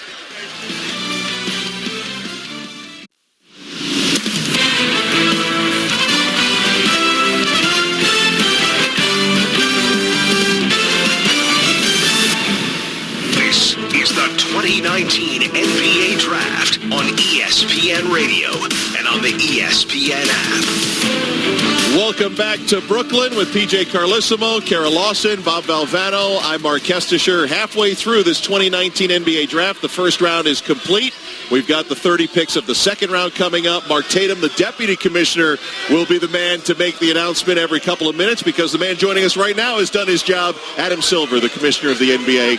Mr. Commissioner, thanks for joining us once again. And I think you'd probably agree, every year, the talent that comes in, starting with Zion Williamson, just remarkable individuals beyond basketball players. To your point, it's quite incredible. First of all, the global nature of the talent. You know, whereas we have roughly a quarter of the league born outside the United States right now. But also, on one hand, they're getting younger, but they're seemingly more mature every year. When I can't help but think of myself at 19 or 20 years old, where I don't think I would have been able to say my name in public, let alone do what these young men are capable of doing. And even, as you know, I've had an opportunity both around the draft lottery, and then they've been in town for the last few days, so we've had some meals with them and some opportunities.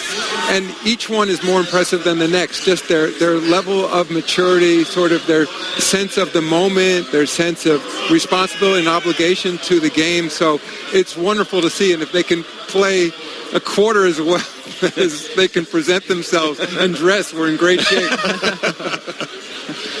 Adam, I hear there's a movement to limit. You're an alumnus of a school in Durham, North Carolina. Can we put a limit on how many Duke players can get drafted this early? There's a lot of Kentucky guys here tonight.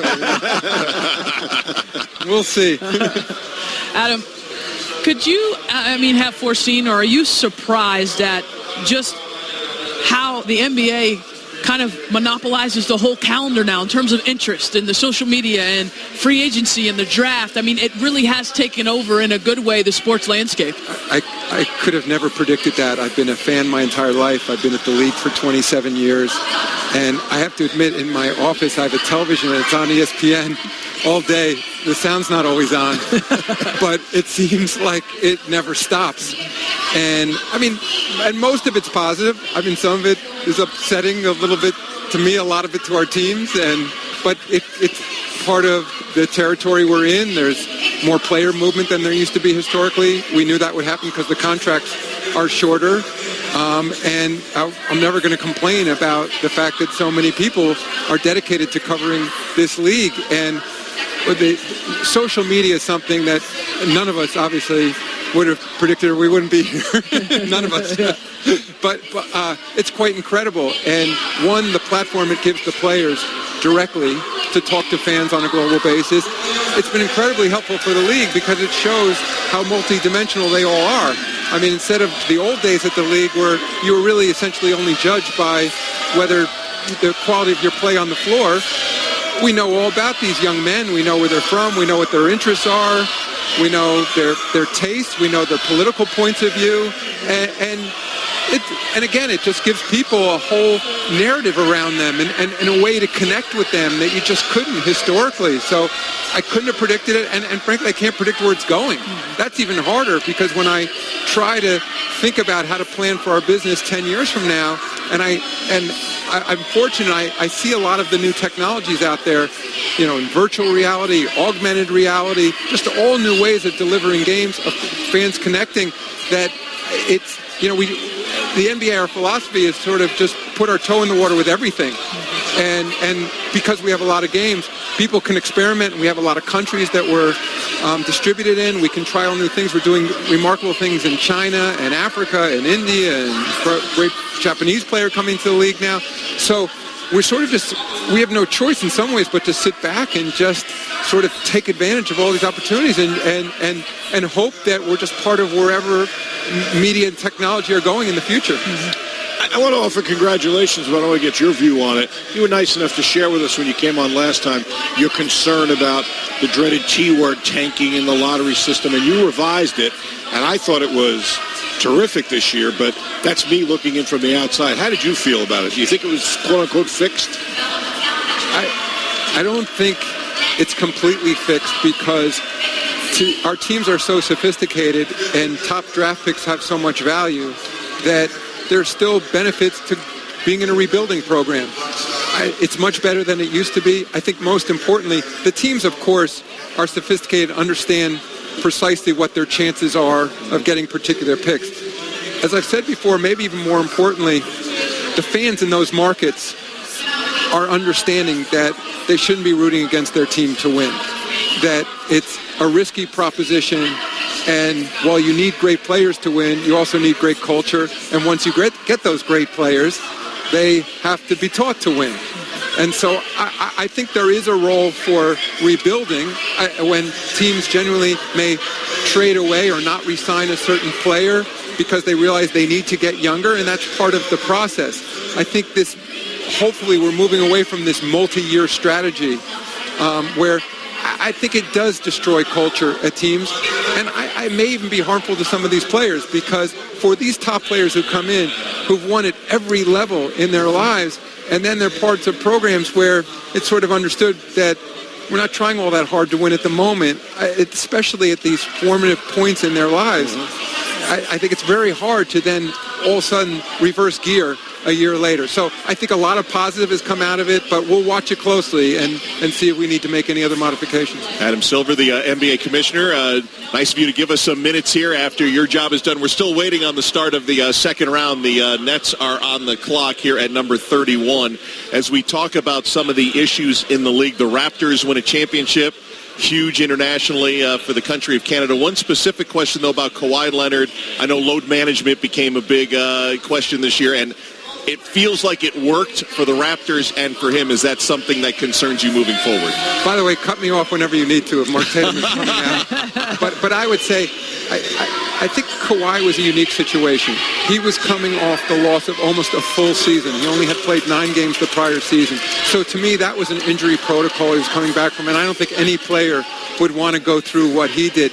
And by the way, I don't know precisely his physical condition at this moment, but just as a spectator of those playoff games, he seemed to be limping a fair amount still, despite sitting out 20-plus games last season. So I don't think that's a protocol that anyone adopts. And I'd say even there, the science is very unclear on that kind of resting. And many players I talk to think it's harmful to sit out that much. I mean, one, they need to be in sync, they need to be in shape, they need to work with their teammates. So I'm hoping, but I don't think that's going to become the trend in the league.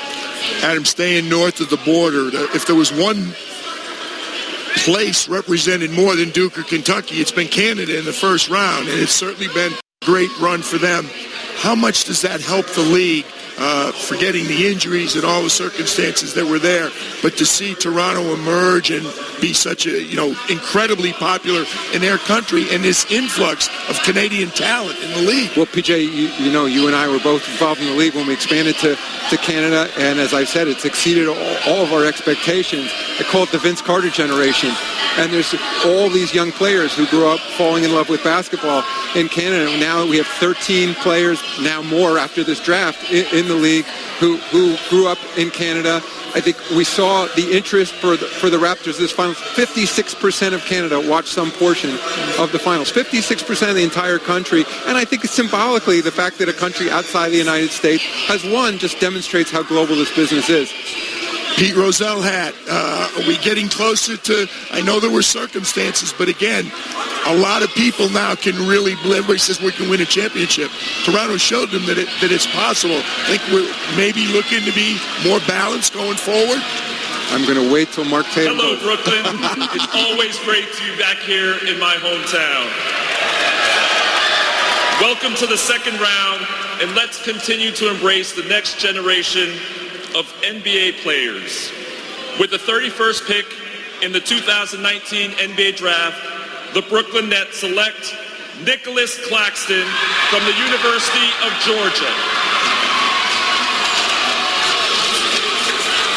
So PG, I'll say real quickly, I think what we're seeing now, in part because of social media and digital media, that you can be a champion anywhere, you can get global recognition anywhere. It's no longer the case that a player could think, oh, I was drafted by one team and now I need to be in a larger market to capture people's imagination.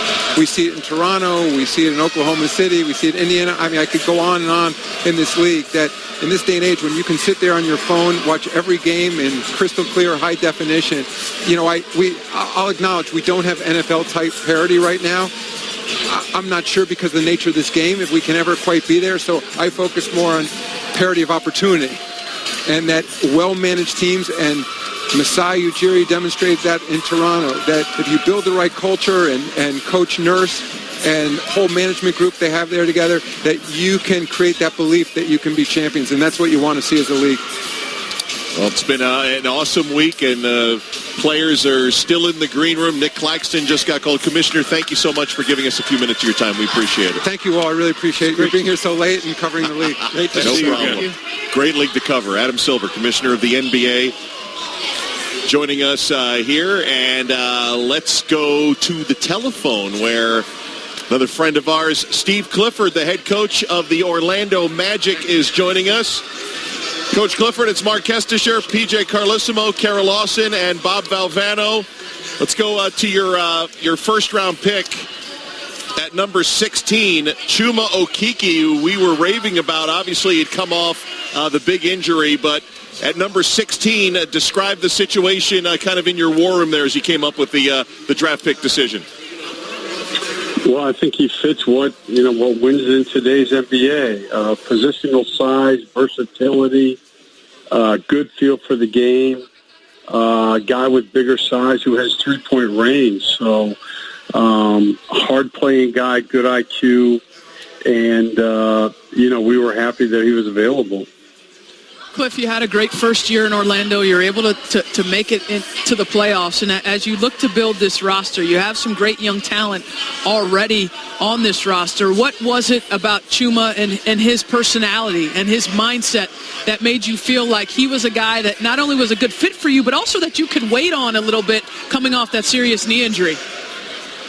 Yeah, well, I think the most important factor is always, natural competitive spirit. And watching him play, he plays with an every night, every possession energy level, an intensity level that is hard to find. And when you play 82 games, there are not a lot of, pregame speeches and motivational techniques that work. You've got to find guys who are hard playing, and he fits in well with what we're trying to do here. Hey, Cliff, it's PJ. You and I got a chance to talk when you hooked up with Toronto in the first round, and had to be some fun to watch an Eastern Conference team just go on and do the job that the Raptors did. Yeah, no question. I thought, to be honest, PJ, I don't know if you agree with this, I thought this year's playoffs all the way through on both sides were, as good as they've been for a number of years. I mean, the Toronto-Philly series was incredible. What they did down 2-0 against Milwaukee was obviously a great team.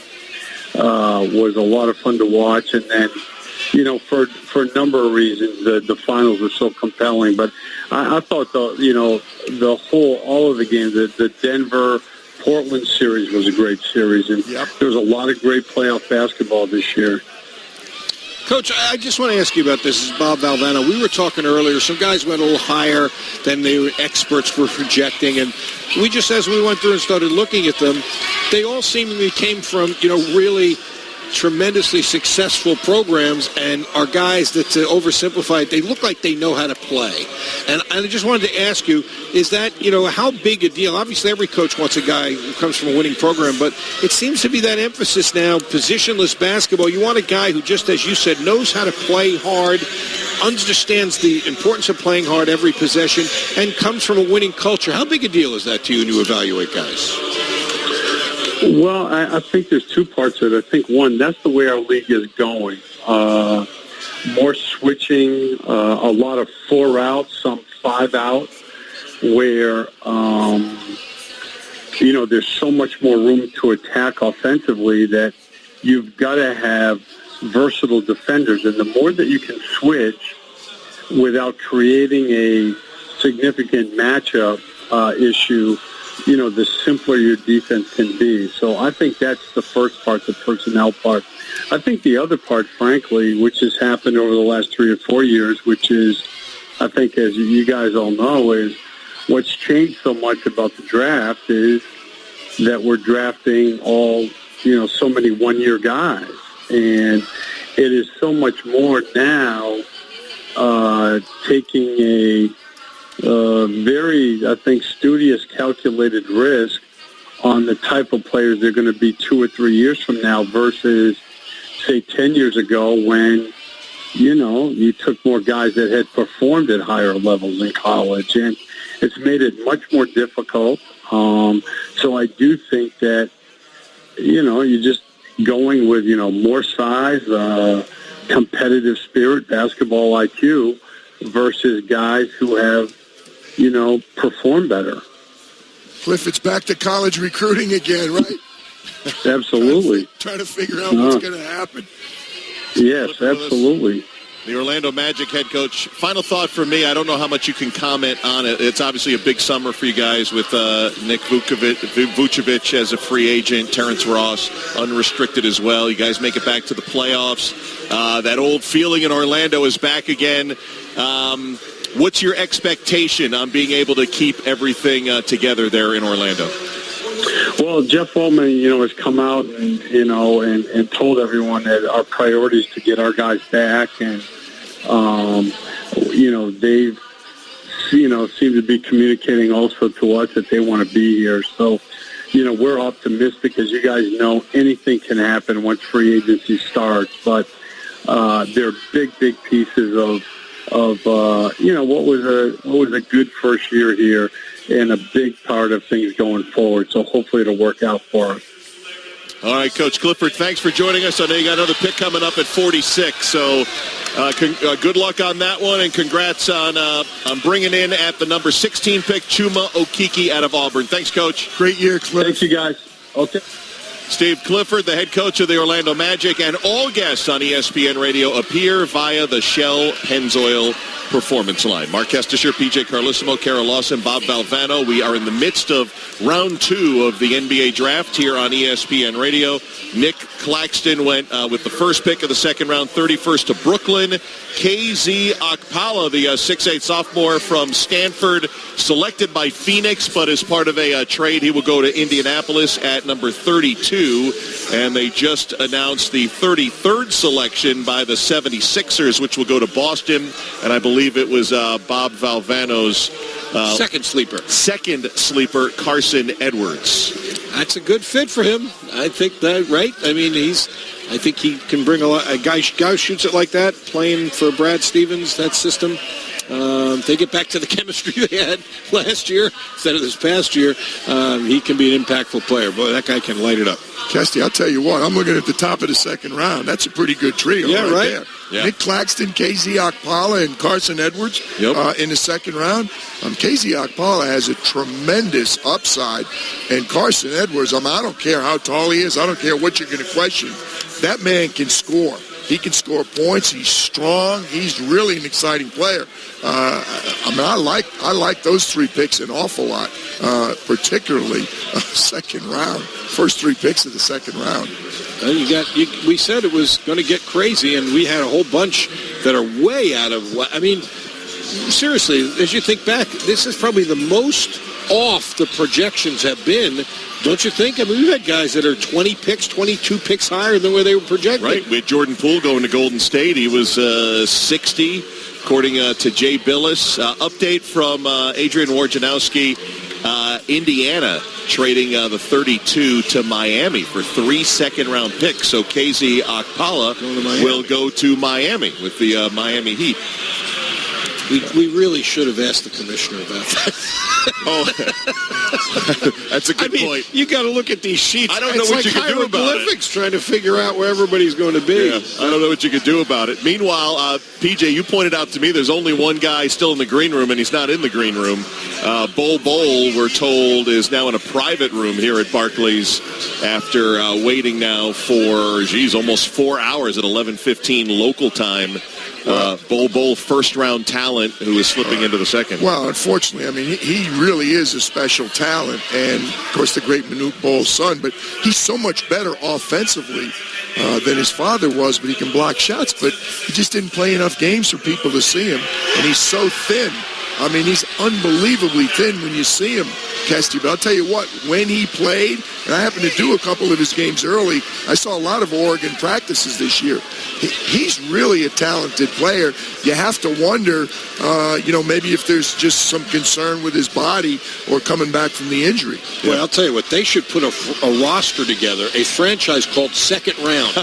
This is another pick I like. Bruno Fernando just selected by the Philadelphia 76ers. I think that's going to be a pick they're going to keep. They've got 5 picks in this draft coming in, but I think they've traded just about all of them away. We'll keep an eye on that one. But Fernando out of Maryland, a 6'10 sophomore going to Philadelphia. Well, that's why these picks at the top of the first round, guys, they become so valuable, and you see them traded a lot because inevitably there are players left after the first round ends that teams on their boards have as first round talents that have dropped. And so, you saw some projections with some of these guys in the late teens as potential prospects. And Bruno Fernando, I mean, listen, obviously. Right in your backyard. Yeah, I mean, right in College Park, an incredible physical specimen. Okay, now, the center in Philadelphia is Joel Embiid. Okay, this is a guy that's an all-star. This is someone that's going to be on all NBA teams from years to come.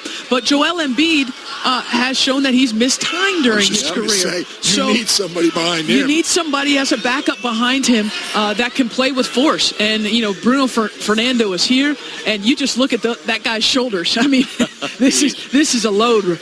He's a terrific defensive player. He's a double-double guy. He was in the top, I think, 10 or 11 in the nation, 11th in rebounding. And, his shooting percentage, PJ, I know he doesn't step out and shoot many threes. He hardly shoots them at all. But got a guy who shoots 60% from the field and 76% from the line. And find a place for a guy who can do that, rebound and block shots. He averaged almost 2 blocks a game. And plus, he can be a university president because he's one of those guys with 2 first names, Bruno Fernando or Fernando Bruno. So it's perfect. And he's from Angola. He's the first Angolan draft pick. There's another one. History. They're making all sorts of history tonight. I think that's a steal. Look at this second round. What a team you've got. It's unbelievable.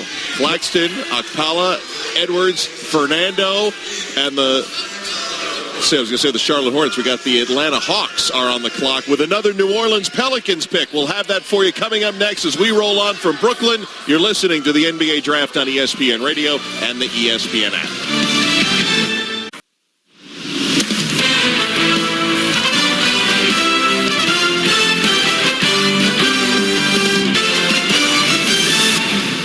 This is the 2019 NBA Draft on ESPN Radio on the ESPN app. Welcome back to Barclays Center in Brooklyn, the second and final round of this 2019 NBA Draft. Mark Kestisher, PJ Carlissimo, Kara Lawson, Bob Valvano with you as we have 2 minutes between picks. And the Atlanta Hawks on the clock will make a selection for the New Orleans Pelicans. But Atlanta's already had themselves a pretty good draft here tonight because the word we are getting, there are reports. Bruno Fernando was the last pick before we went to break. Went to Atlanta from Philadelphia. So Bruno Fernando goes to Atlanta. I like Atlanta's draft here tonight. They've been trading, wheeling and dealing. They traded up to get DeAndre Hunter to kind of start this draft. They made a big trade with New Orleans to get up to the number 4 pick in the draft, and they've done some good wheeling and dealing here tonight. Well, you think about what Atlanta did, and it's something that was a point of emphasis for Travis Schlenk in this draft to try and trade up. He had those multiple first-round picks, Kesty, at 8 and 10, and what he was able to do was get up to 4, okay? He also had 17. He got up to 4. He got the guy he wanted, DeAndre Hunter. You know what's crazy? He gets Cam Reddish at 10. That's right. Cam Reddish was rumored to be potentially the pick at 4, whoever picked there. So you get a guy that's a top 5 talent in Cam Reddish, and Atlanta gets both players, hauls of wings that can defend, that give great size to the position, and you pair that with Trae Young and John Collins. You have to like what the Hawks are doing in Atlanta. It's been a good night for Travis Schlenk, the general manager down in Atlanta, pairing up a lot of young talent. We saw what Trae Young coming on last year, had a great post-All-Star break that moved him kind of into that Rookie of the Year discussion with Luka Doncic, and all those will come out early next week when the award show comes out. But with John Collins getting ready for his 3rd year, Kevin Huerter, another first-round pick from last year. Solid. I mean, and I want to credit Lloyd Pierce with the job he did in his first year.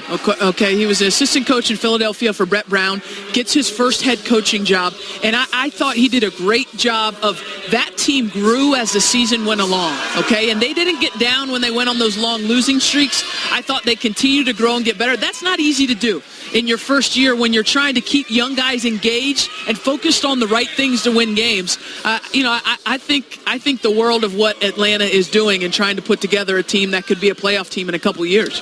That's a great point. And I'll tell you a couple people who took notice of that, Jerry Colangelo and Greg Popovich. Yeah.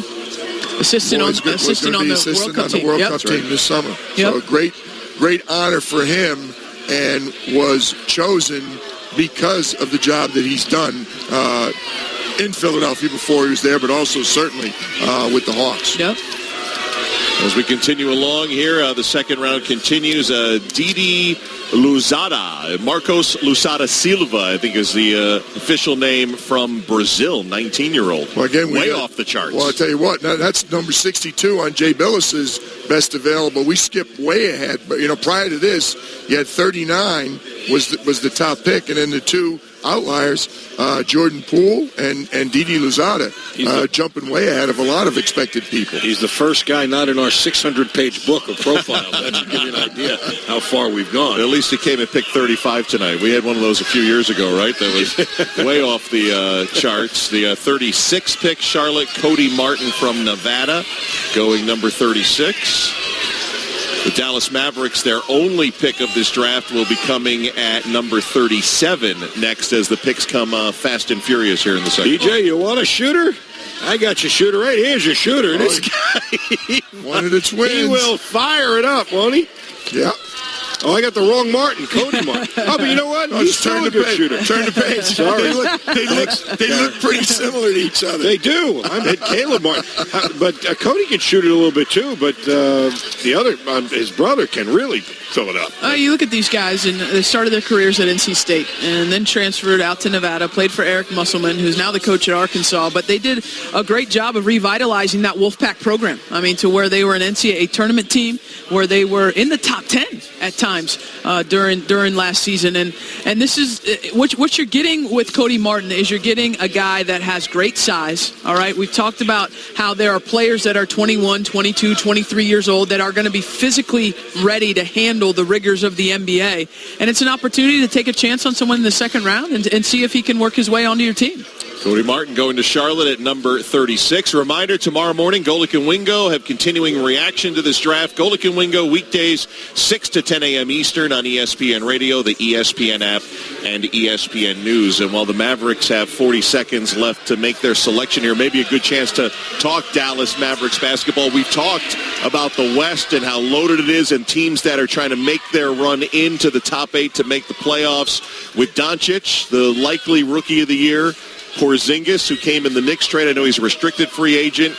They hope to have him ready for training camp in the fall. And Tim Hardaway Jr., etc. Rick Carlisle now in his 12th season with Dallas, trying to turn things around to get them into the postseason. I'll tell you what, if Porzingis is healthy, that is two, not good, two to me, exceptional young players. Yeah. Two really special players. And Dallas is going to have some money to spend in free agency. Now, can they convince someone to come? But there's been talks about them potentially going after some, Kemba Walker. Right. Certainly Ricky Rubio is probably looking for a home in Utah. I mean, there are a number of players that they could continue to add to that mix. But you're right, PJ, having those two young, right? I mean, under 23 guys that you can build around for the future. And both of them play a style that I think would be attractive to role players in this league. I mean, why wouldn't you want to play with Luka Doncic and how he commands a game and how he's able to pass the basketball? So there's a bright future in Dallas as well. So tell me again why the Knicks got rid of Porzingis. I'm just trying to figure out. I was trying to, Bobby, I was trying to think of how to say it without upsetting you, because when we were sitting here a couple of years ago and this place is booing him, I was so impressed with the way he handled it. And he just said to us, he said, I'm going to win them over. I'm happy to be able to. And I'm telling you what, it didn't take long. All you had to do was watch him play.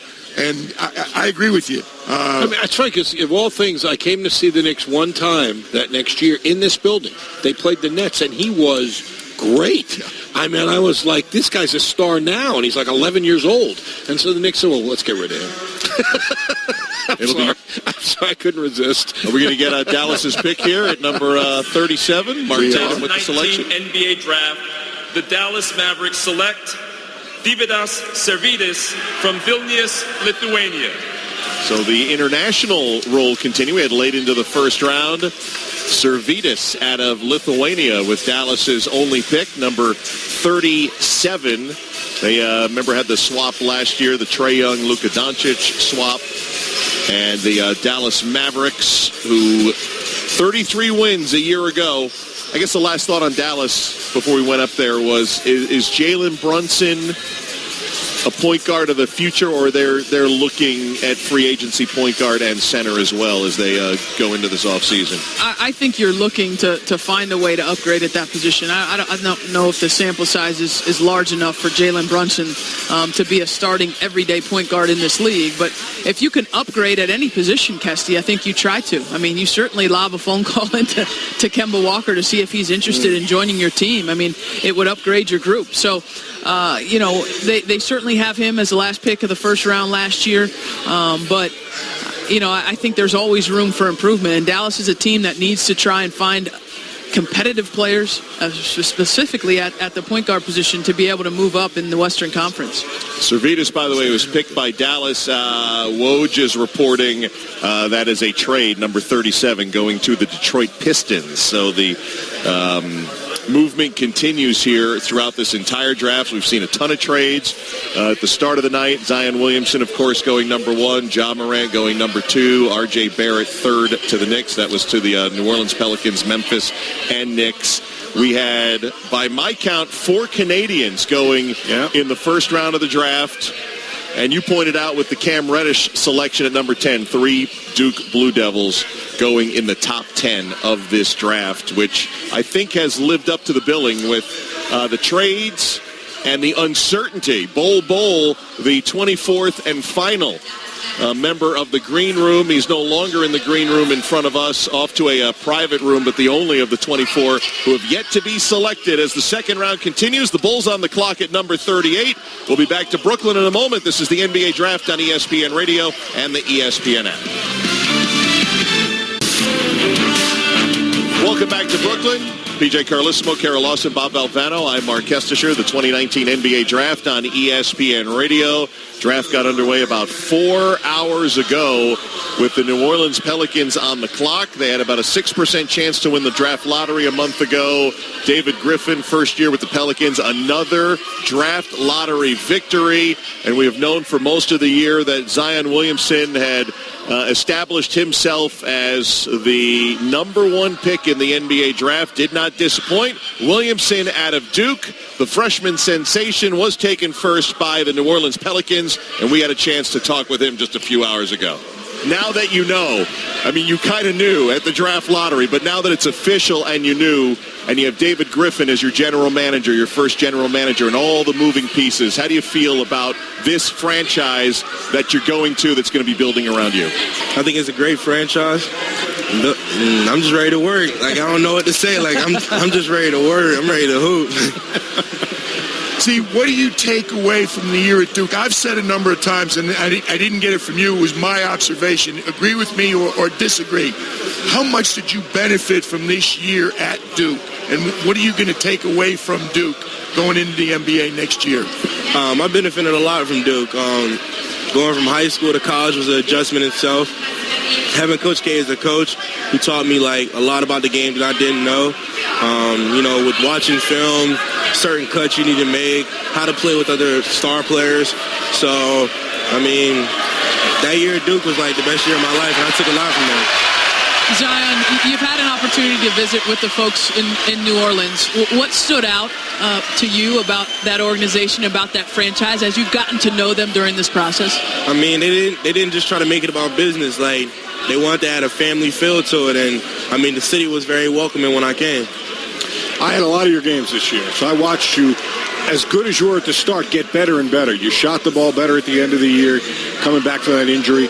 But you know there are some things you're going to have to do at the next level. When you look at yourself and then becoming an NBA player, what do you see that you want to do better at that level?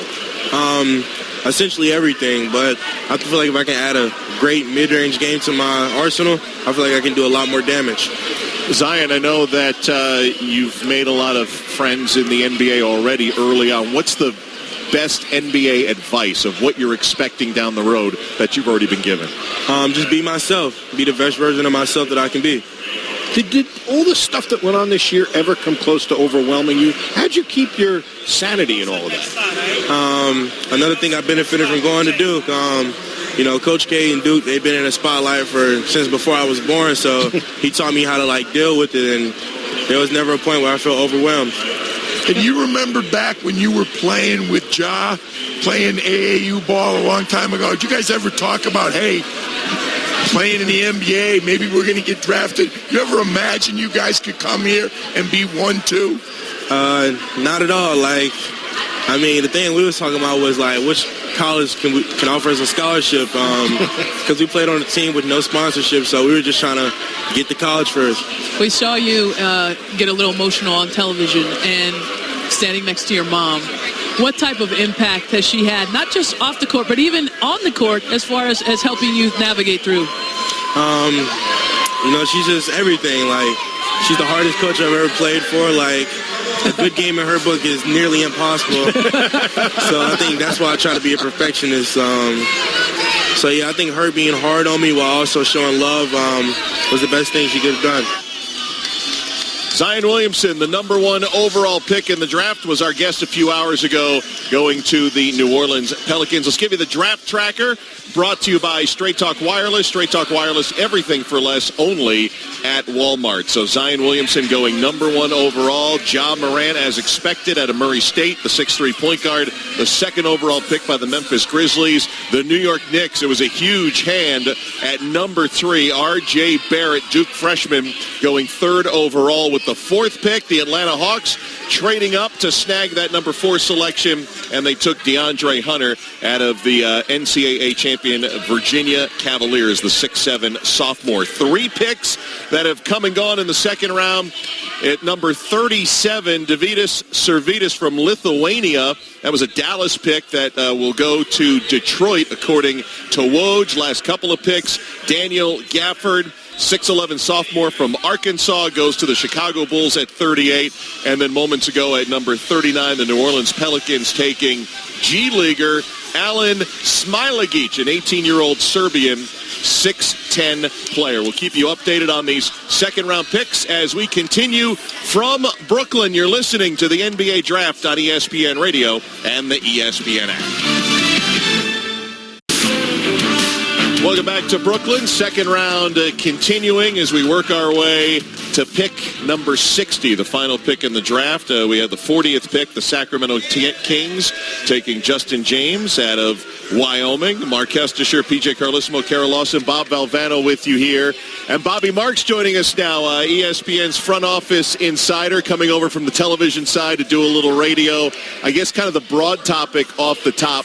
What's been the biggest thing you've noticed, biggest trend here at the NBA draft besides all the trades and I guess cap room that's opening up? Well, I think the trades, you hit it right on the head, and I think I looked at the clock and it said 6:30, and I thought we were already like an hour into the draft already. I think there were 7 trades right off the bat, and more with the, I think 4 of the top 8 teams were moving around here, and I think one of the biggest surprises, and I think to keep an eye on, is Kevin Porter at number 30. Okay. And what John Beilein there with that coaching staff and a revamped coaching staff, all he needs is a little structure. Put a little structure around here, and I think teams are going to regret passing him up there. He has lottery talent there. Bobby, when you look at, I'm drawn to different teams for different reasons, but certainly when you look at Boston coming into the night, okay, they had 3 first-round picks, and there's been talk that Kyrie Irving is leaving Boston. There's been talk that Al Horford is leaving Boston. How would you evaluate what they've done tonight, and then with the different cap ramifications, what could that leave them with the ability to do in free agency? Yeah, well, we thought that the 3 picks were going to act as some insurance here, right, with Kyrie Irving and Al Horford. Marcus Morris, Terry Rozier is restricted. That those players could be maybe.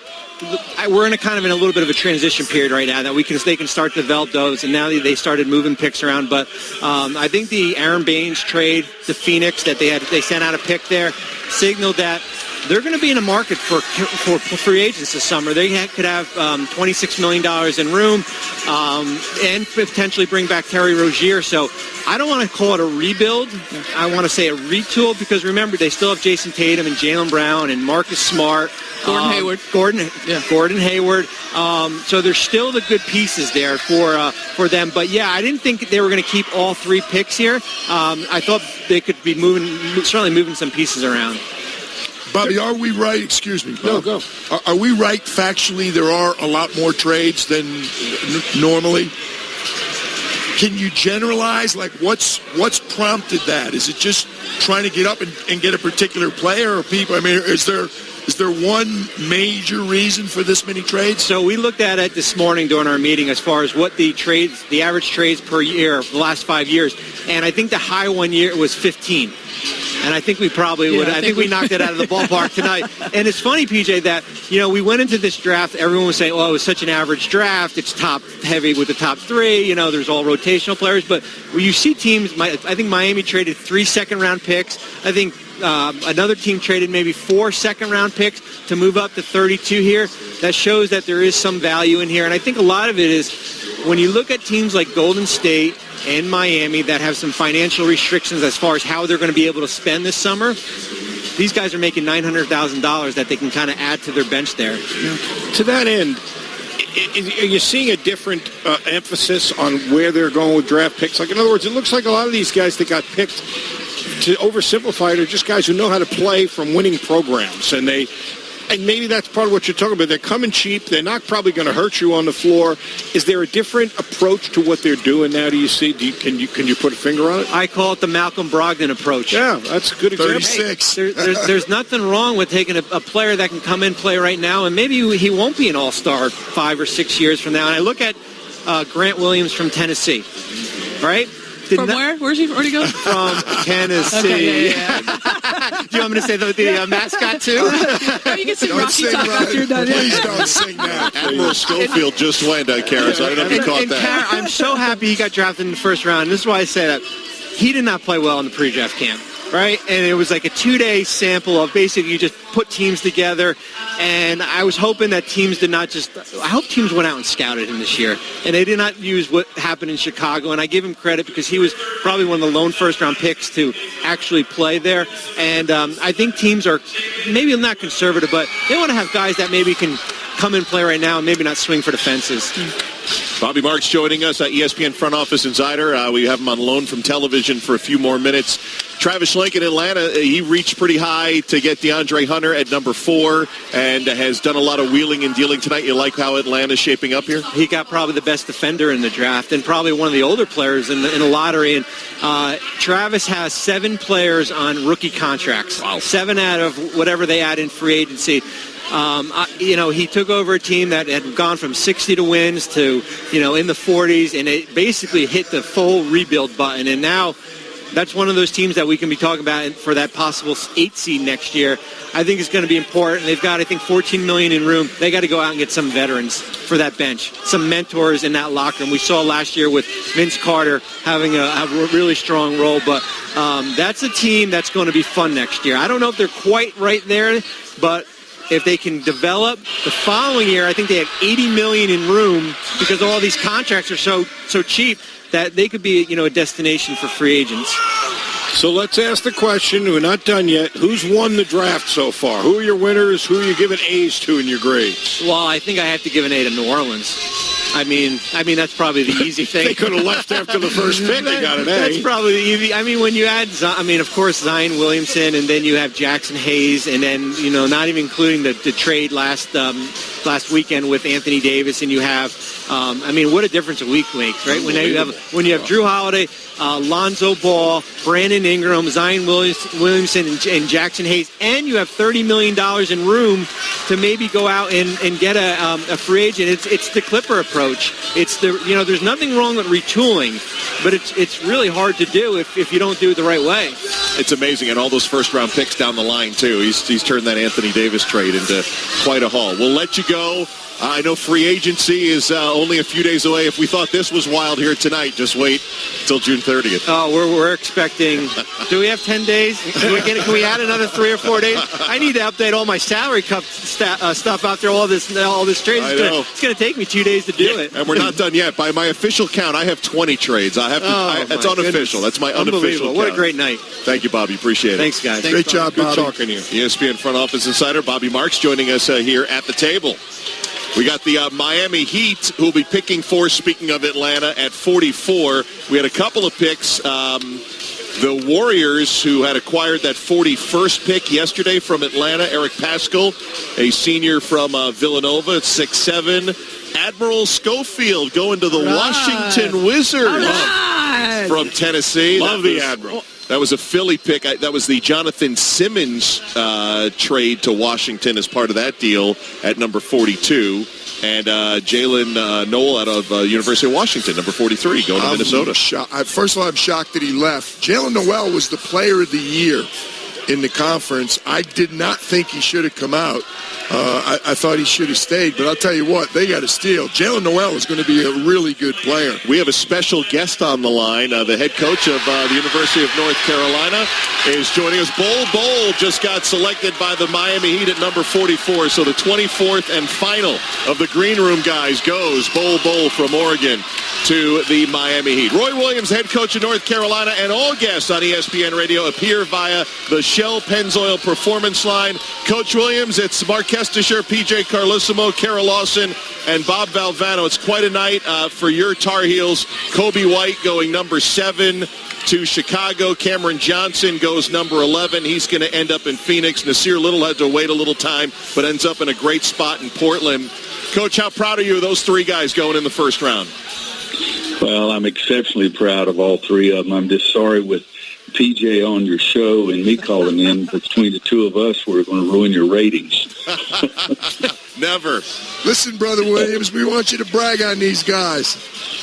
Well, I tell you, brother, it's something else. Kobe is a young man that last year in the summer, you can work with your team 2 hours a week, and we practiced for an hour and a half.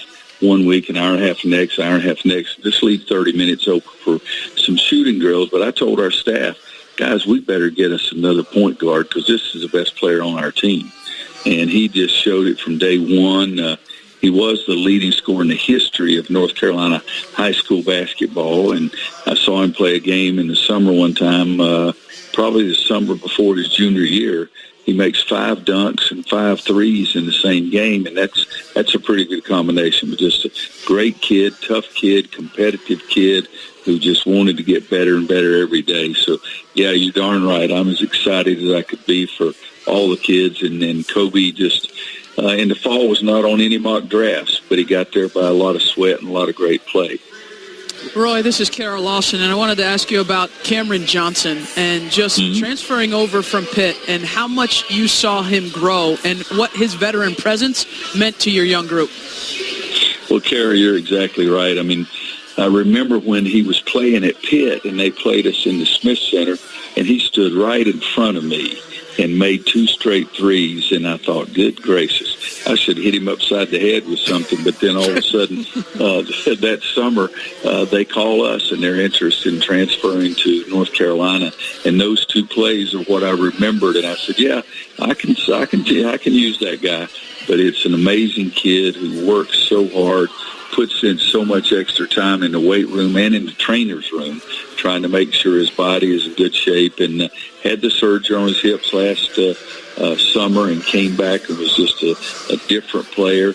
And the good news is the surgeons told us that, yeah, it's a shame you're only going to have him for 1 year because the second year is going to be better and the next year is going to be better. But just a great, great kid and one of those youngsters you're really happy for. When we had Kobe White on, I said to him, you're leaving now. We're going to have Coach Williams on later. You can have us tell him whatever you want. I mean, you're leaving. He said, well, just tell Coach I dadgum did it. So I thought you'd appreciate I still talk like that, even though I spent one summer with PJ. PJ has never, trust me, PJ has never said dadgum once in his entire life. I'm quite certain of that. No, tell me a little about Nasir Little. We talked about the other 2 guys. Obviously not a great year. He had to learn patience, but you said something about him being such a bright guy. Did you see that translate into him learning as the year went on? Yes, we did. It's a shame because with social media and everybody's expectations sometimes get so high that it's hard for somebody to live up to that. He did a great job for us. We had, Luke May, we had Cam Johnson, those kind of guys playing there that were experienced, and yet he gave us 19, 20 minutes a game. And if he hadn't gotten hurt late in the year, he was really starting to come on. He got hurt in the Virginia game and then got poked in the eye, and that bothered him for 2 or 3 games after that. But just the most explosive athlete I've ever coached. A really, really bright kid, academically, one of our better students we've ever had, and we've had some pretty doggone good ones.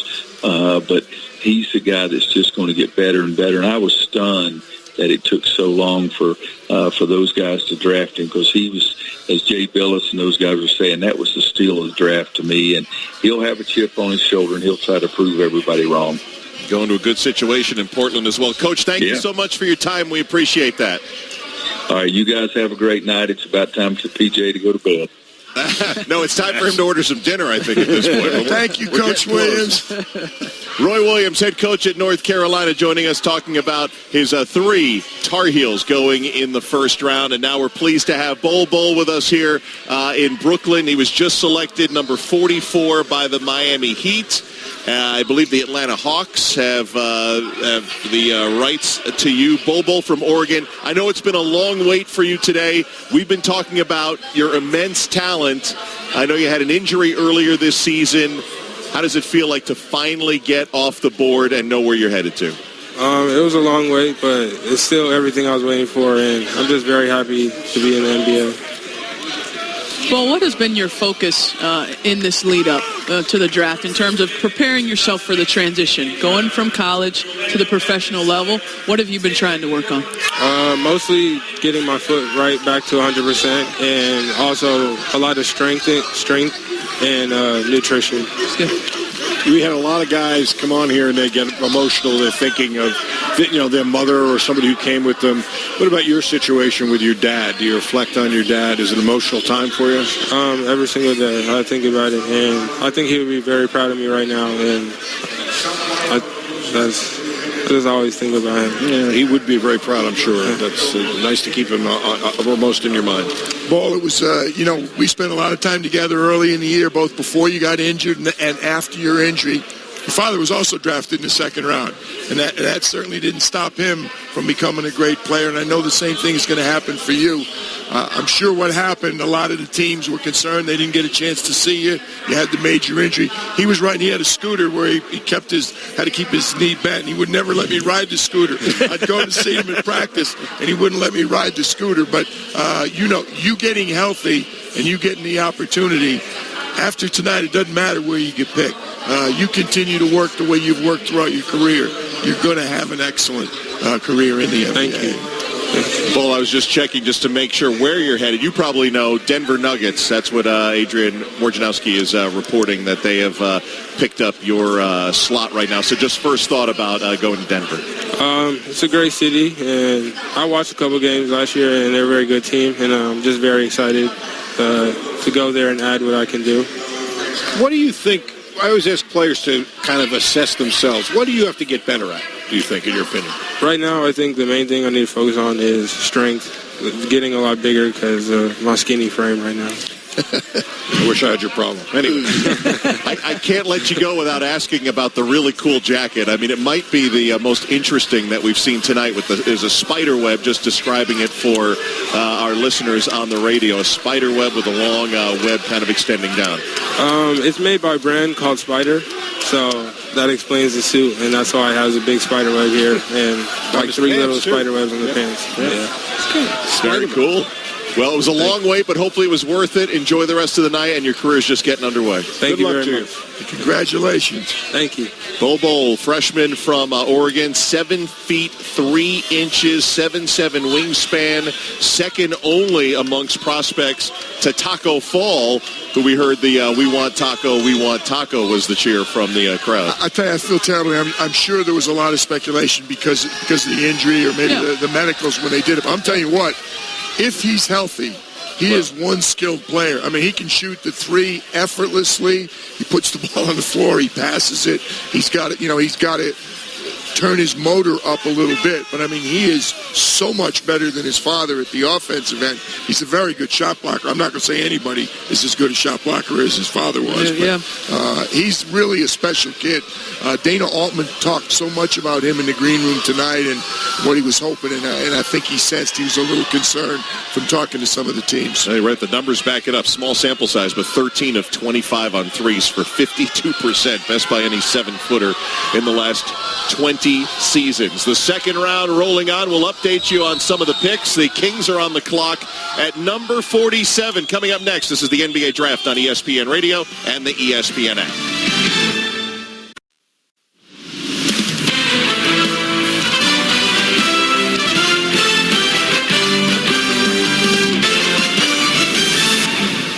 This is the 2019 NBA Draft on ESPN Radio and on the ESPN app. Midway through round number 2, the second and final round of the 2019 NBA Draft. Let's pause 10 seconds for station identification. You're listening to the NBA Draft on ESPN Radio and the ESPN app.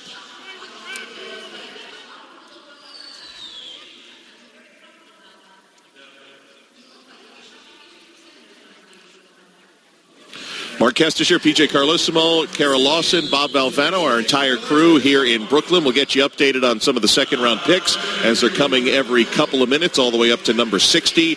Beginning of the night, Zion Williamson, as expected, went number 1 overall to the New Orleans Pelicans.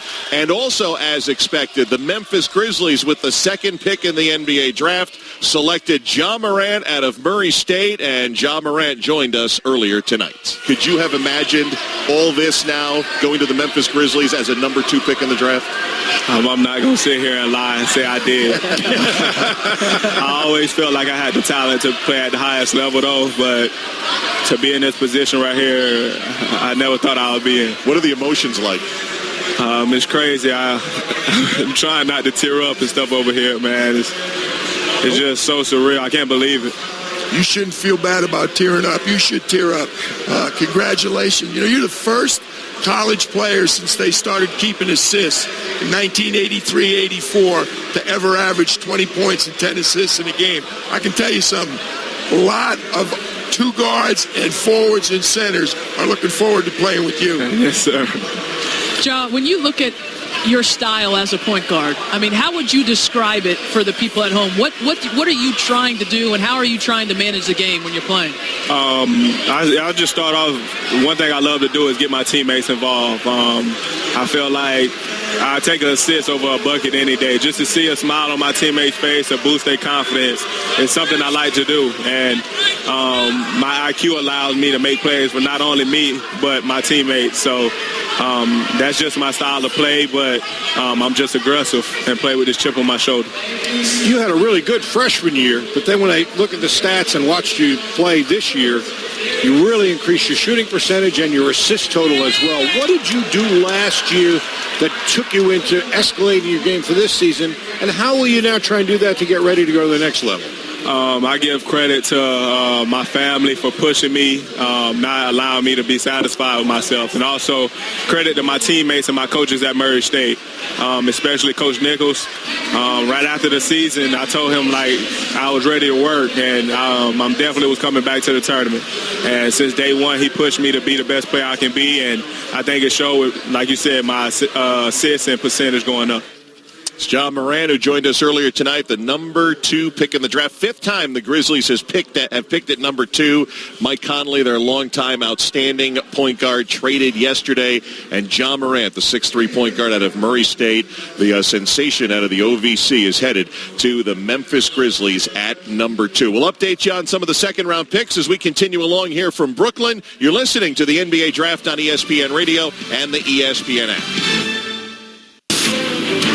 Mark Kestisher, PJ Carlissimo, Kara Lawson, Bob Valvano. We continue along from Barclays Center in Brooklyn. The NBA Draft on ESPN Radio, brought to you by Indeed, used by more than 3 million businesses for hiring. Post a job today at Indeed.com/hire. Let's get you caught up on some of these picks here. We're middle of the second round. Just updating, because I think I have the 21st unofficial trade of the night. We had Bol Bol on our air, selected by the Miami Heat, a trade that will go to the Denver Nuggets. Bol Bol 7-2 out of Oregon. Since then, the 45th pick by the Pistons, Isaiah Roby out of Nebraska. Orlando selected 46th. Woj says the Lakers have a deal to acquire the 46th pick, and that is Taylor Horton-Tucker from Iowa State. Sacramento picking 47th, took Michigan's Iggy Brasdeikis. The Los Angeles Clippers at number 48 took Florida State's Terrence Mann, who is a Brooklyn native, and Quindary Witherspoon out of Mississippi State was just the 49th pick of the San Antonio Spurs, with Indiana now on the clock at number 50. We'll go down the line, and just, Bobby, I'll start with you first as second-round picks that stand out for you so far. Well, I mean, I'm not going to contradict myself now. Before the show, I picked Carson Edwards as a sleeper, and he was the 3rd pick of the second round. And I still think he's the kind of guy that can absolutely turn the momentum of a game around with his shooting, and that's a great skill. There's a lot of capable shooters, but there's only a handful that can really just electrify the game, and he's that way. So I would put him in there, and I don't want to steal the thunder from everybody else. I'll leave it to one, but the second round's filled with some interesting guys. Kara? Oh, you guys know where I'm going. I mean, come on. Admiral Schofield. And he's going to Washington. That's right. Oh, wow. So, here's a guy that just continued to get better during his college time. And it's kind of like Bruno Fernando, right? Like, you look at Admiral Schofield and you're like, yeah, that's an NBA player. That's a guy that looks like an NBA player. Tough as nails, and I think he's somebody that is going to be able to make the Wizards roster, and maybe not work his way into the rotation the first year. We'll see, but I love that pick. I think Admiral's a special player. Schofield selected 42nd by Philly and is going by way of trade to Washington. PJ, your second round standout? If I could sing, I'd sing Rocky right now, but unfortunately I can't. I like 2. KZ Okpala, I think, is a steal. at 32, I believe, going to Miami, but my head is spinning right now. I'm looking over at Woj sitting over there, tweeting out. There's smoke coming out of both his ears, too, so I'm sure it's been a long night for him. The guy that I think is the local, Jalen Noel, is a really good player. I was surprised he left University of Washington, but I think he's going to be a very good pro. He's not an excellent deep shooter right now, but he's pretty good, and he's excelled at every level, and he's really a good player, particularly at 43. Second round, you can get, particularly the better teams, they can get guys and plug them in. Obviously, they draft so late because of their success, but they're the kind of teams you can take a guy and he gets a chance to play because he fits a particular niche that they're looking for. Well, I just keep updating my Adrian Wojnarowski Twitter feed, and he's only 10 feet away. So from his fingertips to our computer screens. And don't forget the Woj podcast. It's coming to ESPN July 1st with daily episodes throughout free agency. You can find the Woj podcast starting July 1st on the ESPN app, Apple Podcasts, or wherever you listen to podcasts. Final 10 picks of the NBA draft coming up. We'll run them down for you as they come along. This is the NBA draft on ESPN Radio and the ESPN app. Back in Brooklyn, the NBA draft continuing. Mark Kestisher, PJ Carlesimo, Kara Lawson, Bob Belvano taking you through the second round here. We're waiting on the Boston Celtics at number 51. The San Antonio Spurs, I think we mentioned at 49, Quindary Witherspoon out of Mississippi State. Moments ago, Indiana picking at number 50. According to Woj, the Utah Jazz have traded for that number 50 pick and for the rights to Jarrell Brantley out of the College of Charleston, 6'7", 250, an intriguing prospect for a guy who was all over the place. He had worked out for, I think, about a dozen teams. He's the third leading scorer in College of Charleston history. Big body, too, at 6'7", 250. Tremont Waters out of LSU, guard, just went number 51 to the Boston Celtics. Boston, of course, with 4 picks in this NBA draft. A team that does not have a pick tonight. There are 3 teams. Well, the Lakers, they traded in. Denver has traded in. So the only team without a pick tonight so far with 9 to go, that would be the Houston Rockets. Time for a little discussion on the Rockets, who certainly have been in the news. 65 wins a year ago, fell short in 7 games to Golden State. 53 wins last season, fell short to Golden State again. I don't know, PJ, if we want to start with the coach or the players, but let's start with Mike D'Antoni, who's a lame duck coach with 1 year to go, and I don't know if there's a sticking point on an extension for him and his staff that got dismissed. Yeah, I'm never comfortable. When you hire a coach, he hires his assistants. That's the way it should be. When you start forcing a coach to get rid of some of his assistants, I think that's unfair, particularly when they hired the perfect guy for the system that they want to play, and he's employed that and done it just the way that they chose to play and the roster that they gave him. I think it's terrible that Mike D'Antoni has not been extended already. And I don't mean to just single out Houston for the messing around with coaches' assistants, but that's very unfair. A coach should pick his assistants. GMs and owners can do whatever they want. They're over a coach.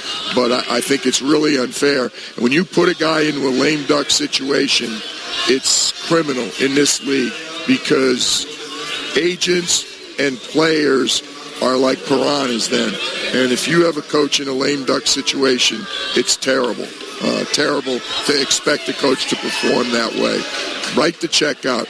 You don't like him, get rid of him. But to force somebody to coach in a situation like that is really, really unfair. And then from the player's perspective, Kara, we don't know if it's stories that are accurate or true with Chris Paul and James Harden, and perhaps some friction there. And, I don't know if Chris Paul really wants out of Houston. We know that contract is nearly untradeable. I can't speak to the accuracy of the reports because we're not there. We're not in the locker room. But I will say this.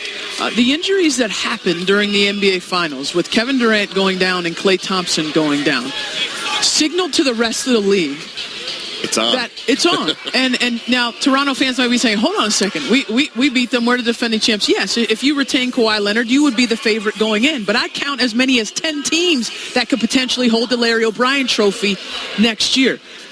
When you're a player and you have this finite amount of time to reach your goal. James Harden hasn't won an NBA title yet. Chris Paul hasn't won an NBA title yet.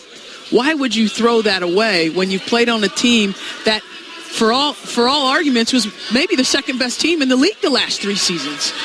And so I don't know what's going on there.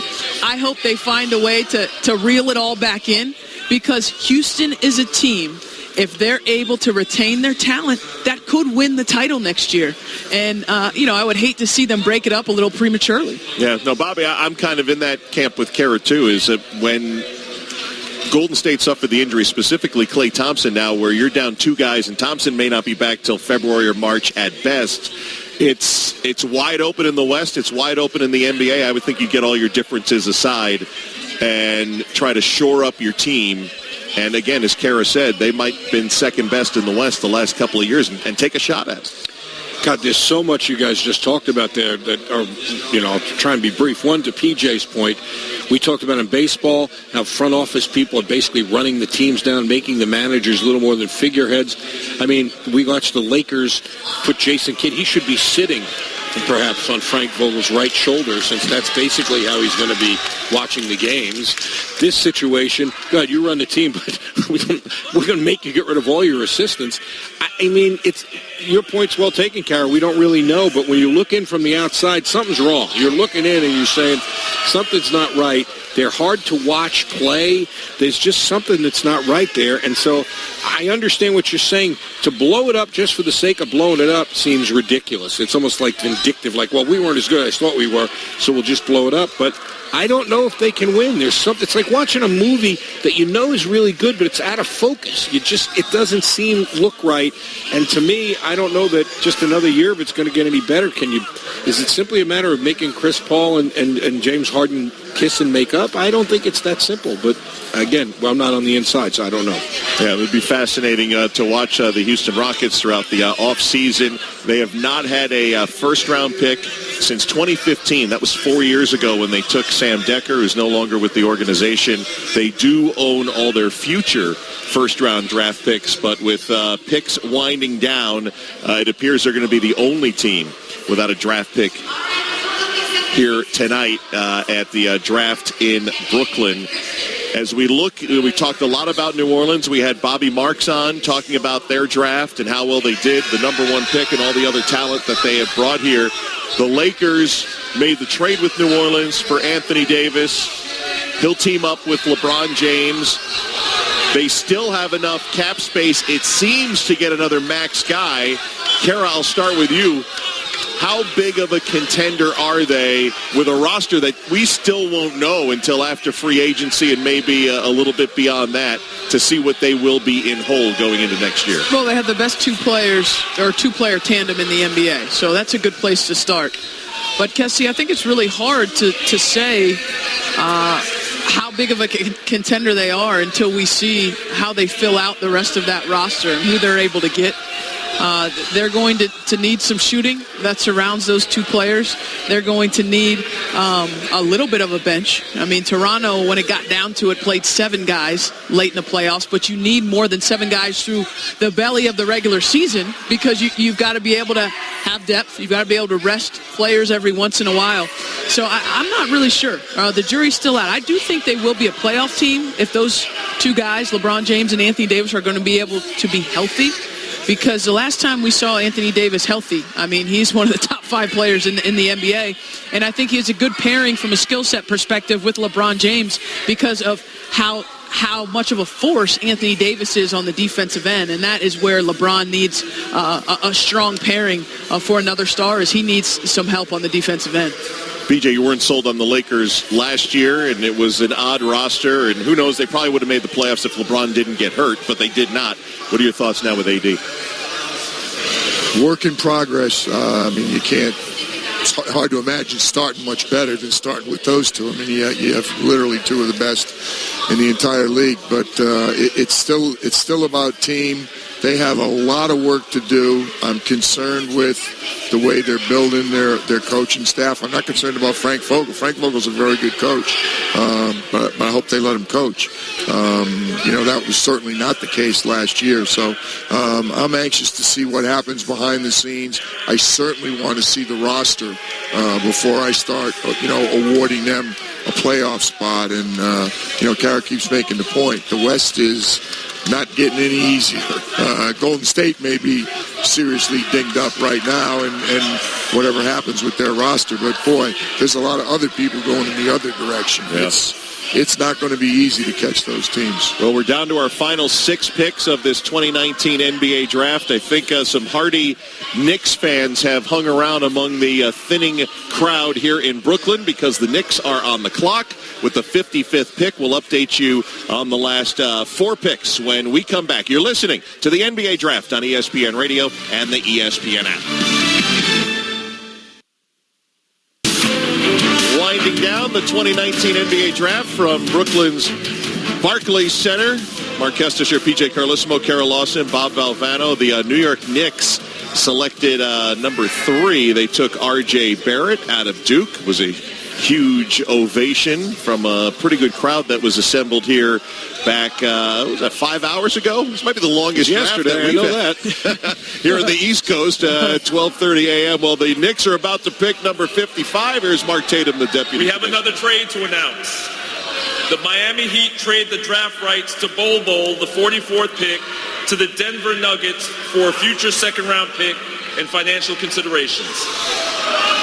With the 55th pick in the 2019 NBA Draft, the New York Knicks select Kyle Guy from the University of Virginia.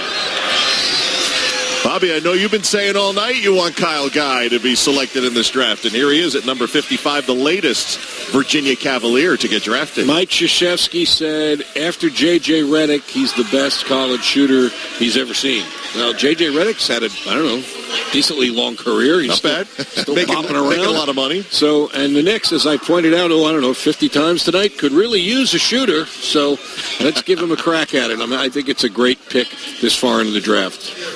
Not only his ability to shoot the basketball is something we talked about, guys, earlier. This is now the 3rd Virginia player taken in the draft tonight. Okay, DeAndre Hunter went to the Hawks at 4. You had Ty Jerome went to the Phoenix Suns later in the first round.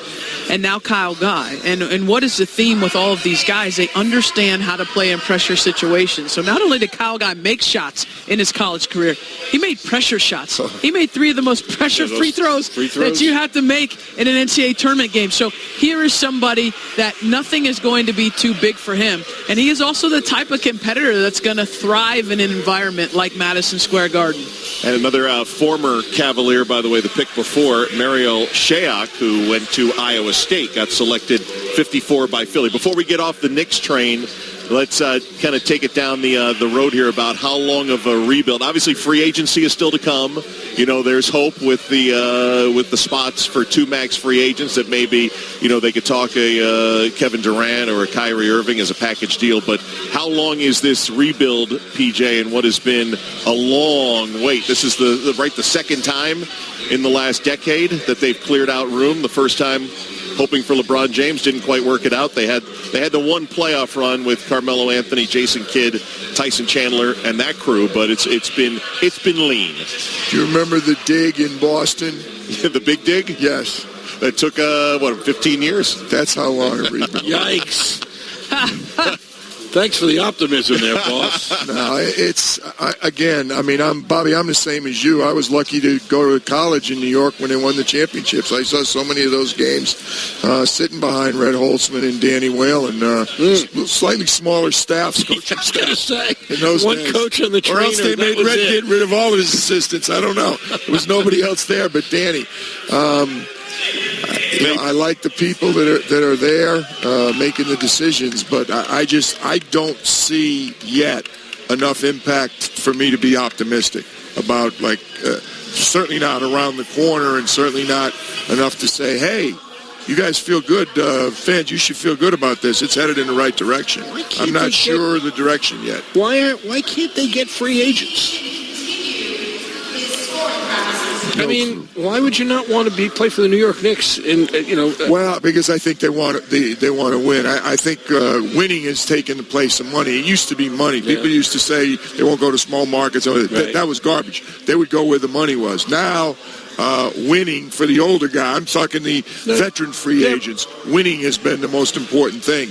And unless they get a couple of them together, which has happened a little bit in the last 5-7 years in the league, and say, well, let's go. It's almost like recruiting in the old days when a couple of people get together and go, let's go to the same school.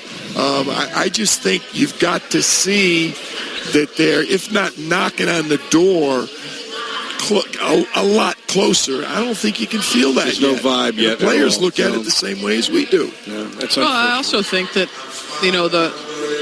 the resurrection of Brooklyn to come from such a challenging place where they didn't have draft picks, and the job that Sean Marks has done just across the river to build a playoff team, to build a culture that is about winning. That's hard when you look across the river and the difference is easy to see. Yeah. And so when you talk about attracting free agents, you attract them at every level of your organization. What your ownership is committed to do, what your management, your front office is committed to do, what your coaches and is committed to do. So I think there's this multi-layered approach now with these players more than ever before, is that they look at every level of the organization and they evaluate it and they say, is this somewhere I can go to win? Is this somewhere that is going to put great talent around me? And the Knicks, not to say they're not a place that can do that, but they have some things to change about their reputation maybe over the last decade in order to get people to come to play for them.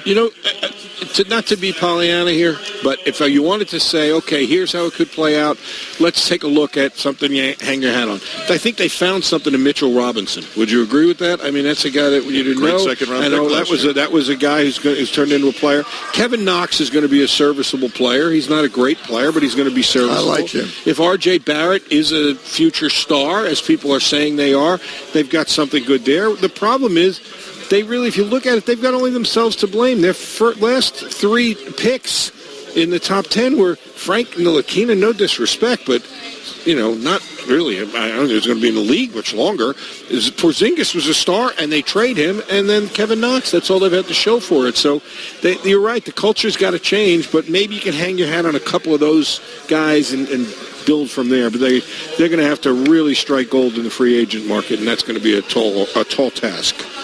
Well, I was off just a little bit on my unofficial trade count. I'm being told we've had 15 trades today. That ties the most draft day trades since they started keeping track of that sort of thing. But like Bobby Marks said, it started before the draft even began, before we went on the air at 7 Eastern time, like at 6:30. We already had Atlanta going up to number 4. And, yes, my scorecard looks like a team batted around 3 times, and we had 17 pitching changes. The 4-color pen is not enough. Here tonight at the draft, another Tennessee volunteer. All right, number 50. Talk to me, Kesty. Jordan Bone. How about it? 3 players. By New Orleans, and he's going to Philadelphia as part of those 15 trades tonight. What you get with Jordan Bone is again, all 3 Tennessee players, a great deal of toughness, but also this elite athleticism. I mean, guys, some of his measurements and some of his scores at the Combine were off the charts in terms of what he can bring from his speed to his strength, and just somebody that's a hard-nosed player. And I think that's a good fit for Jordan Bone. Now, I feel like we've talked, Kesty, all night about him. If he ends up in Philadelphia, if he stays, but Philadelphia is certainly looking for some point guard help. I'm just watching Woj over there. It looks like he's typing, but I can't tell. He is. I got a good angle. He's going frantically at it over there. Do you want a collegiate equivalent, similarity, tradition-wise? UCLA. Jalen Hands just goes. He did. And we just had a little history, too. What's going on with UCLA right now? Yeah. Well, they've got a brand-new head coach, right, Mick Cronin? Who I like an awful lot, but you talk about having to clean it up. And by clean it up, I don't mean improper things. I just mean some head-scratching moves that have made and some players in and out of there and where they've found themselves. I'm like you. I've known Mick since he was an assistant at Louisville, so that goes way back. He's a winner. He's a great defensive coach. But honestly, aren't you concerned a little about style and fit? I mean, he was a great fit at Cincinnati where kind of every game was just a bowl of Skyline chili. I mean, that's kind of what it was. It was just blood and guts. If you play like that at UCLA, it's going to be a hard sell. I don't care how many games they win. And that's how he's played forever. I mean, Ben Howland went to 3 straight Final Fours, and they decided that wasn't entertaining enough. So am I wrong? Or, I mean... No. There's still a lot of their alums or whomever, decision makers that feel everybody should want to go there, and we won national championships. You take away the one, you can't. I mean, you talk about national championships, it gets a little crazy with UCLA, but you take away the Jim Herrick one. 75 was a long time ago. It's not the same UCLA, and everybody, not just on the West Coast, but in the country, doesn't get up every day and say, well, I want to go to UCLA. If they even offer me, I'm going to go there. Maybe change is good. I still think it's a good time to be in the Pac-12 because you can catch up, in a shorter time than you can in some of the other conferences. But it was a tough year. I mean, Murray had his hands full. I thought he did a great job trying to keep everything together. And when you go to a game there, or even when you see them on the road, sometimes you just, other than the uniforms, you just shake your head because, again, Kara's not old enough, but I'm going to drag Kesty into mine and your era. UCLA it's not the old UCLA right now.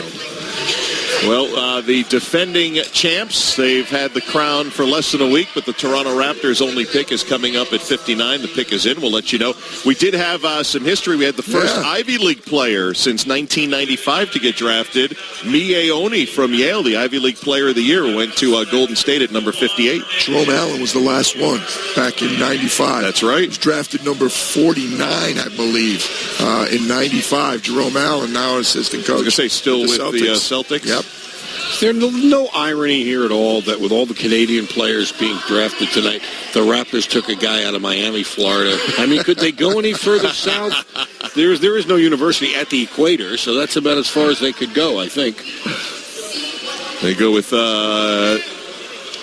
Juan Hernandez, right? Yeah, who's a good player. Yep. I mean, a lot of ACC games, so we saw him, but they couldn't find a Canadian. This one of those guys they must have been able to draft.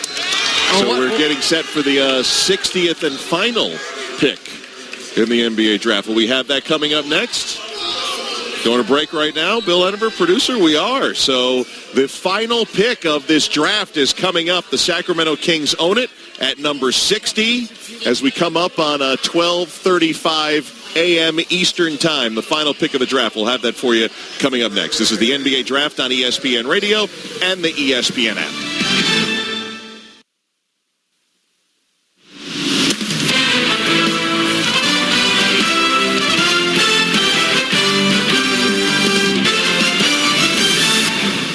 This is the 2019 NBA Draft on ESPN Radio and on the ESPN app.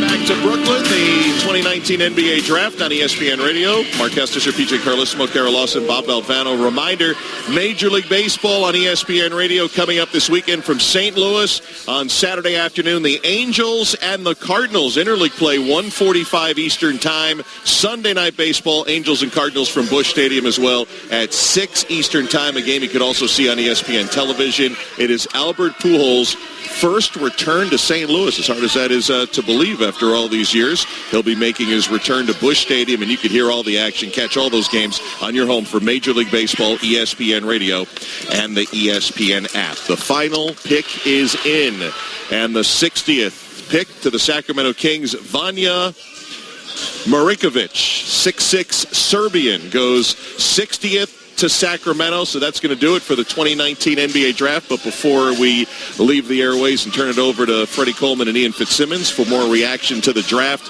want to get your guys' final thoughts on this NBA Draft. Started about 6 hours ago. I've lost track now how long ago it was. About 5 hours ago was the first pick. Zion Williamson going number 1. Ja Morant second to Memphis. R.J. Barrett went to the Knicks third. That we all expected. And then, Kara, as you said on top of this broadcast, number 4 is where it all changed. It started with a trade, of course. We tied for the most trades in NBA history, and it was the Atlanta Hawks grabbing DeAndre Hunter. But what's your overall arching thought here on this 2019 draft? Well, I really like what the Atlanta Hawks did. I mean, going up to get the guy that they deemed the player that they really had to have in DeAndre Hunter, but then being able to keep that number 10 pick in the trade with New Orleans and allowing them to get Cam Reddish as well. So I think when you look at their roster as they're building it through the draft, they get 2 young, big wings that have great potential on the defensive end. So I think they have to be happy with where they are and what those 2 players could mean to their young team this season. PJ? What are you left with here tonight? New Orleans, great job. I don't like the fact that the league is getting so young, but given that fact, I like the young guys that are coming in. I don't like you got to play this many young guys, and I think it's very difficult to ask some of these guys to make that transition. But that's the way it is, and it's going to be even more so in the future.